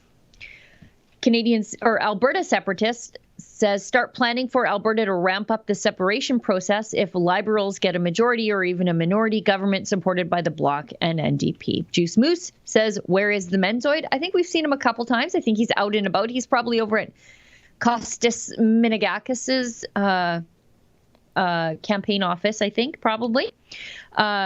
Koenigsteiger 100, where is the NDP? Or what is the NDP? Forgive me, I'm American. Okay. The NDP is an entire party of AOCs. Yeah. I think that's the best way to explain it to you. AOCs is the young side of the NDP, and the other ones are Elizabeth Warren. So like the academic far left and then the young far left, they're all mushed together in this socialist party, and everything's going to be free. They're deeply unserious. Juice Moose says, cast my vote today for PPC even though I am in lefty hell, Stony Creek. History Club World says the results on your website and the CBC are both way out of date when compared to the official Elections Canada website. It appears that Blake Richard is to be re-elected, and Bernier is in second place. This is a strange result. Follow History Club World on Instagram. Moy Willie, $5. I am officially panicking now. If the Liberals win the majority, they will force the passports in all private companies. I'll lose my job.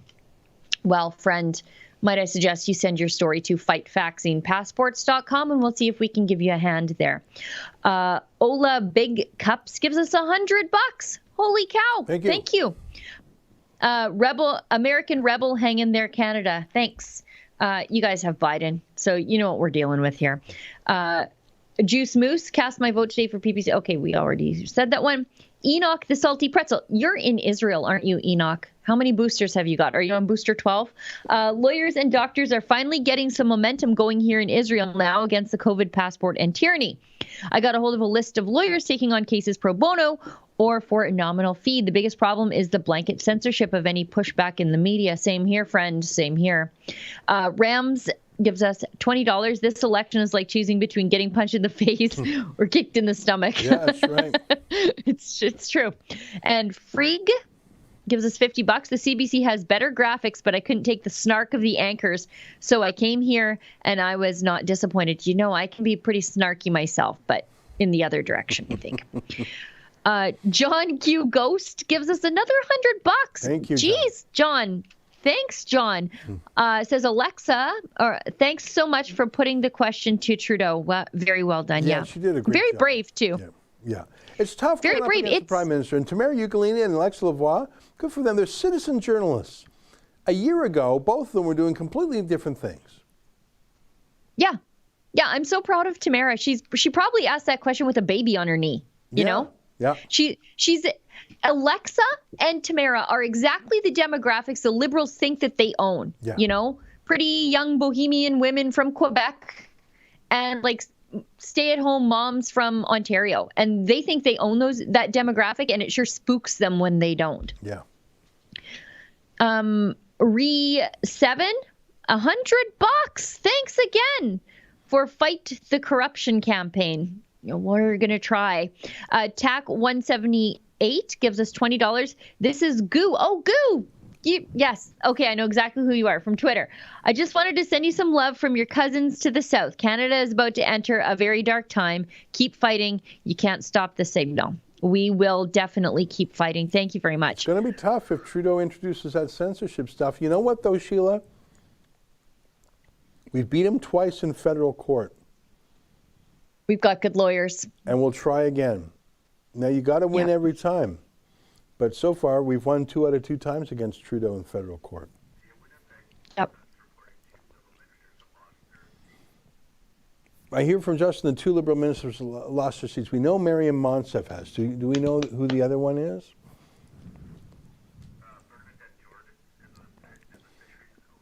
Bernadette Jordan for Fisheries and Oceans. And I think that the former revenue minister, I'm sorry, I don't remember her name. It was like Boutillier or something. Diane Laboutillier. Yeah, so there may be some others, so that's good. I mean, Mariam Monsef losing, I'm going to cling to that She's tonight the dumbest. to make myself feel bad. She was so bad. You know what? She's the dumbest. Seriously, She's if a anyone Muppet. else had committed immigration fraud, claiming to be from Afghanistan to get in as refugee, they would be prosecuted, deported. They should have at least made her go out at Roxham Road and at least come back in. Like, she didn't even have to leave and then walk back in. That's the least she could have done. Confected lie that when Obama visited Canada, he made it part of his story. I mean, imagine she's sitting there watching Barack Obama talk about her journey from Afghanistan, knowing the whole time it was a fake. I mean, you've heard the phrase imposter syndrome. You think, oh, I'm not up for this. This isn't me. I shouldn't be. Like, have you heard that phrase, imposter syndrome? Sure, People yeah. think she really was an imposter in cabinet. Barack Obama mentioned her. And when she was finally revealed, she had no shame. She had no dignity. She didn't resign. And she wasn't fired. Because that's the liberal she was way. like, Never oops, apologize, never explain. Just brazen it out. Convicted 3 times of breaking the conflict of interest law. So what? Brazen it out. Our Taliban brothers, brazen it out. You lied on your immigration application form, brazen it out. Sexual assault allegations, brazen it out. Hey, let's go and check in the far west. By the way, I checked Majid Johari, the friend of the Ayatollahs, was reelected by a 10% margin. I'm afraid that our friend gross David Menzies, his friend Kostas Menegakis, did not pull it off. And I enjoy saying that name too, Sheila, by the way. I do. Now I'm going to Vancouver, Granville, which is a lovely, lovely part of town. And I'm just looking. Oh, it's so close, Sheila. Half the votes are counted. 1% difference between the New Democrat, Anjali Appadurai, and Talib Noor-Mohamed, that flipper, that real estate flipper. It is so close. It's 150 votes separating them. Oh my God, he's got to lose. He is the worst. He's so corrupt. He's such a terrible liar. He's so much like Trudeau. He's got to lose. Oh, if only Jody Wilson-Raybould was running again. To go from the most ethical MP to the least ethical MP, no, they didn't. In Vancouver, Granville, they do not deserve. That is a biblical punishment. That is a karmic rebuke that Vancouver, Granville has not earned. They do not deserve to go from the best MP to the worst. They don't. No, and I'm watching Edmonton Centre. James Cumming, he's the incumbent. He's only 1 percentage point ahead from Randy Boissonneau, former Liberal MP. He's trying again. But if you look, there's People's Party with 1,137 votes. Those are likely all Conservative votes. It would not be this close. And it's within striking distance for the Liberals. This is another riding that this is where Aaron O'Toole could have appealed to these people a year ago. Instead, he did it 48 hours ago and thinks he didn't earn their vote. He didn't earn their vote. He doesn't deserve it, but he thinks he's entitled to it, which is a very Trudeau thing to do. Yeah, 117 votes. That's it. It's close. Edmonton Griesbach, the difference. Kerry Diotte is behind by 4%. The People's Party got 6%. Yeah. It absolutely you can see. Yeah. I don't know what website you're looking at, but the one that I'm looking at gives the vote breakdown, and you can see the NDP leads the Conservative by 726 votes, and the PPC candidate has 1,169 votes. So there it is. Congratulations, Aaron O'Toole. In terms of raw vote count, the People's Party has 450,000 votes, or 5.2% of the votes counted so far.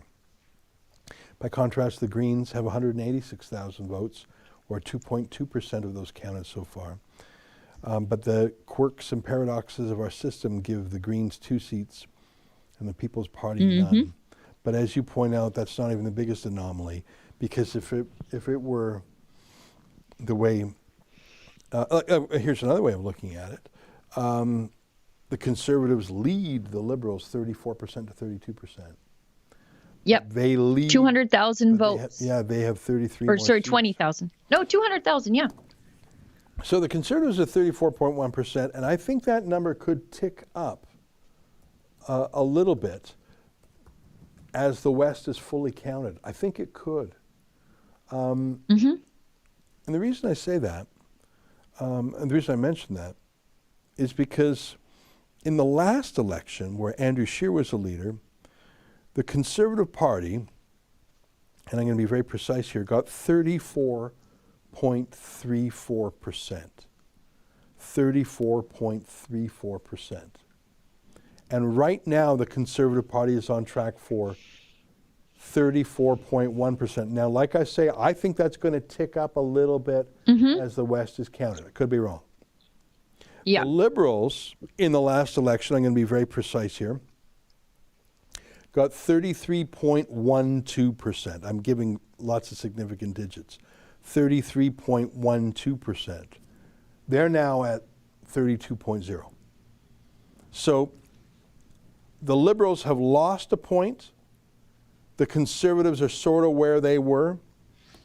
Let me tell you how the others did.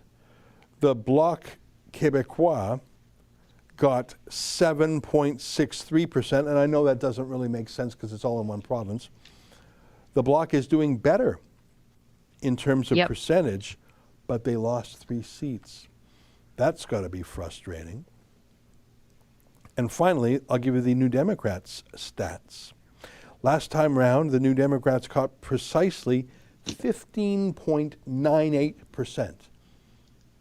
Almost exactly 16%. Tonight, let me just scroll to it, the NDP is a point and a half higher, 17.3%. But no major changes other than the People's Party last time, 1.62%. Today, more than triple that. Is it more than triple that? Yeah, 5.2%. All right, since I'm throwing so many stats at you, I'll do one last one. Sorry to go with all the stats, but I think it's interesting. The Green Party, under Elizabeth May, sort of the owner of that party, they didn't do badly. They got 6.55% last time. Under Annamie Paul, they're 2.2%. I don't think she'll be the leader longer. So not a lot of changes. Not a lot of changes. No. The biggest change proportionately is the People's Party up, the Greens down. Liberals and Conservatives, we're talking margin of error changes. New Democrats a bit up, Bloc, they lost a few seats. But I believe that Justin Trudeau will declare this as a great victory, and the media party will say, yeah, boss, whatever you say, just keep that media bailout coming. And in Edmonton Centre, it just flipped Liberal. They're up by 54 votes there. And it's clearly, I mean, there's, 1,229 People's Party votes. A fair share of those could have went to James Cumming. But people are disgruntled with Aaron O'Toole and his lack of leadership and his flip-flopping on so many things. And yet tomorrow, we will hear Conservative partisans blame PPC voters for where they lost those seats instead of blaming their leader for demonizing these people for months and months and months. I just got a great email from a viewer, and I'm going to send it to Justin and Efron and to you, Sheila. And it's just fun, and I want to say thanks to Brian Nicholson, who sent this in. It's a screenshot of the global news coverage tonight from the People's Party headquarters. And I just sent that to you. Let me know when you get that, Justin, or I just sent you an image. You got it there? And it just makes me chuckle, and thanks to Brian Nicholson for sending it in, because who's that sad face in the back? Well, first of all, you've got some reporter with an N95 mask on. What are you doing, buddy? You're on camera. Did you get it? Do you need me to send it to you by WhatsApp? No. So here's an image. I'll just wait for it to load. Yeah. So I don't know what reporter that is, but my first point is, so Brian sent this in. Thanks, Brian. No one's right around you. Why are you wearing Is he drywalling? Other than as a political flag? But who's that fella just over his shoulder? Well, that's me. Looking good, boss. There you go. So I'm delighted by this for a few reasons. First of all, that we were obviously on the big screen at the People's Party. That's friendly. Well, I've been eating on camera the whole time. I'm very disappointed in myself. Second of all, that the global reporter, he looks like he's either painting or sandblasting or something. He's got that N95 mask on because you can't be too safe. Oh, He's taken out asbestos, obviously. Yeah, no one's around him for 20 feet, but he's not wearing it for health. He's wearing it to show what team he's on. That he might be there at the PPC headquarters, but I tell you one thing for sure, he's not going to get those People's Party cooties. No siree. I'm not going to rebreathe their air. It's like when you're in grade 3 and someone says, girl germs, no returns, and you say, I don't really know what that means, but I know it's bad, and now I have to chase someone and say, girl germs, no returns. And so he's not going to get any of those PPC cooties because he's got his N95 mask on. And that's science, Sheila. Good for him. That's science. Good for him. Science. Yeah, lots of science. I'm learning so much sciencing going on. All right. I just looked. Go ahead. Sorry, somebody sent me a message, told me to take a look at the Fort McMurray Cold Lake riding. And the PPC's second in that riding. So there's 2 ridings, at least in Alberta, where they have a decent second. Was that where Dave Yurtiga was the incumbent and then he was sort of told you can't run again? Is that where that was? Yeah, and he left for health reasons. Yeah. Yeah. You know what? I'm glad that he, if I recall, he endorsed the PPC candidate and it looked like it had some effect. Mm-hmm. Mm-hmm. Yeah, look at that. People's Party in second place. Now, the Conservatives still won, Lila Goodridge. Of course. Yeah. But second place for the People's Party, good for Sean McDonald. Mm-hmm. Lots of candidates running up there. Why don't we catch up on some super chats, Sheila? Let's do it. Sorry, I'm struggling to choke down some dry beef jerky. I'm very sorry. Well, this is my supper. No, it's okay. I'm good. I'm good now. I'm good. John Q. Ghost gives us $100 and says, super quick Sheila break. Thank you. I'll have one in a second. Maybe when we find out where David is, I'll go have a quick break. Fraser McBurney gives us $10. Once again, the Rebel hits a home run with the best coverage of the election. Congratulations. For those of you who don't know, Fraser is a Fight the Fines recidivist. He's a frequent flyer of the program, and we've been helping him out there because he holds rallies in Hamilton every week and gets in trouble just about every week. Sheila, I don't mean to interrupt you, but I just hear in my ear that your prophecy has come true. Here's a tweet from the Saskatoon Police. We see and hear many people's tweets expressing concerns about masking at a local election event. As the concerns are regarding a public health order, we will work with our partners in public health to look into this further. I mean, holy moly, what a bunch of scoldy tattlers, but they also lack the courage to even say, at a local election event, we don't quite have the courage to take it on because we don't want to be scorched and ratioed, as the kids say. Expressing concerns about masking. Oh my God. Hey, can you show me some of the reactions? I hear that Anime Paul is speaking. Why don't we take that? I mean, she's coming in fourth in fair her enough. own riding. She talked to us. Yeah, she treated us with respect. She talked to us. Fair. And she's going to be a footnote in history on the footnote in history called the Green Party. So this is her moment. Let's give her her final moment in the public eye. Like probably 3 Greens back to Ottawa in the next session of Parliament.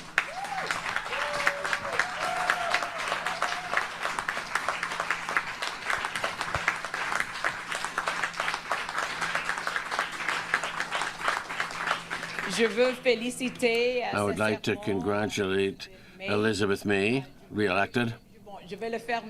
I'll do it now. I know that we're still waiting for the definite results, but I still would like to, like Morris at Kitchener Centre.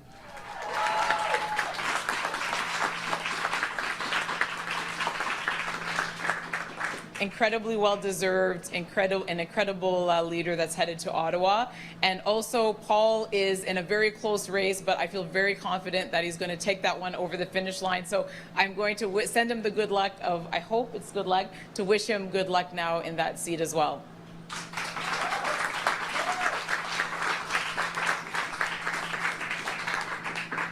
I would like to sincerely thank all of our candidates everywhere in the country. They worked very hard over a short period of time, which was difficult. I know it takes a lot of patience, a lot of sacrifices, and high dedication in order to decide to run, and a lot of courage as well, and strength. So I thank them sincerely for their effort and for having decided to take the jump into politics for this election. So on behalf of me and of all the party and of everybody, thank you. Thank every single candidate who ran for the Green Party in this election. It takes passion, it takes dedication, it takes sacrifice, it takes courage, and so many of them were running for the first time. We told them that it was time to run. We told them that we needed a new culture in Ottawa. We needed more diversity in Ottawa. And so many of them took up that challenge. I am so proud of them. I want to thank them sincerely on my behalf and on behalf of all of our members and all of our volunteers. Let's give them a round of applause.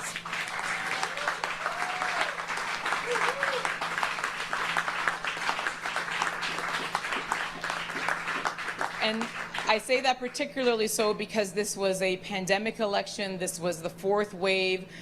This was a very difficult time to be running in the first place, very difficult circumstances. And so it means even more that they stepped forward. It means even more that they chose to live their values by standing up for us and running for us in this election. I'm so grateful to them.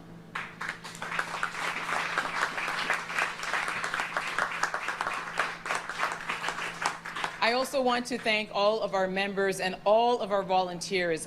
We have so many here tonight.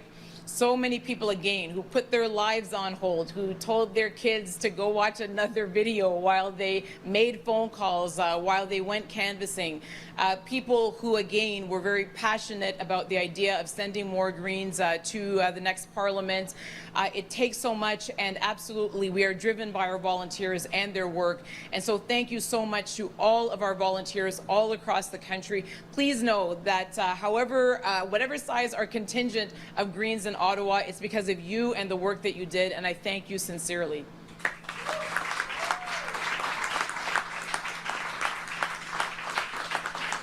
We're a small party in a system that is created in favor of larger traditional parties. So we're always very thankful for the efforts and devotion and sacrifices of our volunteers, because it's thanks to them that a party like us can succeed. And I think that we'll send, once again, 3 MPs to represent at the next session of Parliament, and I'd like to thank all of our volunteers. And I want to, I just spoke with Marcy Ian before coming down here. I wanted to sincerely congratulate her. I hope that, and I'm sure that the people of Toronto Centre will make sure that that she provides them with good representation. Congratulated her on her race here in Toronto Centre. Clearly, I am, well, not clearly, but I will tell you that certainly I am disappointed. It is hard to lose. No one likes to lose. But I'm so proud of the effort, the creativity, the innovation that our team brought to this race.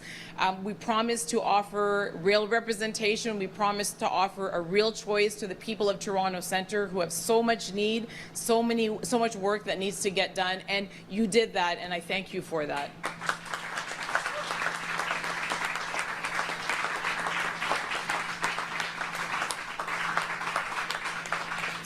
I have some of my family here and some of my family in the audience, and I want to thank them as well. This is something where we're all in this together. Well, there you have it. Annemie Paul getting crushed in a bowl of eggs, as Barrett's privateers would say. Stan Rogers. I understand that our good friend David Menzies is ready to talk to us live from the riding of Richmond Hill. Last I checked Richmond Hill, it looked like Kostas Menegakis did not return to victory. And that's shockingly Majid Johari, the ally of the Khomeinist Islamic State of Iran, was reelected. Let's go there now via Skype. David, hello. Costas, hello. Tough night. Give us your thoughts. Yes. Hi, Ezra. I am indeed with Kostas Menegakis, and we were expecting this to be a super tight race. Not so tight, certainly not as like 2019 when just a couple of hundred votes turned the tide. Kostas, what do you think went wrong? Well, it's a little early to, analyze and know exactly what happened, but certainly one contributing factor that I could point to at this point, with 83% of the polls reporting, we only have about 23,000 votes. That's less than half of what we got last election. I believe last time about 58,000 people voted in Richmond Hill. This time, voter turnout appears to be very, very low, less than 50% of what it was in 2019. So perhaps COVID played a role in that. I believe that if we had a better turnout, the result may be different. I see a wave has gone through York region. It's hard to swim against the wave, and it got us this time. And Costas, back in 2019, this was one of the handful of ridings in Canada that if you move the PPC vote to your stable, you would have defeated Majid Johari, the supporter of the Iranian regime. I still can't believe that is a fact of life here. What do you count for a lower turnout, given that I saw this election being characterized with such anger? The fact that it was called in the first place, why did people stay home other than just the fear of COVID-19? Yeah, look, we knocked on every door of my campaign. I had an outstanding group of volunteers. I'm grateful for their support and their help. Hundreds of people, literally, we knocked on every door in Richmond Hill at least once and some twice. I was just delighted with the reception I was getting at the doors. People certainly were upset that this was an unnecessary and unwanted election. I think our leader, Aaron O'Toole, did a bang-up job bringing out the platform early on and communicating that platform. But the turnout was low, and if you turn on the TV news networks today, we heard over and over and over that there's lineups. There's people were concerned with COVID, I guess. And with a low turnout, the results get somewhat skewed. And with no disrespect to the voters, the people have spoken. We do live in the best country in the world in which to live. We have to accept the democratic will of the people, albeit in the reduced amount of people that voted. And I'm sure over the next days and weeks, we'll have plenty of time to do a proper post-mortem and analyze specifically what happened to us, not only here in Richmond Hill, but across the province. Costas, since you mentioned Aaron O'Toole, it's a projected Liberal minority. It's the status quo, basically, from 30 days ago. What do you think is the future of Aaron O'Toole with this party? Is he going to be back for another run at it, which might happen as early as 18 months down the road? Or do you think that Mr. O'Toole has some of the blame? By all accounts, Justin Trudeau ran a disastrous campaign. I thought Aaron O'Toole did very well in the beginning, but kind of faltered in the home stretch, flip-flopping on the carbon tax, the gun ban. What are your thoughts on that? Well, I personally think Aaron O'Toole did an excellent job. Look, when the beginning of the campaign, we're knocking on doors. People were asking us who that leader was, and he wasn't really well known. But he did a very, very good job in just 36 days in making his name a household name. He had a clear plan with a vision. We had a clear platform, in my opinion, by far the best from all the parties. Certainly a platform that we can deliver on, unlike the Liberal platform, which is always full of promises that are broken. And we have a litany of those that we can point to. So I think Aaron O'Toole has distinguished himself as a leader that can communicate and can communicate well. And I believe he deserves another chance. And I believe he deserves the support of Conservatives from coast to coast moving forward. I think one of the big stories of this election, Costas, has been the surge in popularity of the PPC. Of course, percentages don't necessarily translate into seats, and as of right now, they don't have any. But, I mean, is there going to be some sort of way to, unite the right again, so there's not this fracture that doesn't seem to be helping the Conservative cause at all? Yeah, we've seen the CPC surge a little bit, but quite frankly, they didn't make a difference in your region. They certainly didn't make a difference here in Richmond Hill. They were not the reason why we lost this election. The PPC was, it appears to most voters here that I spoke to, and certainly to me, that they were a one policy party. You see their signs throughout Richmond Hill that they put up. They did put up many, but those that did put up, they only had their logo, PPC, and then they had these other signs that said, say no to passports. Well, you forgive me if I believe that a person that wants to lead the country or a party that wants to earn the trust of Canadians should be talking about the economy, should be talking about immigration, should be talking about the environment, should be talking about health, should be talking about a whole bunch of issues that are important to Canadians, not just the passports. They didn't do a good job communicating their message. There is a splinter off the Conservative Party. Certainly he is, Mr. Bernier. But I think he's got to reflect and see that how ineffective he was. It was just background noise as it happens. And one last question, Costas. I know you have to get back into the pub here, but you mentioned it yourself. The Trudeau Liberals have been very good at breaking promises. Certainly Justin Trudeau involved in so many scandals.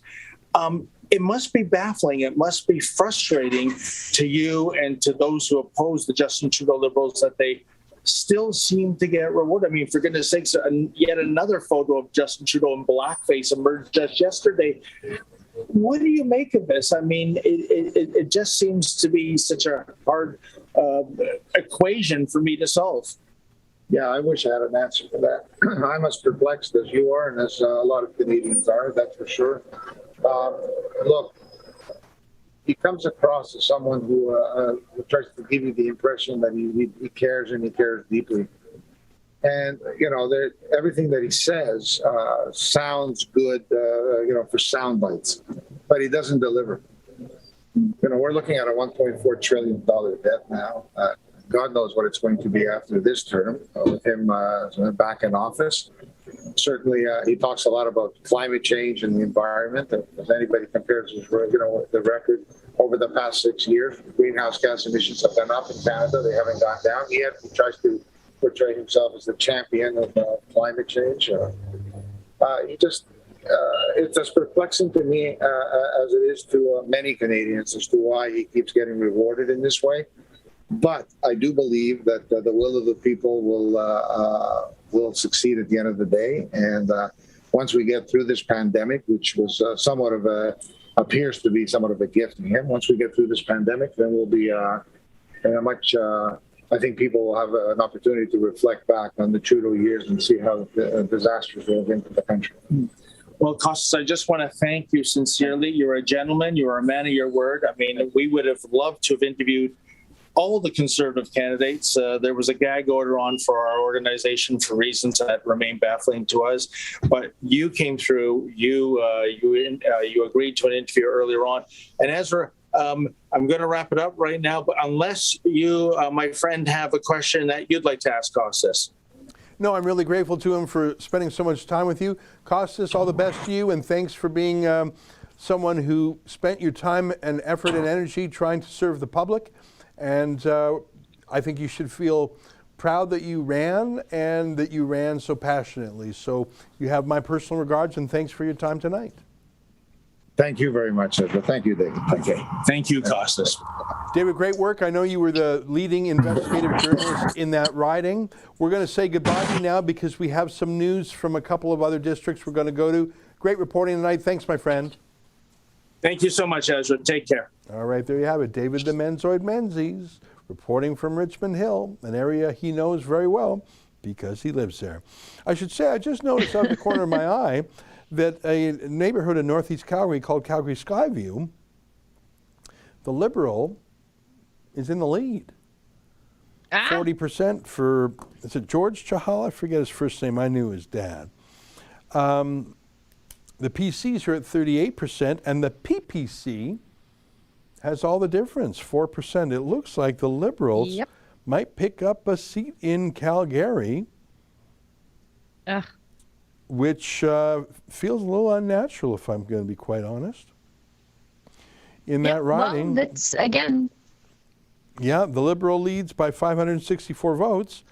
And wouldn't you know it, the People's Party has 1,238 votes.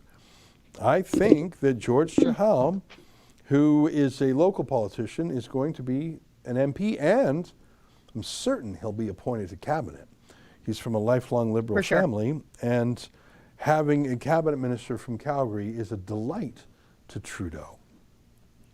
Now I just want to give you some good. Sorry, can I give you some good news on the back of that bad news? Yeah. Leslyn Lewis has won her seat in Haldimand, Norfolk. Great news. Which riding is she in again? Yeah. Haldimand, Norfolk. You know what? I am thrilled that she's in Parliament because she smashed the Liberal too, just destroyed her. Really? I'm glad to hear it because I think she had heart, but she didn't have political experience in terms of being a legislator. And this, she will have a chance to put into practice her ideas. I think she'll become a seasoned pro.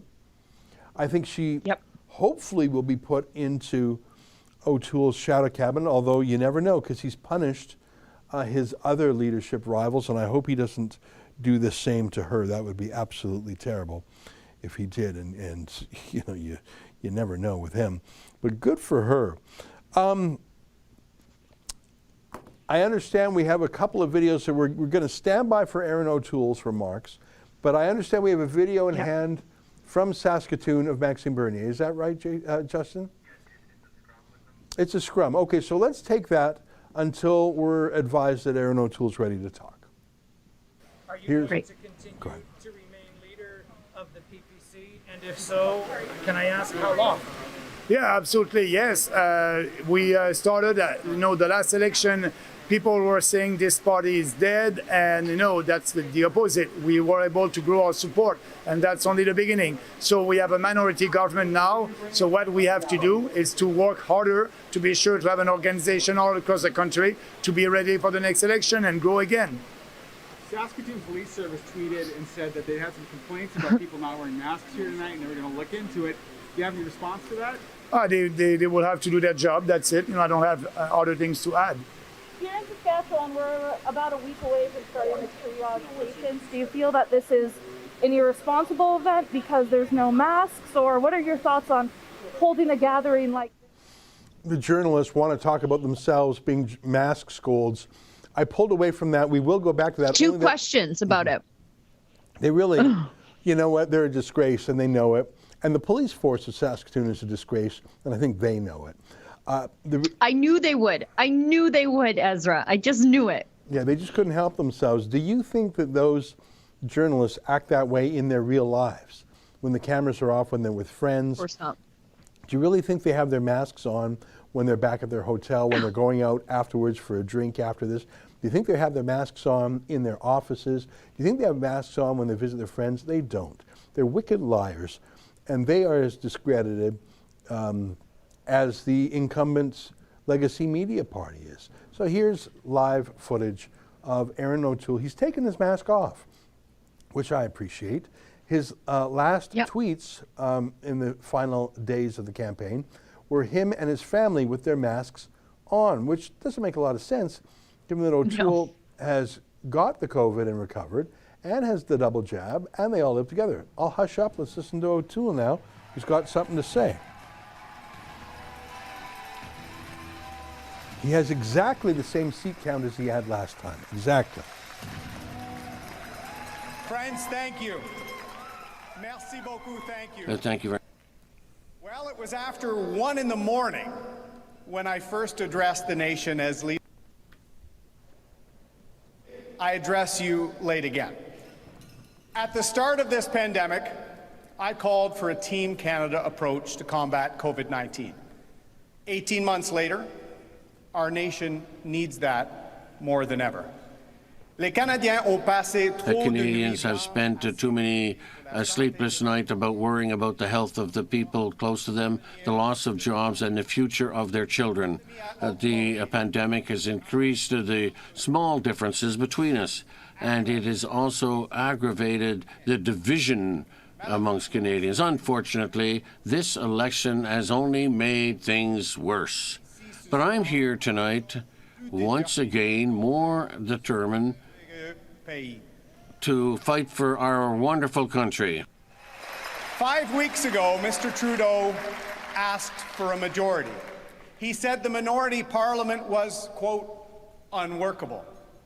But tonight, Canadians did not give Mr. Trudeau the majority mandate he wanted. In fact, Canadians sent him back with another minority at the cost of $600 million and deeper divisions in our great country. Just days ago, he said he would hold yet another election within 18 months if he didn't get his way. A few days ago, Mr. Trudeau was saying that he would hold another election in 18 months if he didn't get what he wants. Mr. Trudeau was hoping for a quick power grab. Instead, he has thrust us into what he has promised will be 18 months of perpetual campaigning. Our country is facing the most serious economic challenge since the Great Depression. Even before the pandemic led to record debt and deficits, investment and jobs were leaving Canada. Les prix continuent d'augmenter de l'essence, de Prices are increasing from clothes to gas and everything. Inflation is at its highest level in 20 years, and it is continuing to climb every day. Families have difficulty in making ends meet. But to face up to this challenge, we have to work together. We have to continue the fight. For too long, we have been divided. For too long, we have seen politicians pit region against region, neighbor against neighbor. But when we are divided, Canadians get left behind. Mr. Trudeau thinks Canadians should endure 18 more months of divisive campaigning so he can try once again to get the election result he wants. We need to heal the divides in Canada, not risk worsening them for selfish gains.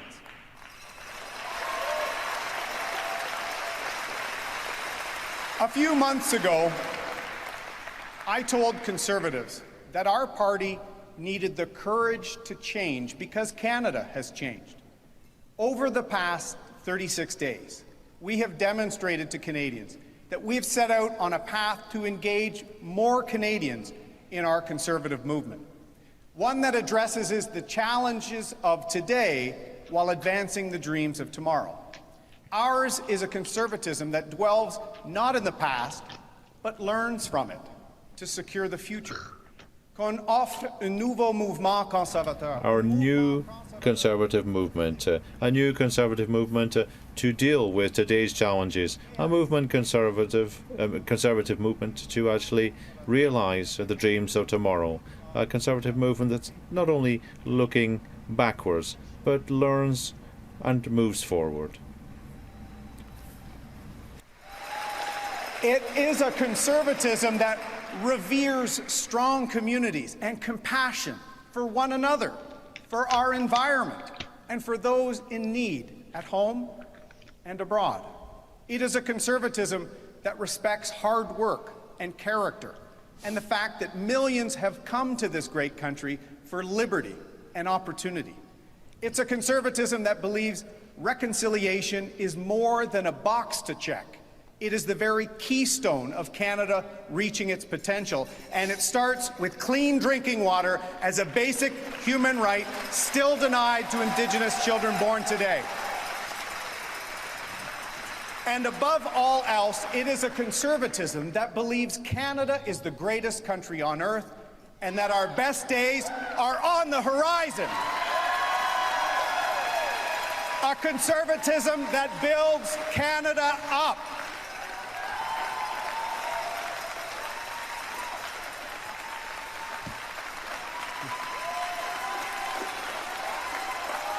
Let's build it up.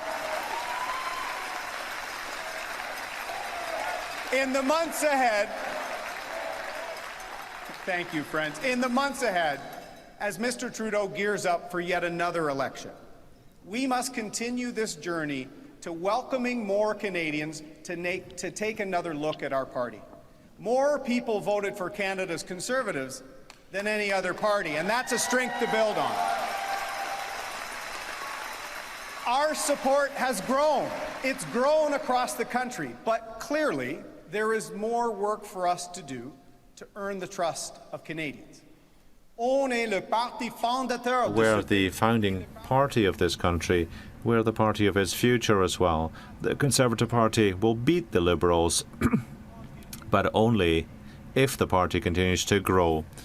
To have the courage to be bold and to have the courage to change. We must hold fast to that courage. We must show Canadians that we will not waver in our commitment to grow. On doit continuer de gagner la confiance des Canadiens. We must continue to gain the trust of Canadians. We've made progress, we've worked hard, but the progress has to continue. Trudeau wants in another 18 months. We will take stock of what worked and what didn't. And we will continue to put in the time showing more Canadians that they are welcome in the Conservative Party of Canada. Above all, we must continue to show Canadians that whether you're black, white, brown, or from any race or creed, whether you're LGBTQ or straight, whether you are an Indigenous Canadian or came to Canada 5 weeks ago or 5 generations ago, que le français soit votre première ou deuxième be French your first or second language. by. Whether you worship on Fridays, Saturdays, Sundays, every day or not at all, you are an important part of Canada and you have a place in the Conservative Party of Canada.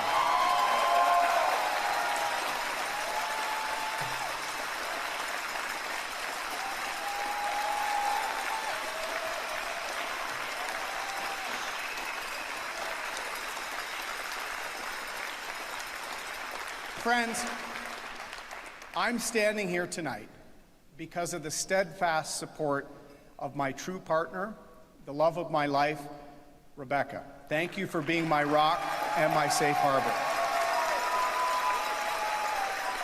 And I'm so glad more Canadians got to know the wonderful person you are these last 5 weeks. I also want to thank my children, Molly and Jack, for being my inspiration. It's because of you that I believe so strongly in securing Canada's future. My mother passed away when I was 9, but I know she is here tonight because I see her in my daughter Molly, who shares her name. I've been so grateful to have my second mother to guide me to this very day. I'm thankful that she and my dad, who inspired me into public service, are here tonight. Thank you. I'd like to thank my fantastic campaign team. Thanks for your trust. Thanks for your commitment to serving this big and marvelous country. Thanks to our incredible slate of candidates and to our fantastic volunteers as well. I joined the military at 18 to serve Canada and its people. And some of the people I served with are in this room tonight. I will never stop serving this great country. And my pride in Canada has deepened these past 5 weeks as I've gotten to meet more incredible Canadians from all walks of life. My family and I are resolutely committed to continuing this journey for Canada. Tonight, I talked to Mr. Trudeau and I congratulated him on a hard-won campaign. Unity of this country and the well-being of its people first. And I told him, if he thinks he can threaten Canadians with another election in 18 months, the Conservative Party will be ready. And whenever that day comes, I will be ready to lead Canada's Conservatives to victory. Thank you, Canada. Let's get to work.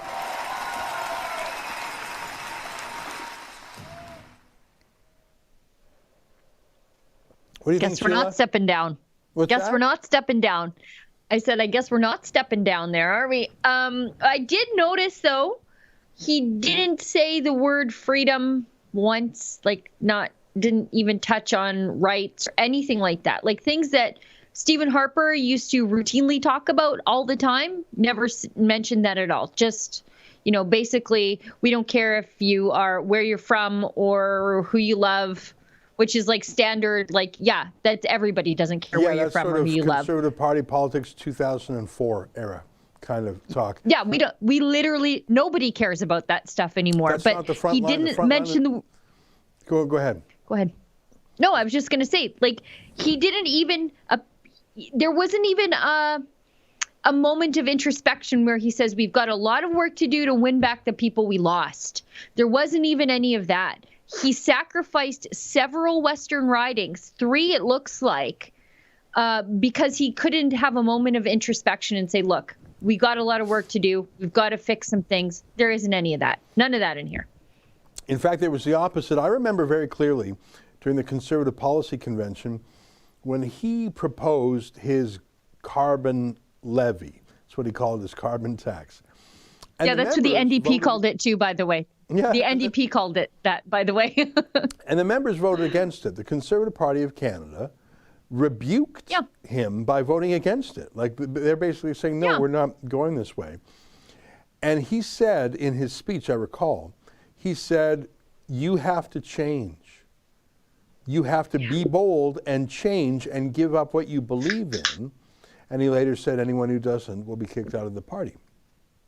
Mm-hmm. He used that exact same language again today. You have to change. Did you hear him say that? Now, I don't think there's a soul in the Conservative Party, not even amongst the more conservative Christians, who's anti-gay. That's just not a thing. No. So that's not a battlefront. That's not a front line. There are people of every race and religion and creed. He's talking about that as if that's like he's talking about a caricature. That's not what's driving away voters. Yeah. That's what CBC, he's making an appeal to the CBC and not to conservative voters. He is defending a caricature of the Conservative Party that exists in the minds of the CBC and the media party. So he's talking about gay this and Aboriginal that, and that's he's conceded. He's conceded that we are that which the Liberals and the CBC say conservatives are. He's just conceded that to them. Which is a fake debate that the left imposes on the right. But he's not dealing with the real issues, as you talked about, freedom, lockdowns, vaccine passports. But there was that same threat language he had when he was rebuked by the party members at the policy convention. You must change. You must change. Now, the party did fair enough. I mean, they didn't, I don't have the latest in front of me here, but last I looked, they basically, it's a carbon copy of what they did last election. Their vote count is down a little bit. They're almost at 4 million votes. They're 34% of the popular vote versus 31.7% to the Liberals.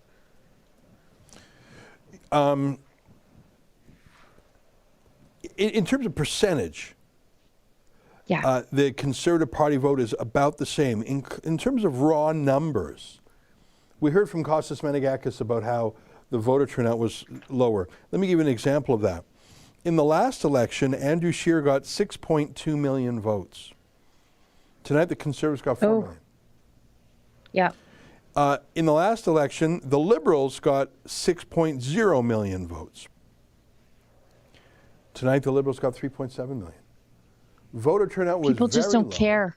It was very low. Either they don't care, or COVID this, or it was the summertime, or whatever. Whatever the case is, voter turnout was much lower. That's interesting, I suppose. I would have thought that the most motivated party, which I thought was the PPC, would have come out and really shone. They got 5.2%, and don't knock it. It's triple what they got last time. It's just that I suppose expectations had been rising. When you say a surging PPC, okay, surging from 1.6 to 5.2%. I guess that's a surge, measured in relative terms, but it's okay, it's up 3%, 3.5%. In the NDP, if things hold, are up 4 seats. The other parties are down 1 each. Can I look at my, the thing I'm hanging on to the most tonight is the defeat of the Taliban's sister.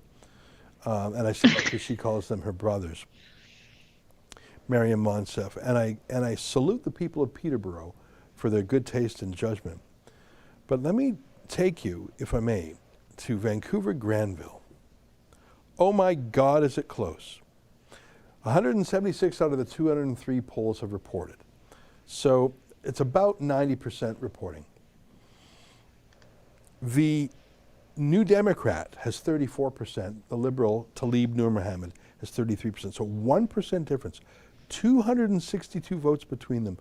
Oh, I go to bed praying that New Democrat, Anjali Appadurai, wins, because you've got to stop that crook, Tlaib Nur Mohammed. That, to me, I'm thrilled that Leslyn Lewis won. That's the good news of the night. Peterborough throwing out Mariam Monsef, good news of the night. Oh, I'm hoping in Vancouver Granville, you've got to keep out Tlaib Nur Mohammed. I don't care if it's a New Democrat or a Green or, hell, a communist who wins. You've got to stop Tlaib Nur Mohammed. Boy, oh boy, is that close. I can't even stand it. Now, the disappointment of the night is in the city of my birth, Calgary, which has gone and done it. There's no doubt about it. The Liberals going to win. About almost 90% of the polls are in, 1,600 vote lead. You know, the PPC vote isn't quite enough to stop the gap there. But Trudeau will have a Liberal in Calgary, and that just don't seem right. And I'm very sad. I'm very sad about Kerry Diot losing. He is very conservative. He's very free speech oriented, but his leader sacrificed him, is what happened there. And I think that those conservatives who are losing in Edmonton and Calgary, you need to look to your leader, because he sacrificed you to get votes in the eastern part of the country, and it didn't do him any good, did it? Yeah. I mean, it's pretty close, but I don't think it's going to be overcome. The NDP is leading by 835 votes, and it's about 80% counted there. I don't think that will be closed. And the PPC, they've got 1,800 votes there. So there it is, right there. Even if half of those went to Kerry Diot, it would have put him over. Well, I'm pleased to say that the neighborly province of Saskatchewan, which was once called Red Square, was conservative from top to bottom, from soup to nuts, from navel to chops. It's just blue all the way around. No time for New Democrats or Liberals, not even in Regina, which is what I call the capital city, because I don't want any Beavis and Butthead jokes. I look at Manitoba, and if you look at the map, you see a huge riding in the north that's orange. I'm a little tired, Sheila. I'm making dumb jokes. Nikki Ashton, ugh. She'll never go away. The city of Winnipeg is completely New Democrat and Liberal, with the exception of riding in the west that Marty Morantz ekes out. Yep. And then if you look at Ontario, you know, the greater Toronto area is completely Liberal, with the exception of the Walmart lobbyist who won for the Conservatives in the riding of Thornhill. Other than that, it is just all Liberal. There's not even a New Democrat inside. Oh my gosh, Spadina, Fort York. I stand corrected. The one riding where that Kevin Vuong, who was charged with sexual assault. Yeah. Remember that? And then at the last minute, he said he would, quote, pause his campaign. The New Democrat is in a extremely tight battle, but only half the votes are counted. I think the Liberals are going to steal it. Boy, I mean, again, it's strange words coming out of my mouth when I say I hope the New Democrats win, but you can't have a guy Fair enough. charged with sexual assault. And yeah, I believe, you know, I don't know all the facts and were the charges withdrawn and whatnot, but you can't have that. Not in a Trudeau government where you know the guy turns a blind eye to sexual harassers, whether it's Kent Hare or or that, was it Raj Saini? Am I getting the name right there? I don't want to get it wrong. You just can't have someone with that question mark over them. It would be like, you know, Harvey Weinstein or Jeffrey Epstein. Justin Trudeau has an incredible blind spot, and he himself has sexually assaulted Rose Knight in Creston, BC. You cannot have someone who was charged with sexual assault in the Liberal Party. It's just a recipe for disaster. I mentioned earlier that that Raj Saini, that's the name of the guy, who was booted from the Liberal team because of sexual harassment allegations. He's coming in fourth, and it does look like the Green Party, incredibly, won that seat. I mean, how unusual and surprising is that? Hey, Sheila, it's almost 1 a.m., and I think we've had, other than Trudeau's speech, which we'll stick around for, I think we ought to go through some of the super chats because there's been some incredibly generous folks. Do you mind taking a crack at those? You've got it. So Trudeau Master Bates, I don't write the names, I just read them, sent us $5, says, I see you, Ezra, on global news coverage playing in the background of their masked up reporter. Yeah, we showed that. That's great. That's great. Rebecca Henderson. I live in a riding that has been conservative since 2004. I was scrutineering and it looks like Liberals are going to win my riding because the CPC failed its base, leading to them sacrificing a quarter to a fifth of their votes to the PPC in my riding. Yeah, I was just looking at another Nipissing, a riding in Nipissing. The PPC, I mean, if half their vote had gone to the Conservative, they would have won. Slotiak gives us $20. Leslyn Lewis for Conservative leader. You know what? Leslyn Lewis for her riding. She did great. Stephen Rodriguez, $20. To anyone else looking at this election and planning their escape to Florida or Texas, note that Biden is introducing legislation to force all foreign nationals entering the U.S. to be vaccinated effective November 1st. Have you tried crossing illegally? You could just walk across that southern border. It's fine. Ted Cruz showed me. Ivan Bow, 45, $80. Thanks very much. Thank you for being our voice of truth. Boy, we've had some generous people here tonight. Fast Learner, $10. It doesn't take many votes to swing some of these ridings. Keep your eye on the mail-in ballot counts over the next few days, and a few swings by riding could lead to a Liberal majority. Eyes open, kids. You know what? If we had said that exact same comment, but about the American election, we could get our YouTube killed just like that. Just like that. It's illegal to think that. Child of the Most High gives us $10. Ideological voting seems more and more ideal culturally. Education matters. Even our local high school students were asked what pronouns they wanted to use while the academic stream has been dropped. Ugh, gross. China's laughing at us. Aqua Skies 3636. Very odd timing for this election. UN General Assembly met today. Interesting timing. It is just in the news, and then you sent me a link to that, which I won't click on now, but I will look later. Spettle gives $10. It seems like the Conservative Party is still not hearing the loud message PPC voters sent them. Well, they better get used to losing until they do. You know what? I can't believe they sacrificed all those ridings in the West just for nothing, I guess, really for nothing. Enoch the Salty Pretzel, that's our Israeli friend. Ezra, Sheila, what happens in Canada if less than 50% of the electorate vote? And then less than 50% of the electorate decide who's in charge. Is the election declared invalid? Nope. I think it's less than 50% of the population votes. The parliament cannot represent the people. No, that's just what we get. We just get a minority of the country running the show. Let me give you a statistic. The population of Canada is approximately 38 million. 38 million. Yeah. And as of this moment, the number of people who voted for the Liberal Party is 3.9 million.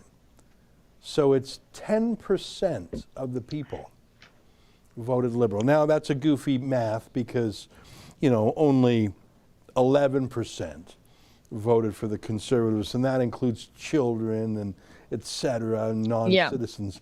It's always going to be that way. The number of voters is smaller than the number of citizens. But that's a statement to how small the voter turnout was. That 3.9 million people voted for the Liberals. And frankly, strategically chosen, probably 100,000 votes tipped the difference, or maybe 200,000 votes tipped the difference. By the way, the Conservatives got more than 250,000 votes more than the Liberals, but that's how it is. That's how it is in our first past post system. Oh, by the way, you know Jagmeet Singh, who picked up 3 seats tonight. Boy, those numbers were seesawing back and forth. It's ending almost exactly how it began. Jagmeet Singh, who took a shower with his clothes on to make a TikTok video, who is on the stage. Let's go to him now. Weird. Seats compared to the Parliament of Dissolution. And let's see how he frames these election results and how he plans to move forward. Thank you very much. Thank you. Appreciate all of you. Un grand merci. Thank you so much. Thank you very much. To our team, to all the volunteers, to all our candidates. Un grand merci. Thank you so much. I want to recognize the hard work of all the leaders and their teams. Thank you for playing your role and being a part of our democracy. I want to congratulate the Prime Minister on his re-election as Prime Minister of Canada. And I want to thank Canadians for voting. And I want to let Canadians know that you can count on New Democrats to continue fighting for you. As we've fought for you in the pandemic, when times were difficult, when people were struggling, when people were worried about their future, we were there for you. We fought to make sure people got more help. We fought to increase the CERB, we fought to increase the wage subsidy, we saved millions of jobs, and we helped millions of Canadians stay at home. We are going to continue fighting for you. Just the same way we fought for you in the pandemic, you can count on us to continue those fights. We're going to make sure that we fight hard to defend our environment, to make sure we're fighting the climate crisis like we really want to win.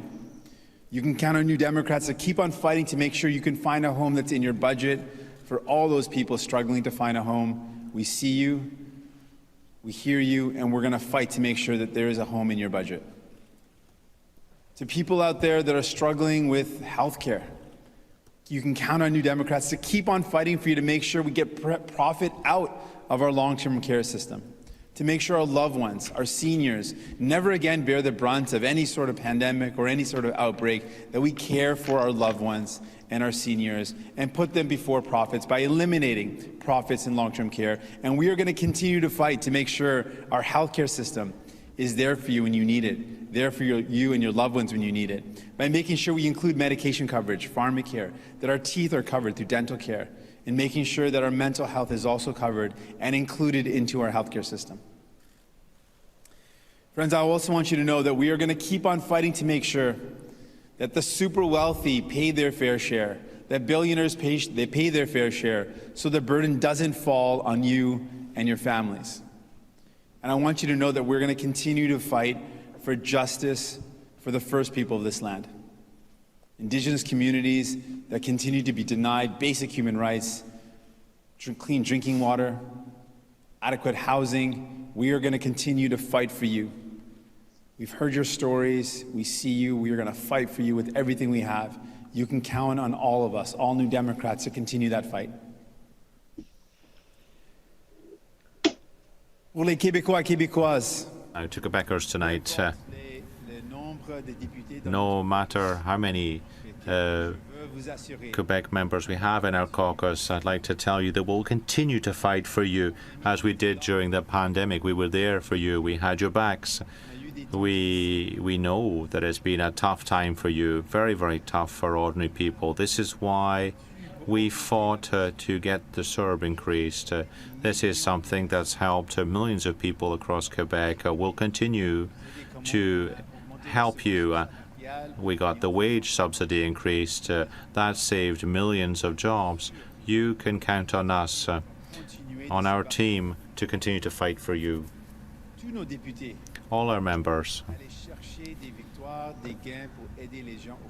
want to make gains to help people in Quebec and across the country. You can count on us to make sure that we defend the environment, to deal with climate change, to resolve the housing crisis, to invest in health care. You can count on us to be there for you. And you can count on us that if we dare together, we can build a better society. And that's what we promise to do. I want you to know that our fight will continue. We are never going to give up fighting for you and your families. As we have done in the pandemic, as we showed you in this campaign, we will continue to make sure you are first, your families are taken care of, that your needs are met. That's what New Democrats are all about. I want to leave you with something that my mom always taught me as I was a kid. She always said that we are all one. And it is so true. We are connected. When people around us are hurting, we're also hurting. But when we take care of one another, when we support one another, when we lift each other up, we all rise. That's what you can be sure of. New Democrats will fight to take care of all Canadians so that together we all rise. Thank you so much. Merci beaucoup. Je suis tellement fier d'être ici. Merci. So proud to be here tonight. Thank you very much. What do you think of that? I think he's vacuous, and I really don't pay attention to what he says because I don't think he knows what he's saying. Even Trudeau rehearses lines. I think Jagmeet Singh is for people who are just tired of Justin Trudeau's fake empathy, fake feminism, fake respect for minorities, and they look at Jagmeet Singh and they see an earnest guy who's really no smarter than Trudeau. He's a rich man like Trudeau, but they think at least he's not a liar from Trudeau. I truly think that they're both vacuous guys. They're both every platitude, every wokeism, but people still trust Jagmeet Singh, and they simply believe that Justin Trudeau's a faker, a fraud. Yeah, they trust Jagmeet Singh because he hasn't let them down, because he's not in a position of power wherein he would let them down, but certainly he would. But I thought it was interesting just from a Western standpoint. I always get a little prickly when I hear people talk directly to Quebec, and we're like, hey, what about the rest of us? He has special kind words directly to Quebec, and I'm looking, and some Albertans elected a couple of orange candidates out here, but he didn't have anything nice to say about us. Yeah, good point. Which is just par for the course, I guess. Yeah, that's true. That's incredible. Well, now we're just waiting for Justin Trudeau because I would like to hear what he has to say. I wonder if he will be angry, if he'll be divisive and polarizing. I wonder if he'll blame people. I wonder what he'll say. I mean, his plan was transparent. He thought that if he went to the polls when he did, that he would catch the public asleep or sleepwalking, that he would catch his opponents unprepared, and that he would give himself a majority. And I don't even know why he needed to, because there was no threat to his control over Parliament. There wasn't a concerted effort on the part of the opposition parties to vote no in confidence. That's part of the problem, is that they were in complete agreement with him on everything substantive. Yeah. There's a couple of ridings that are still could go this way or that way. But right now, I'm looking at, after all of this, the Liberals are exactly where they were, -1. Exactly. The Conservatives are exactly where they were. Exactly. Not one more, not one less. Now, a couple were traded. They lost some here, they picked up some there. But the net is completely even, as you've pointed out several times. I think Aaron O'Toole literally threw away a handful of seats just on stupid personnel moves, let alone his abuse of the PPC voter. Green Party lost one, picked up an interesting one, though, where a sexual assault Liberal was discredited.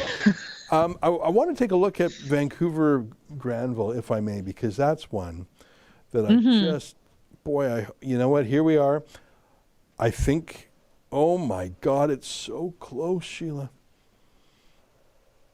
There's more than 20, there's about 30,000 votes.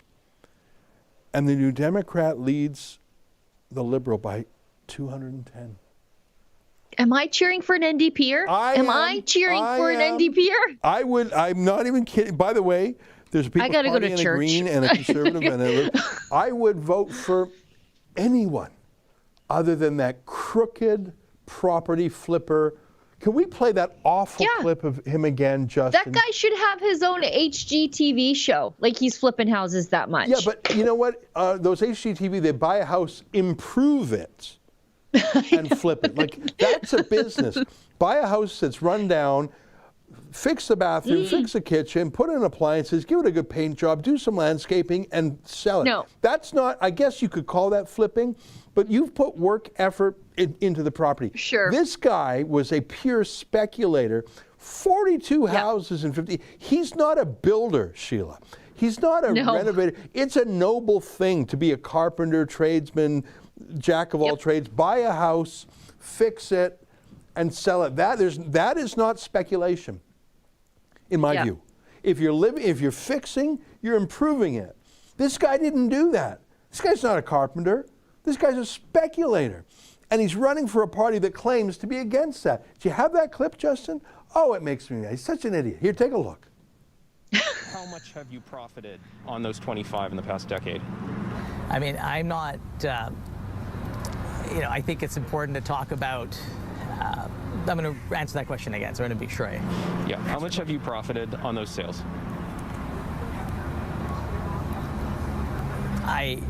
When you ask, I'm going to give me a second to just make sure I have the right.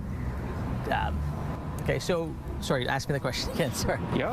Okay. How much have you profited personally or business-wise on the sales of those 25 properties in the last decade? While I can't give you an exact number, what I can tell you is that it is by no means the number that has been put forward, but what I can also tell you is that I am absolutely committed to any and all measures that we have put forward that would apply. I commit to any and all measures that would apply. What does that mean? And when he says I can't, you know what though? Also, when he says I can't give you a number, even if you made 10 grand on each one of those houses, which is like nothing on flipping a house, so that's $250,000. Oh, you don't know if you made $250,000? It wasn't 10 grand. This is Vancouver houses where the average house is $1 million. He made gazillions, and he says, well, I can't give you a number. Why can't you give a number? You don't know? You haven't, this hasn't been your obsession for a day. I can't give you a number. And he says it's not what's being reported. Oh, so is it more or is it less? What a wicked Trudeaupian liar. And he is less than a point behind the New Democrat. Of course I would support the New Democrat. You know what, though? Good for whoever was the journalist asking that question. The night is weird. I'm cheering for a New Democrat and I'm congratulating the mainstream media. Yeah. But kudos to that journalist for publishing that in full instead of editing it down to make that guy look good, which so often happens with Justin Trudeau and the Liberals. But that was posted in full so you could see that this guy, I mean, I think that guy actually thought that the mainstream media journalist would cut him a break. Yeah. You're going for an interview about your real estate scam. Yeah. You're going to get asked about it. Yeah. You better have your answers. He didn't come with any. Yeah. And I'm sure he has been given a dozen, but is that the first time he stammered and stuttered that answer, or is that just the first time that a journalist didn't do him a favor and cut it out? We will never know what we don't know. Well, I'm looking at a Calgary Skyview, and the Liberal George Chahal is significantly in the lead. It's a done deal. 2,300 vote margin there. I turn my gaze north to Edmonton. Very sad. And, 80% counted. Kerry Diotte is behind by 568. I believe he's going to lose. That's just at this point, it's got to trend so sharply in his favor.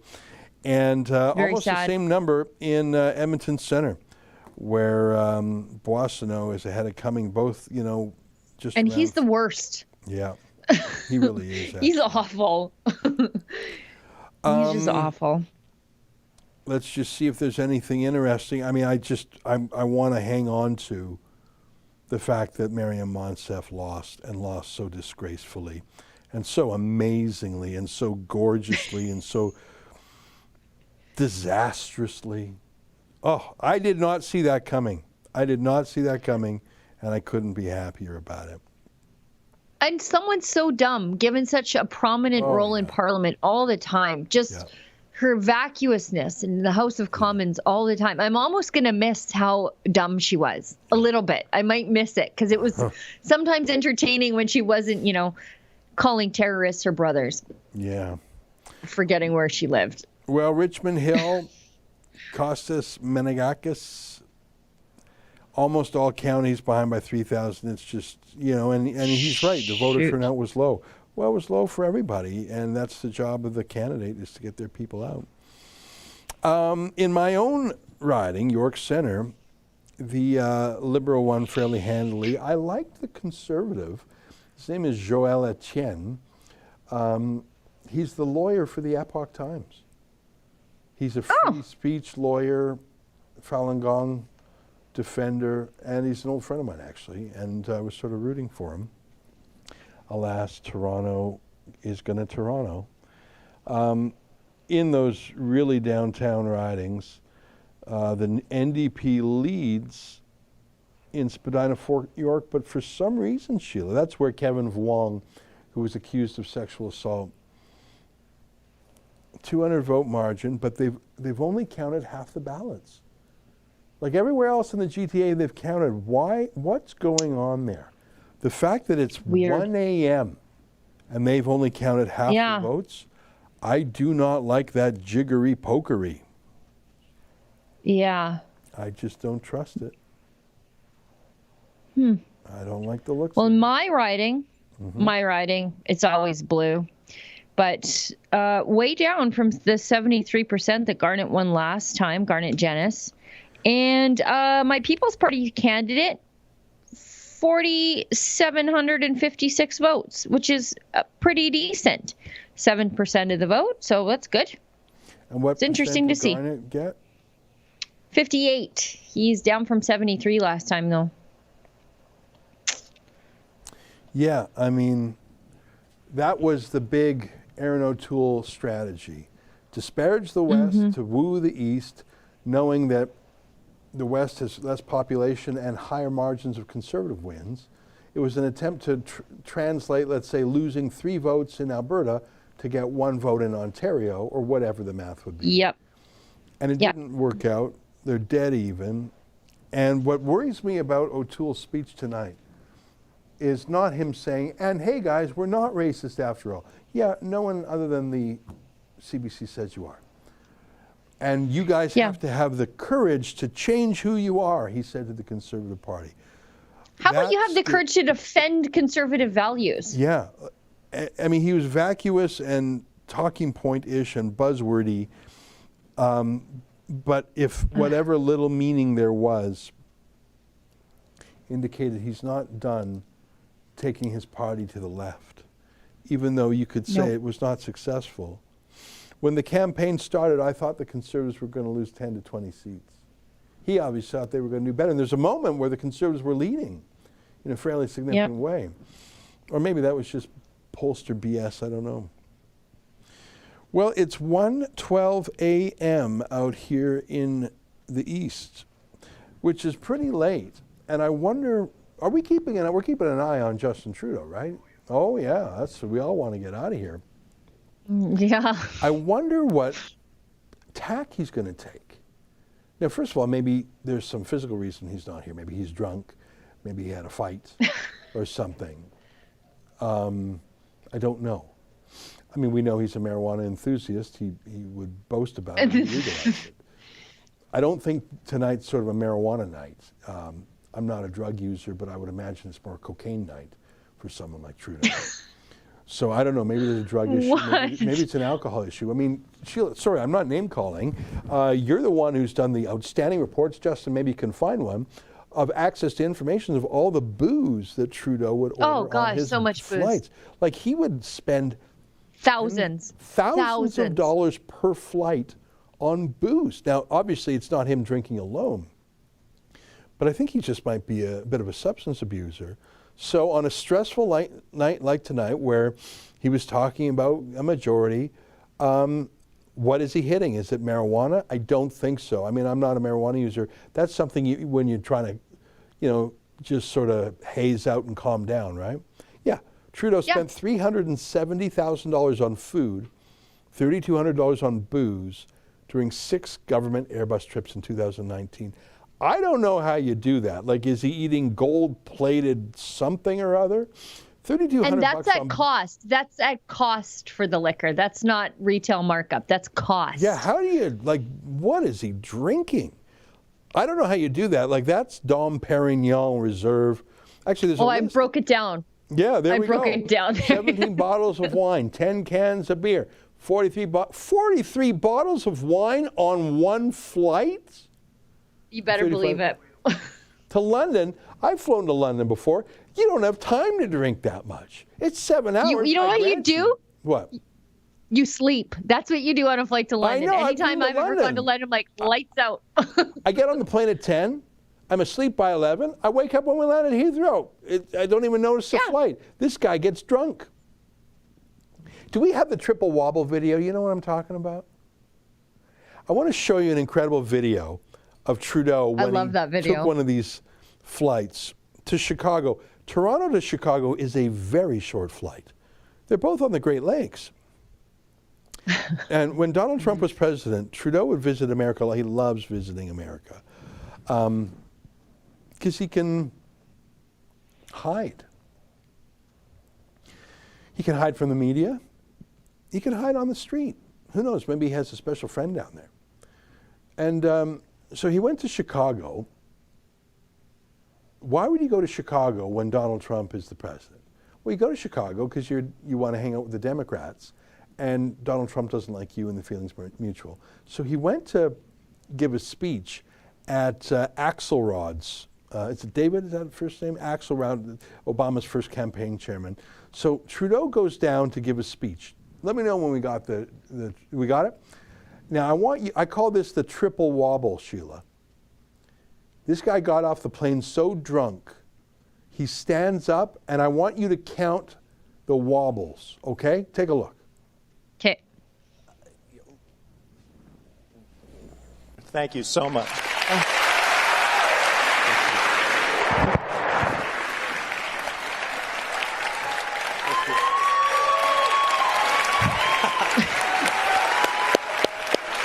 Play it again because the banner covered the first part. Play that again. I want to show the triple wobbles. I'll count with you.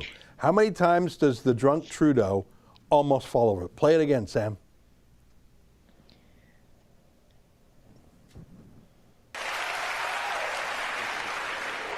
One wobble, 2 wobbles. Yeah, 2 wobbles. Then he stands up straight to show, then 3 wobbles. 3 wobbles. That's a quadruple wobble. That's a quadruple wobble. Sorry, that's not sober. Oh, yeah. That's not sober. He's drunk as a skunk. Thanks, Justin. Well, then you know what? We've all been there, but not like on stage with other people, everybody watching. And like this thing trip or whatever. Just and this thing that he does when he can't figure out the words. I've done that, but I've done it on the patio at my favorite pub. I don't go on stage and like hold court and everybody's looking at me trying to stand up and pretend I'm not drunk while I have wind chimes in my hair or whatever happened last time. But I mean, people think I'm kidding and I'm being mean. Why do people think I'm being mean when I say he's a drug user? He would boast about that. The only thing he really cared about in 2015 and spoke about with any passion was legalizing marijuana. So why is it, and he admitted that he smoked even after he became an MP before it was legal. So this guy was such a diehard marijuana enthusiast, he was breaking the law as an MP, smoking. I don't know who his drug dealer was, probably one of his liberal friends who got into the marijuana business when he legalized it. I bet you his personal dealer made a mint off Trudeau's legalization of weed. So we know he's a drug user, he's a drug enthusiast, I think you can say. Mark Emery said he smoked with Trudeau. He later backpedaled. I don't know what the truth is. We know he's an alcohol user. Let's just say that. I don't know if he's an alcoholic, but by God, we just showed the access to information. So he loves the drugs. He's an enthusiast of liquor. Is that the reason we're all waiting around at 1:20 for the prince? Is someone trying to wake him up or something? Someone trying to sober him up with some coffee and some, cold shower and slap him a little bit on the face? Wake up, come on, snap out of it. What do you think, Sheila? Do you think there's a physical problem like that? Or do you think it's ideological? Do you think they're trying to figure out their messaging because they did not expect this result? I think it's a bit of both. I think the people around him are trying to figure out what the messaging is. But for Justin Trudeau, the sort of puppet in front of it all, I think he could probably use a cup of coffee at this point.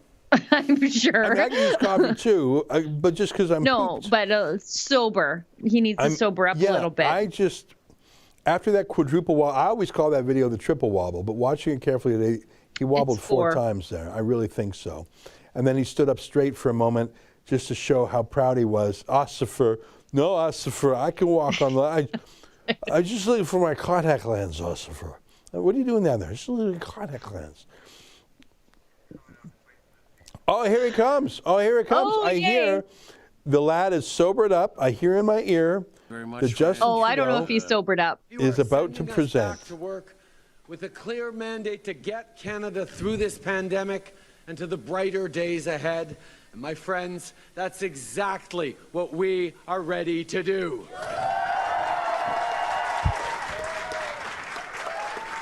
There are still votes to be counted, but what we've seen tonight is that millions of Canadians have chosen a progressive plan.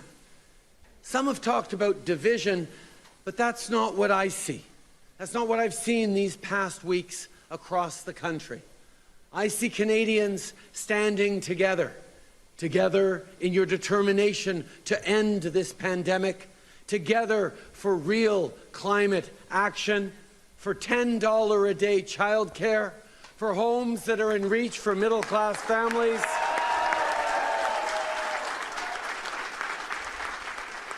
For our shared journey on the path of reconciliation. As Canadians, you've elected parliamentarians to deliver on all this, and our team, our government, is ready.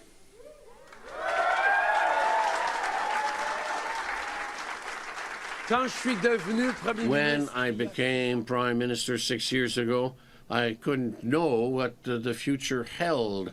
We didn't that we would be facing up to a once-in-a-century pandemic or a worldwide economic crisis. But what I did know is that together Canadians can overcome any obstacle, and that is exactly what we will continue to do. I have heard you. I know you don't want to hear any more talk of elections and politics, but you want us to concentrate on the work that is necessary for you.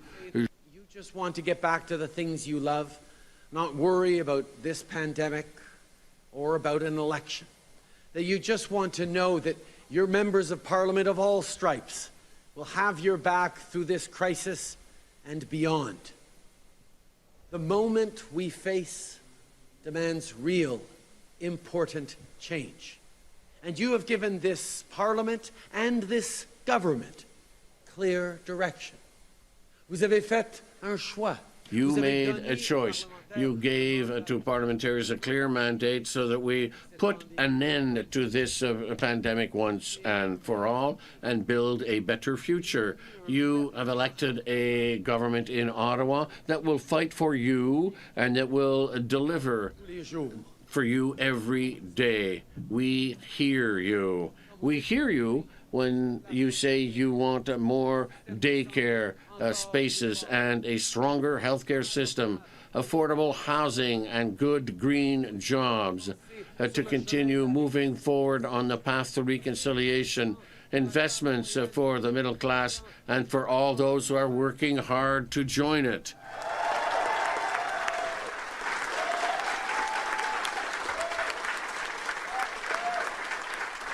Mes amis, friends, I am ready to carry on with the work. My team is ready, but above all tonight, I want to take the time to thank some people, some special people.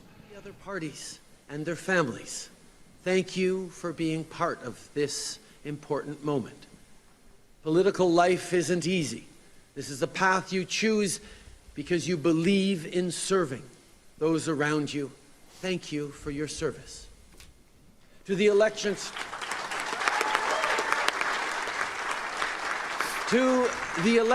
Canada staff and volunteers who signed up to be part of this democratic process and who will be working around the clock to count votes and tally results, thank you. This election has confirmed that our democracy and our institutions remain strong. And to my fellow Canadians, there is no greater honor than serving you and serving this country. If you voted for our party, thank you.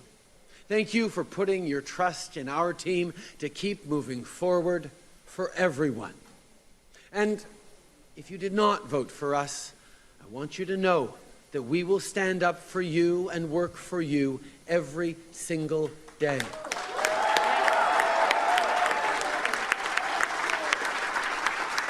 Because no matter how you voted, just like no matter where you come from, what language you speak, the color of your skin, the way you pray, I hear you.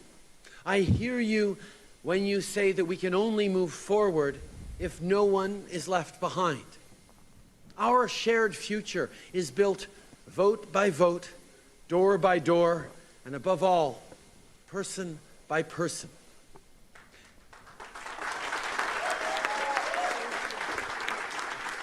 That's something I learned when I first ran in Papineau 12 years ago.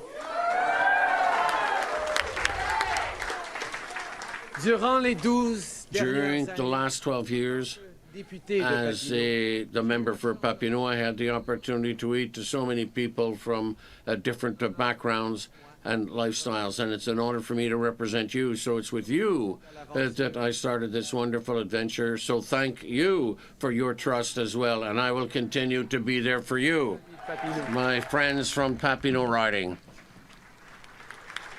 There are a lot of people who've worked hard, very hard, to get here tonight. First off, my fellow Liberals, my friends, congratulations. Whether you're a candidate, staff, or volunteer, I know there have been a lot of late nights and early mornings. There have been tough days, but together we've done something incredible. Bravo, mes amis. Bravo, friends. Et par-dessus tout, and above all, I would like to thank my family. As always, my mom, who's here tonight,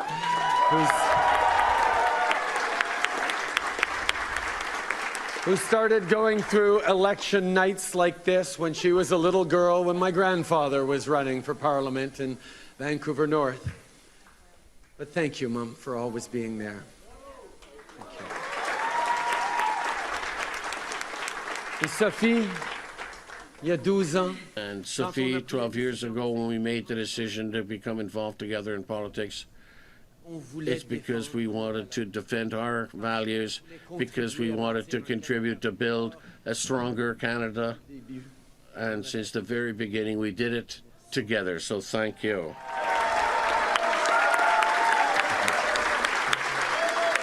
Et à mes enfants, and to my children, Xavier, Ella Grace here, and Adrien, who's been sleeping for some hours now upstairs, as we also need to do. We're working hard to build a better future for you, a better future for your generations and those to follow.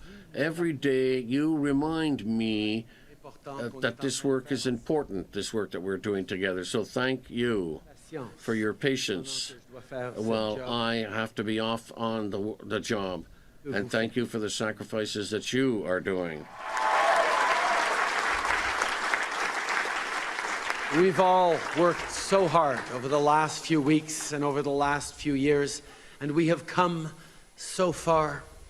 My friends, tonight I think of something Prime Minister Wilfrid Laurier said as his generation was at the dawn of a new century. He said, "Let them look to the past, but let them still more look to the future. Let us not forget the past and the dark days we have come through together, but let us still more look to the future and all that is still to come and all that we have still to build together. Let us feel the warmth of a new dawn, and above all, let us seize the promise of a brand new day. Merci, mes amis. Thank you, Thank you, friends. Merci tout le monde. Thank you, everyone. Very interesting. I noticed a few things. First of all, Sophie, his estranged wife, made her second appearance on the campaign trail, and good for her. Maybe that's what took so long. She was negotiating what she wanted in return for appearing on stage with him. I'm guessing it's a trip to Switzerland or something, or Japan, or wherever he goes to next. Second thing is, I laughed when he said he has a clear mandate. He got 31.8% of the vote. 2 million votes less than he did last time. And the clear mandate. Clear mandate. You know, 70% of people, 68% of people voted against you. But there was one thing he said that was not insane or complete blather. I scribbled a note. I don't know if it's word verbatim. He said, if you didn't vote for us, we will still stand up for you. That is an extremely different message than he had for the last month, where he said, if you don't get vaxxed, we hate you, we're going to fight you, there will be consequences for you, we'll punish you. There'd be consequences, yeah. Yeah. So I don't know if I don't know what that means. If you didn't vote for us, we'll still stand up for you. Maybe he just means... I think that's him talking directly to Quebec again. Like, that's what I think. I think he's talking to the bloc. He's not talking to Alberta. Right. He doesn't care about us. Yeah, it's I think Quebec he's again. talking to other voters who support the O'Toole version of carbon tax and lockdowns, or the NDP version of carbon tax or lockdowns. I don't think he's speaking to people who actually fundamentally disagree with him. I don't think he's had some sea change in his views. So when he says, hey, if you didn't vote for me, I'm still for you, man, I don't actually think he means the unvaccinated or people who have a fundamental disagreement with them. He certainly wouldn't mean Rebel News. I don't think there's going to be a change in his legislative plans, which include forced vaccinations and censorship. We'll see, though. I am quite curious why it took him so long to come out. He said very little of substance. I think it was a little laughy that he says he has a mandate. And he had one sentence of, let's all come together now. I don't really believe it. I think he had a different speech planned. I think that he thought that he was going to win the leadership, and that's why he said, win a majority, and that's why he said those things. Yeah. Even though they aren't reflective in the seat count. That's what I think happened there. I'm looking at the latest stats. He got 31.8%. The Conservatives got 34.1%. And he says, I've got a mandate. Clear mandate. Right there. Yeah, that's right. Well, Sheila, let's close out the night with some speed reading of the Super Chats, because we are grateful to our Super Chatters. And I'm calling them Super Chats. Every one of them. Rumble rants or shouts, or they're called different things, but I would be so grateful if you motored through them, my friend. You got it. Aquaskies 3636 says the bloc is running third in Vancouver Quadra. If they are, that's shocking. I think you've got Joyce Murray won that one, and I don't see a bloc candidate on there, since that's Vancouver. Lived here 30 years, never have seen such a thing. Makes no sense, just nonsense. I think maybe that was a mistake on whatever website you were looking at there, because nope. Joyce Murray beat Brad Armstrong with 43% of the vote. John Q. Ghost. Generosity just oozing out of this guy all night. $100. We will continue to fight back against the real issues. We will continue to fight for freedom wherever it is threatened. You know what, John? That's exactly it. Because whether it is Justin Trudeau in charge or Erin O'Toole in charge, the same issues lie before us. Vaccine passports, freedom of speech, freedom of mobility, and privacy. Though it wouldn't have changed whether Erin O'Toole won tonight or not. Stephen Rodriguez, $5. To anyone else looking at the, Kate, we already read that one. Let's keep going. John T. Singus, $2. Libs and NDP keep talking about affordable real estate, yet their policies all lead to inflation, which rockets housing prices. Such liars. I keep waiting for them to make the connection between increased immigration rates and housing supply, but they almost get there and they never quite get there. It's one day they'll make the connection, I hope. Cuba Bound gives us $1. Notice to government, our polls closed 3 hours ago in BC.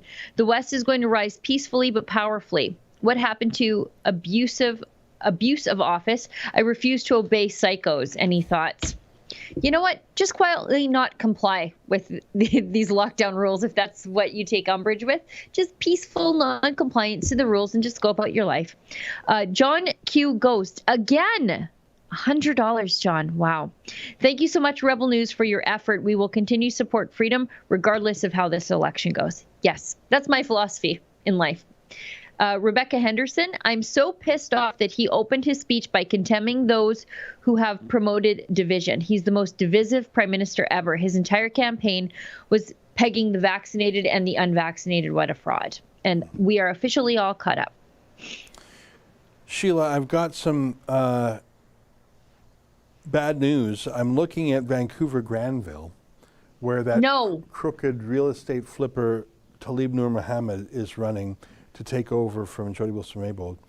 They are 95% counted, and the crooked Liberal is now 2 votes ahead.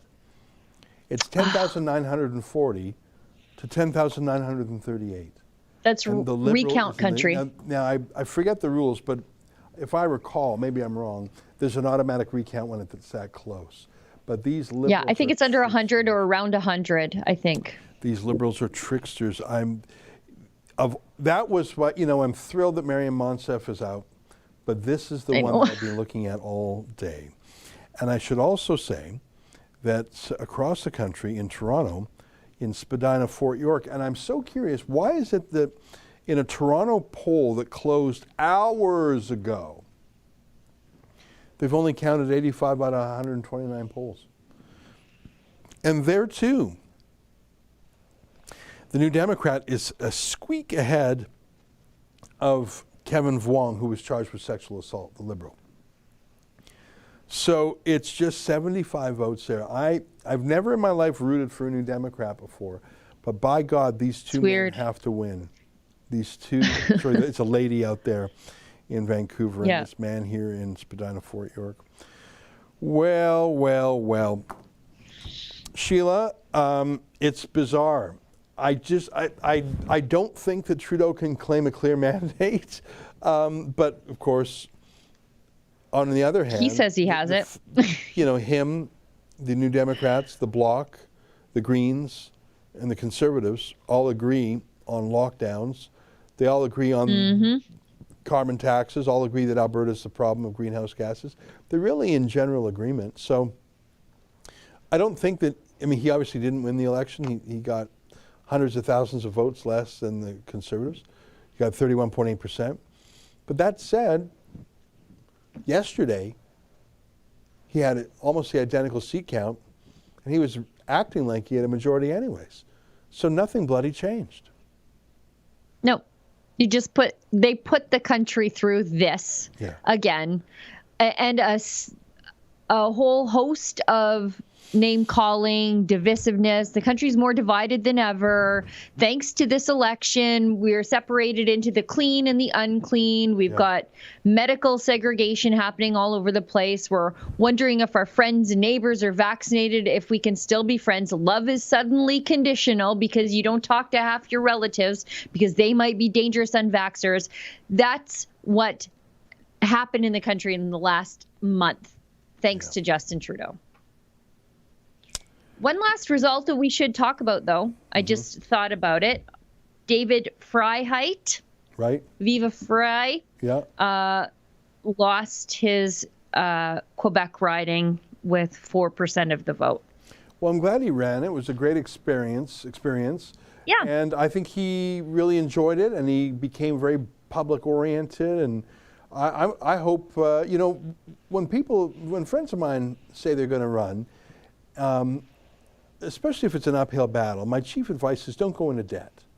Don't borrow money, don't rack up debt, because, you know, politics is a tough game and you don't want to be done.